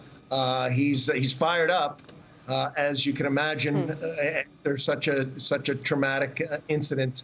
But we're just happy he's okay, and we're going to see him in Milwaukee. And do you believe Milwaukee will move forward as planned? We've been reporting out that obviously the former president, through his campaign, says he's looking forward to being there. Clearly, there may be some changes related to the content of some of the remarks, et cetera, given what has happened here. I wonder what your sense of that is. Well, I agree. I mean, this is a very serious event, and hopefully we can find some good in it, if you will, or some opportunity to unite. And realize that we are all Americans, and we need to work towards common goals. But the president's a fighter. He's got great energy, and something tells me he's going to be quite present at his convention. Congressman, thank you so much for taking time out of your night to talk through this with us. I appreciate it, and we will see you in Milwaukee, I'm sure. Thank you, sir. I want to bring in Garrett Haake now, who covers former President Trump. And Garrett, I'm struck by the congressman describing Mr. Trump there as a fighter, because there is that now iconic image being circulated by his allies of the former president. We just showed it here in our video with his fist in the air. You see him waving there. After this, in the video, he does a couple of fist pumps. This is one of those shots there, one of those images, so to speak, Garrett. This is becoming symbolic of the way that those close to the former president see him in this moment and see him moving forward in many ways. Yeah, Hallie, I think that's right. I mean, it's always been a core element of his political brand, the idea that Donald Trump was a fighter. He likes to say that he will be fighting for the forgotten man. That was, his campaign theme back in 2016 and 2020 for a time. I had a Republican strategist not affiliated with the campaign who I was talking to earlier tonight who said you can't buy a photo like that. I mean, this will become an iconic image in our politics. All of these pictures of Donald Trump from tonight, there are so many that are kind of already going to be seared into the minds of people who've been watching some of this coverage.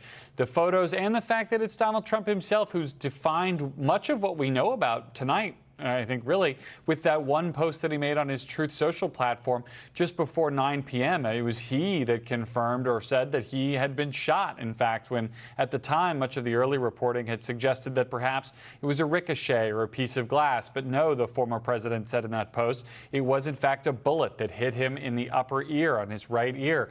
He said he could tell exactly what was going on. He could hear it as it was happening. He expressed in that same post condolences for the other victims, a thank you for law enforcement. And interestingly enough, I was thinking in the context of the congressman's comments about, whether they had heard somebody else in the day who might have been making threats. At the time of that Truth Social post, the former president said nothing was known about the shooter. That just before 9 p.m. tonight. Now, who knows to what degree he would have been briefed on an investigation into his own assassination attempt at that point. But that's where we were a few hours ago. And Hallie, as we sit here now, we remain a bit in the dark about the former president's movements. We know only that he's left the Butler area. His campaign has, by rule, basically not been commenting really about this assassination attempt at all tonight, but are, I think, particularly and understandably guarding quite closely his movements at this hour. He had his plane with him there at the Pittsburgh airport, but we don't know whether he's going back to New Jersey, as had been the original plan, or perhaps to one of his other residences tonight. We do expect to see him on Monday in Milwaukee for one important piece of business, of course. He has to pick a vice president. He has to pick a running mate, and he has to do that by basically mid-afternoon Monday, or they're going to have to rework the convention. And I will say just one final thought again, as I was listening to your conversation with the congressman. The statements that we have from the RNC and from the Trump campaign thus far are basically the show must go on, that the convention will move forward on Monday. But the idea that a convention can be completely redone from the ground up is not totally a new phenomenon. Obviously, we saw the conventions rebuilt from scratch during COVID in 2020. And I remember the first convention I ever covered in 2008, a Republican convention, had to be completely reworked. One day of programming completely dropped to accommodate a hurricane halfway across the country. That it made it seem inappropriate to be holding convention-related activities at that time. And so there will be no rest in Milwaukee tonight, I suspect, for all the folks, some 50,000 ultimately, who will be there hoping to put on that event for the Republican Party that's now sort of rethinking quite a bit, I imagine.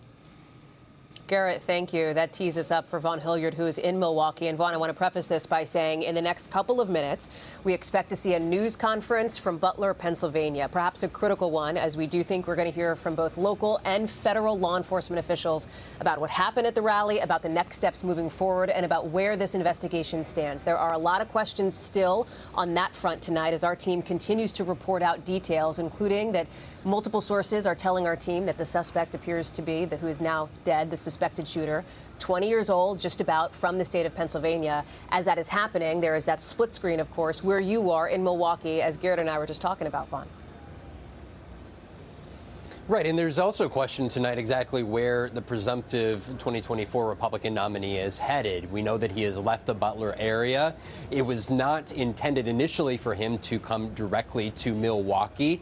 The main primetime festivities, the convention formally opens inside of the arena behind me here on Monday, though the several thousand delegates that will be in attendance and will be formally nominating him on Monday here in Milwaukee, they are already in town. There was a reception this evening that was on the books, being put on by Reince Priebus, the former RNC chair, who is from the Milwaukee area, is essentially serving as the host of this Republican National Convention. That reception was canceled here tonight. There are other meetings that are going to be taking place here around the greater Milwaukee area tomorrow. I'm told that those are proceeding as normal. There is no indication that the convention plans are changing in any way. I've talked to several delegates here tonight who suggested to me that this only intensifies the energy and the importance of the convention speech that Donald Trump will deliver in prime time on Thursday night. Garrett said it. He still has a vice presidential running mate to make the selection of. There is a lot on the line for Donald Trump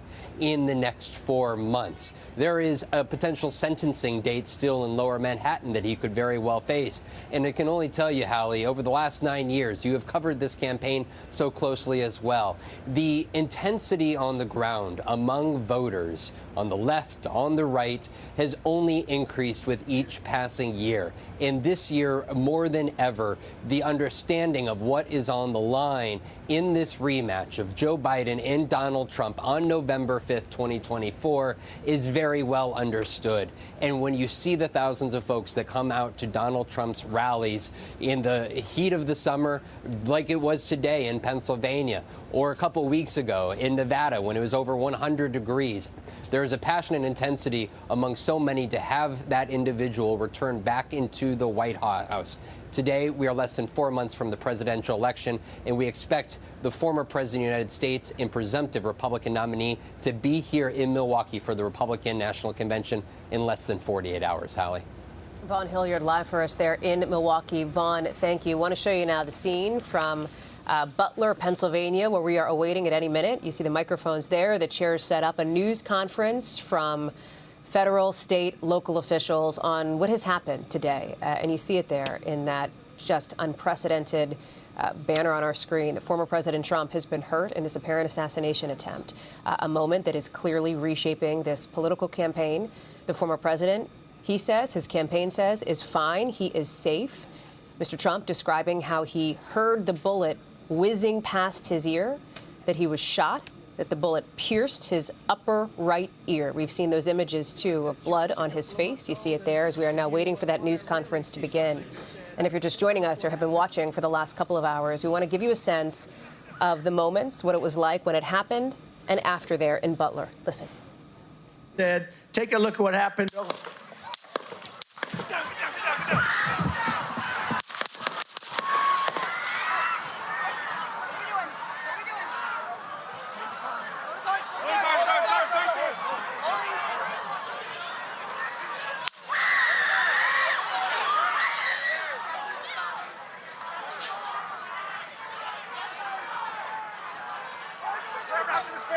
Move to the spare. Hold. When you're ready. On you. Ready. Move. Up. Move. Go. Up. Hawkeye's here. Hawkeye's here. Move to the spare. Spare, get ready. Spare, get ready. You ready? And then as he moved his head to look at the chart up on the screen, that's when he got grazed in the ear. If he had not moved his head at that nick of time, it could have been a lot worse. There's no place in America for this kind of violence. It's sick. It's sick. It's one of the reasons why we have to unite this country. We cannot allow for this to be happening. We cannot be like this. We cannot condone this. And I want to thank the Secret Service and all the agencies, including the state agencies, that have been engaged in making sure that people, and we have more detail to come. I'm shook. I'm definitely shook up, but I'm okay. Yeah, and Trump was talking, watching him. I heard pop, pop, pop. I thought it was like a cap gun. And my son's like, "Gun, get down." And next thing you know, everybody around us was down. And then once we got down, we was up at the top of our bleacher. The men were yelling to all the snipers and all the cops to come over because he had shot a man and a woman in our bleacher. The scene as it happened just after 6 o'clock Eastern time. Here we are pushing midnight on the East Coast, and we expect to get an update from law enforcement any minute. Evie Paporis, a former Secret Service agent, is with us now. We understand, Evie, that Secret Service will be briefing along with federal law enforcement, local law enforcement. Help us set the table for what we might expect to hear in the next couple of minutes. So they're going to break down what they do know and then what they're willing to share. Obviously, this is an ongoing investigation. We're not going to get all the facts. It's likely they may share the name of the individual. They may not. It depends what they've done. Because think about it. You want to go and interview all the people that are connected to this person.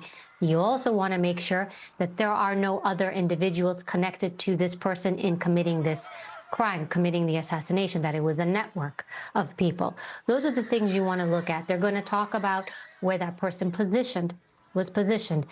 Interestingly enough, it's how did that person get there? That's a big question that everybody's asking. Yes, it was outside the security perimeter, but how did that person get there? How did that person get access to the roof? These are all the different things people are trying to understand. and what protocols were put in place, and what are they going to do. So you're going to hear the what have we done so far, where are we at now, and what are we going to do moving forward. Likely with the U.S. Secret Service, they're going to talk about their resources, how they're moving with protection as they're going forward. We're talking about the RNC. You've got other candidates coming in, especially if former President Trump is going to announce who his VP is. So the Secret Service isn't going to turn off. This is still going to go. And you're going to see more resources and more assets put into place. So it's going to be a breakdown of the investigation and of how things are moving forward when it comes protection-wise. Evie, thank you. I'm going to ask you to stand by. We want to listen in now to this news conference that is happening in Butler, Pennsylvania. We're bringing it to you live here on this NBC News special report. Are we ready? Let's listen in.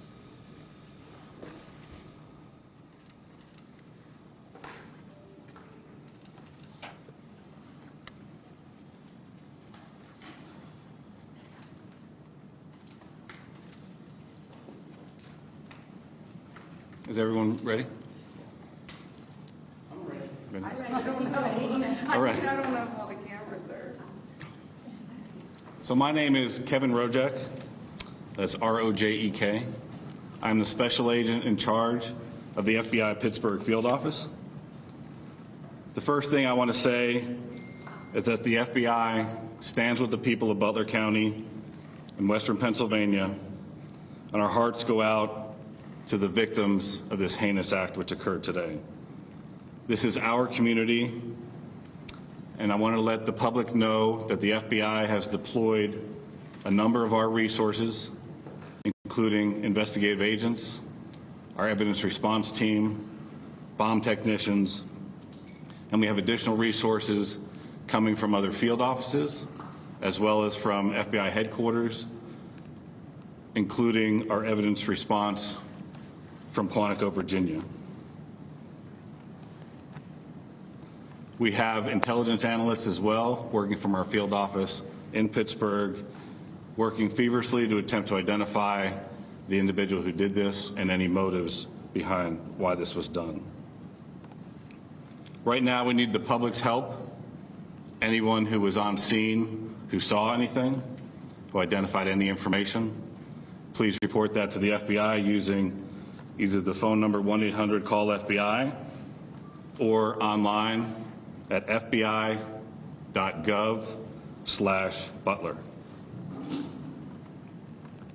This evening we had what we're calling an assassination attempt against our former president, Donald Trump. It's still an active crime scene. As I mentioned, we have a number of agents on scene. We also are working closely with other federal agencies, our state partners, and our local police partners as well. Again, at this time, we are not prepared to identify who the shooter is. We are close to that identification, and as soon as we are 100% confident in who that individual is, we will share it with the press. With that being said, also, we do not currently have an identified motive, although our investigators are working tirelessly to attempt to identify what that motive was. At this time, I'm going to turn over the podium to Colonel Chris Paris from the Pennsylvania State Police. Thank you very much. My name is Colonel Chris Paris, P-A-R-I-S, Commissioner of Pennsylvania State Police. I would just like to say that the State Police have been in regular contact with the Governor's Office, and the full support and assets of the entire agency are behind the FBI and our other federal and municipal partners to assist with this investigation. The thoughts and prayers of the Pennsylvania State Police are likewise with the victims of this terrible act. We are prepared to support this investigation in any way, shape, or form, and we stand ready to participate in a full, fair, and competent and thorough investigation. To give you an operational rundown, Deputy Commissioner of Operations, Lieutenant Colonel George Bivens, is behind me, and he will discuss the operational portion that's being conducted by the Pennsylvania State Police. Lieutenant Colonel Bivens. Good evening. So let me describe for you a little bit about the scene that we have over there. As you know, there was a grandstand, a very large area, a lot of people there when this all unfolded. The former president had come out and begun to speak shortly after 6 o'clock this evening. And within about 10 to 15 minutes, a number of sounds were heard, and it became apparent that shots were being fired in that direction. It was a chaotic scene. Law enforcement, I believe, acted heroically, quickly identifying and neutralizing the threat, as well as responding to assist the various victims. PSP had a significant presence on the scene along with all of our federal partners at the time of the shooting. We have since enhanced that presence significantly, bringing in resources from all over the Commonwealth to ensure that we have a speedy, thorough investigation. We are working very closely with the FBI as we work through this. As you can imagine, because of the variety of crimes that have been committed, some are under federal jurisdiction, some are under state jurisdiction. And so, we're working through all of that, not an issue at all. We work seamlessly. But the FBI has maintained the lead on the attempted assassination. PSP will take the lead on the homicide and the shootings of the other individuals in the grandstand area. And so there are a lot of witnesses to be interviewed, a lot of things to be processed. There were some complicators that hopefully the next time we speak we can describe for you, but some complicators that slowed down some of the processing and the positive identification of the shooter. But know that at this time we have no reason to believe that there is any other existing threat out there. We are doing everything we can to make sure that this is thoroughly investigated, and that if there is any information developed that anyone else was involved, that between PSP and the FBI, that will very quickly be followed up on. So I think at this time we would open it up to questions from all of you. Was this a lone wolf attack? Again, I think it's too early to say that. We have one shooter tentatively identified, but we're not stopping there. We're following up on a lot of information.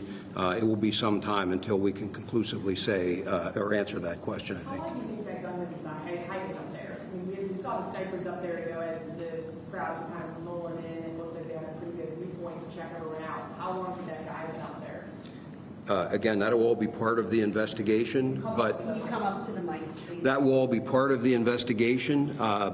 But I can tell you that preliminarily it appears everything unfolded very quickly. So, again, we'll have more information on that, but it's just too early to start definitively saying this happened at this exact time. But it wasn't like he was inside the security perimeter, right? That building he was on is outside of it? That's correct. How far outside of it was it? We'll have that information for you. It was some distance outside of the Colonel, can you comment on reports that there were people who saw someone on the roof and tried to alert authorities? We're following up on those. I will tell you that I am aware of those, and I am aware that law enforcement had responded to a number of reports of suspicious activity.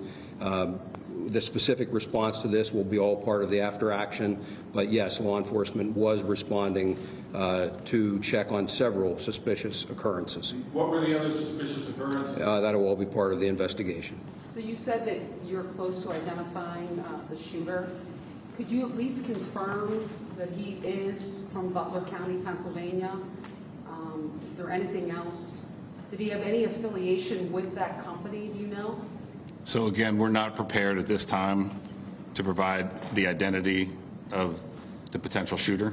We're in the process of doing the confirmation, and once we have the confirmation, we'll release the name officially to the press. But at this time, we can't give any further information on the potential shooter. No, it's a matter of doing biometric confirmations. So there was no identification on the individual, as an example. We're looking at photographs right now, and we're trying to run his DNA and get biometric confirmation on. Would you be able to comment just what police found left behind? Like any possible devices? Did you find any extra guns? Just anything else you'd be willing to comment?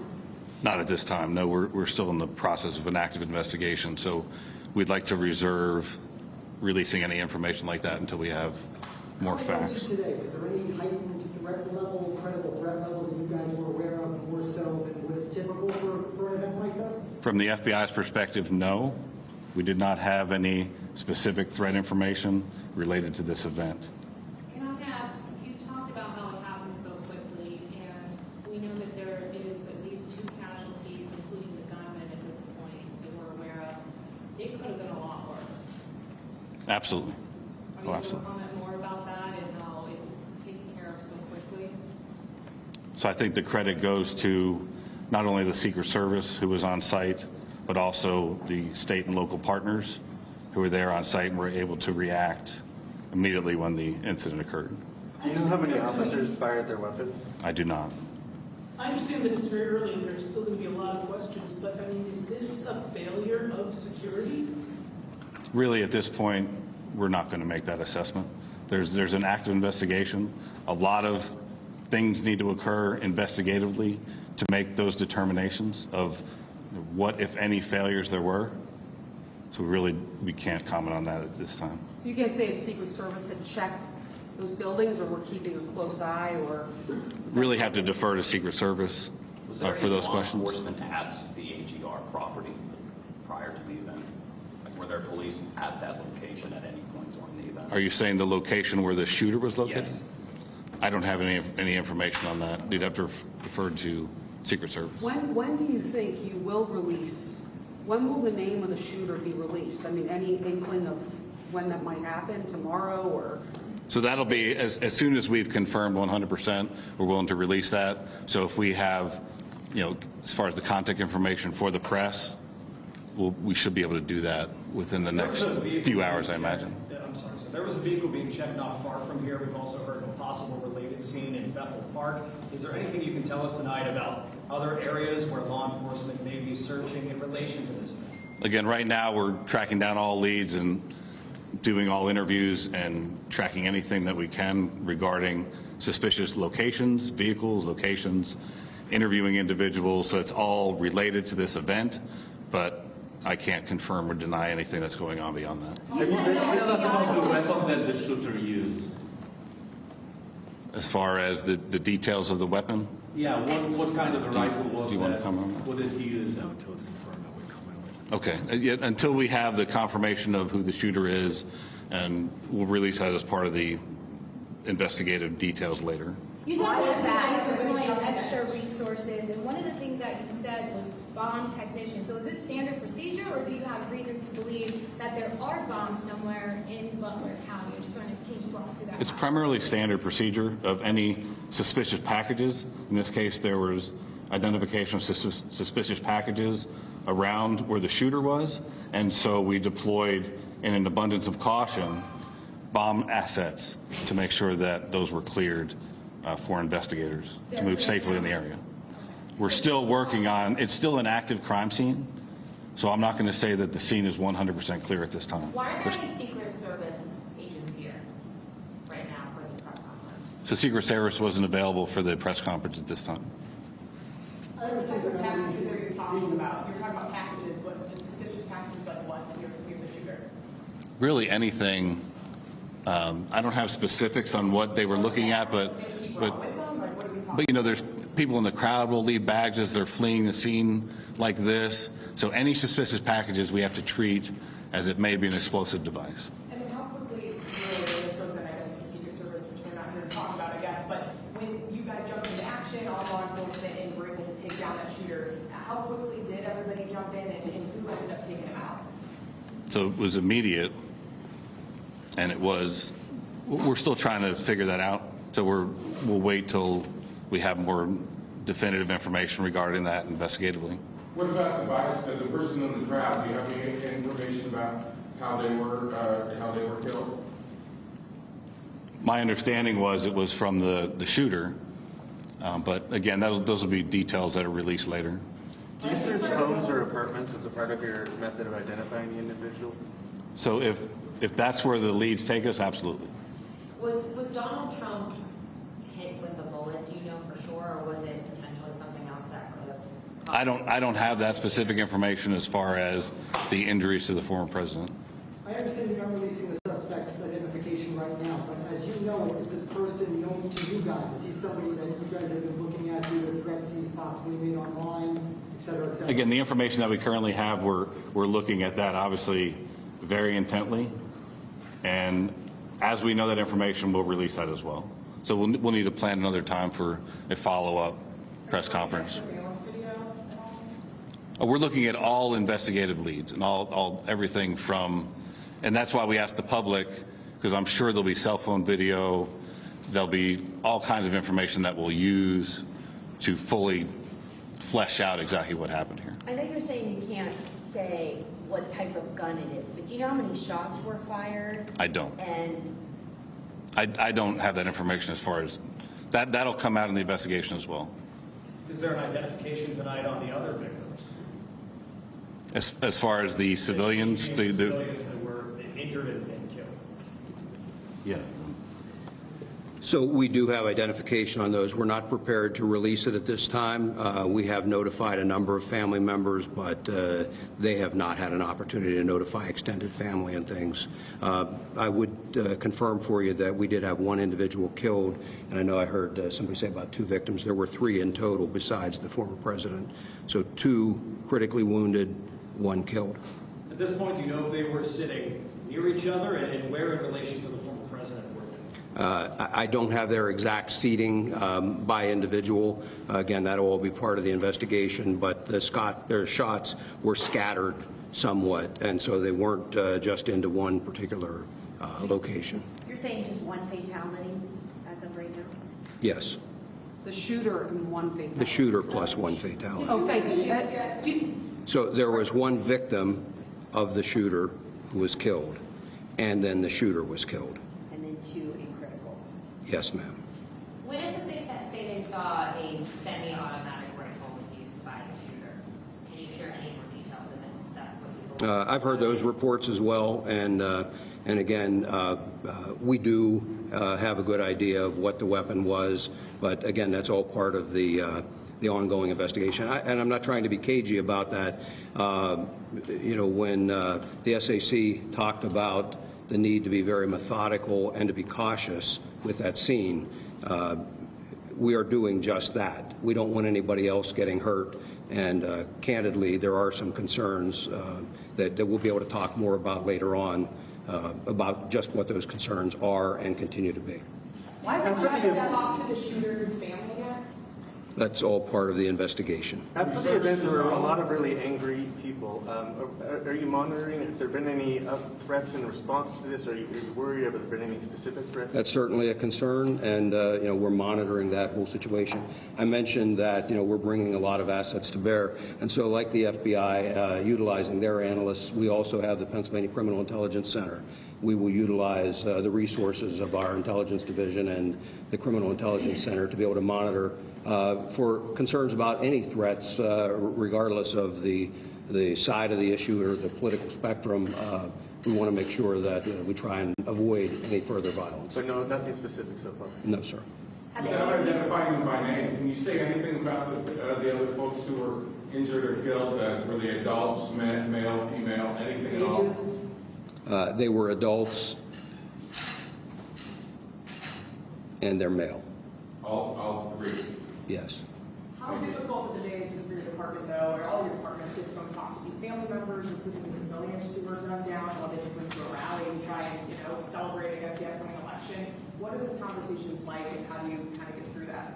We have trained investigators, and we're partnered hand in hand with the FBI, again, because we've got some federal violations, some state violations, and so our investigators are going out and methodically. We have a large team of investigators that are going out, dividing up these interviews and trying to conduct them as quickly as possible. And then there will be follow-ups.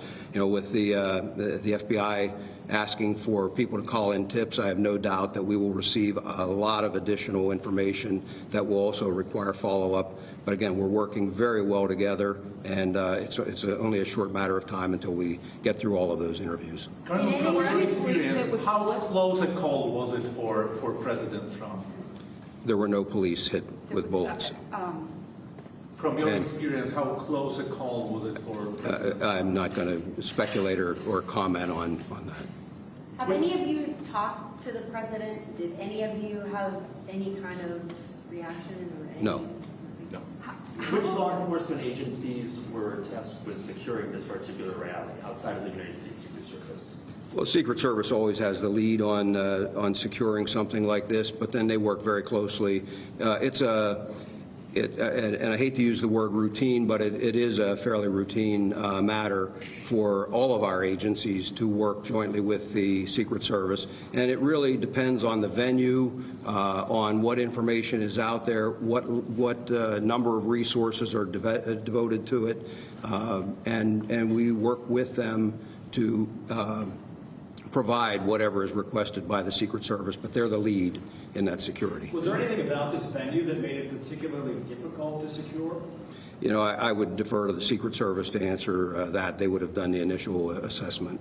Was the rooftop part of what was being secured? Was the rooftop, given its proximity to the event, part of that process? It's my understanding that was outside of the perimeter. Did this shooter have any previous criminal history? We're not going to comment on anything about the Did shooter. any agency deny Trump's team extra security? Any of the agencies that are up there? Not that I'm aware of. If Trump had been the nominee already, would he have had additional security for this event? There again, Secret Service has the lead, and I'm not going to comment or speculate on what may or may not be provided at any given point, depending on their status as a candidate. What I will tell you is that, in my experience, the Secret Service does an excellent job of maintaining security on protectees. They're very cautious. They don't hesitate to ask for resources, and candidly, we don't hesitate to supply those resources. Deputy Colonel, you're asking for the public's help. Can you elaborate and be more specific about what you really like to see from the public, if it's videos, photos, personal accounts? I think the videos and photos would be very helpful, and I think that once the shooter is identified, anyone that has specific information on that shooter, that would be very helpful as well to help us assess motive. And again, as I mentioned earlier, we are absolutely not taking for granted that this was a lone wolf attack, and so we would be looking for any additional information that might point us toward anybody else that may have had a hand in this. Sir, at this point, what is the main focus of the investigation? What's the most important thing for you right now, a few hours? Well, there's not any one single focus. I mean, certainly the immediate focus was life safety, getting the former president out of there and to care, getting care to the other victims, and trying to secure the scene as quickly as possible. It shifted then from a life safety priority to then an investigative priority. And so I guess if I had to point to where we are right now, the single greatest priority would be to identifying a motive and whether there was anyone else involved. We're just beginning the political season. Are you guys concerned with all of these rallies that happen and how they're set up? Is this going to change maybe the venues? Again, I would refer you to the Secret Service in terms of what they work out with the campaigns. We will continue to supply resources, as I'm sure the FBI will, and local partners as well. When this was announced, it was, there was quite a few days of a heads up that people were getting ready to come to this Trump rally. From a law enforcement perspective, when you announce a big event like this, all that time in advance, like a week out, does it give people more time to plan something like this? Well, I suppose, but there's a balance, I would think, that any of the campaigns on either side try to weigh. I mean, the point of them announcing it, I suspect, is because they want the crowd, and so it's not up to us in law enforcement to tell them when they should announce or how they should announce or how they should conduct it. We offer our best advice. Again, working hand in hand with the Secret Service, offer our best advice of how best to secure and protect that venue. Sir, considering how many people were there, and you have packed in there, and you have somebody at an elevated position with potentially a high-powered rifle, how lucky is it that we were only talking about a couple of victims, as sad and tragic as that is? Well, we're certainly grateful that we don't have even more victims. And again, in terms of how this could have occurred, that will be part of this after-action report and an investigation that occurs so that we can hopefully ensure that something like this doesn't happen again. Has an autopsy been conducted yet, or is it scheduled? It has not been conducted yet. Do you have an estimate on how many people were at the rally? I do not. If somebody has some video or photos, where should they send it? So we have the 1-800 call FBI if you have audio tips, and then we set up a specific tip line for audio and video, and that's fbi.gov/Butler. And they should send you just like any video? Like Anything that anyone has that is related to this incident that they think may be of assistance investigatively, we'll take anything and we'll analyze it, and we'll make the determination if it's of investigative value. Go ahead. So from what you've been briefed on, it sounds like law enforcement only knew he was up there until shots were fired. Is that what you're hearing?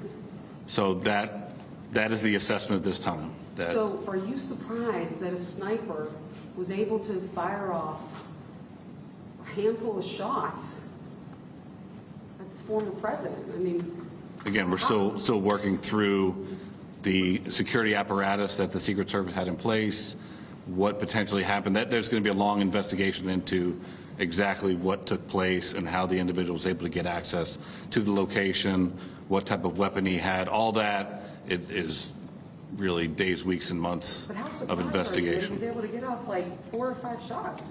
It is surprising, but again, to get all the details of that will come out later in the investigation. Going back to the perimeter of this building, I think it's going to be really difficult for people to understand that this building with a very high vantage point, some 100 meters away from where this is happening, isn't part of that perimeter. What goes into that conversation over what is in and out and why wouldn't that be? Again, the Secret Service really needs to answer that question. They conduct the initial site survey. They do the initial security assessments and determine where the different security locations should be, and they're the ones who are in charge of securing the scene. We, along with other state and local assets, are there to support the Secret Service and their mission. How many troopers and agents were at the rally, obviously before the shooting, and how is that number determined, and should perhaps there have been more? So I don't have the specific numbers. I doubt you do as well. No, I can speak just for PSP. We had physically on site there probably 30 to 40 members of PSP, but we also have additional resources in the area. We utilize aviation, for example, and a variety of other resources, dogs to sweep beforehand that really aren't counted in that. And again, the number is driven by what the request is from the Secret Service. You know, just in their defense, I mean, what I would want to say is it is incredibly difficult to have a venue open to the public and to secure that against any possible threat, against a very determined attacker. That's a huge lift to try and do it. And, you know, again, the investigation will really give us an opportunity to take a look at where any failures occurred and what can be done better in the future. Lieutenant Colonel Bivens, do you know when another briefing might be held? Tomorrow? We don't have one scheduled, but I would tell you we will let you know and give you plenty of notice. Certainly, as soon as additional things develop that would be noteworthy or of interest to you, we'll get that scheduled and have another with you. Locally, what can residents, businesses expect to happen with the investigation over the next couple of days? What's going to be going on there that people need? Well, again, the interviews will all be occurring, and so they may see law enforcement in their communities. People came from a wide area to come to this rally, I'm told. So, you know, there's going to be law enforcement fanning out, and as additional calls, photos, videos come in, those additional interviews will result in law enforcement being out in the community conducting those interviews. But otherwise, they really shouldn't see any other significant impact in the Would you community. confirm whether it's a male or female, the homicide, the bystander who died? It's a male, A male? yes. Now, I'm from a European outlet from Poland, and I'm already getting text messages from, back home, and people are asking, how could this happen? What's going on in America? I know that it's a philosophical question, but how could you talk to the people outside the United States about what happened here in Butler? Well, again, what I would say is a tragic incident that occurred. We're not in a position to start second-guessing how or why or anything else at this point. Just know that it will be thoroughly investigated. If there is anyone to prosecute, that will be done, and we'll move forward. But I don't have a good answer for you. We'll just take one last question. I know that PSP said that you guys were not aware of any additional requests from the Trump team for security. What about the FBI? Was there an additional request for additional security from the Trump team, and was that denied in any way, shape, or form? No, there was no additional request for security that was ever denied by the FBI. What does the FBI do in these events? Like, what is your role? So we showed up after the fact. We were monitoring the event, but it was once the incident occurred that we come and we take the primary jurisdiction for the investigation. Thank you. We'll, as we have additional information, we'll provide it. Thank you. Thank you. So you have been listening to that midnight briefing now after what the FBI describes as an assassination attempt against former President Trump at his rally in Butler, Pennsylvania, the location of that news conference you just watched, 12:22 Eastern time at this point. No identification of the suspected shooter. Now, officials said they were not prepared to ID that person, that this man, as they said, had no ID on him. They're still running biometrics, dealing with DNA.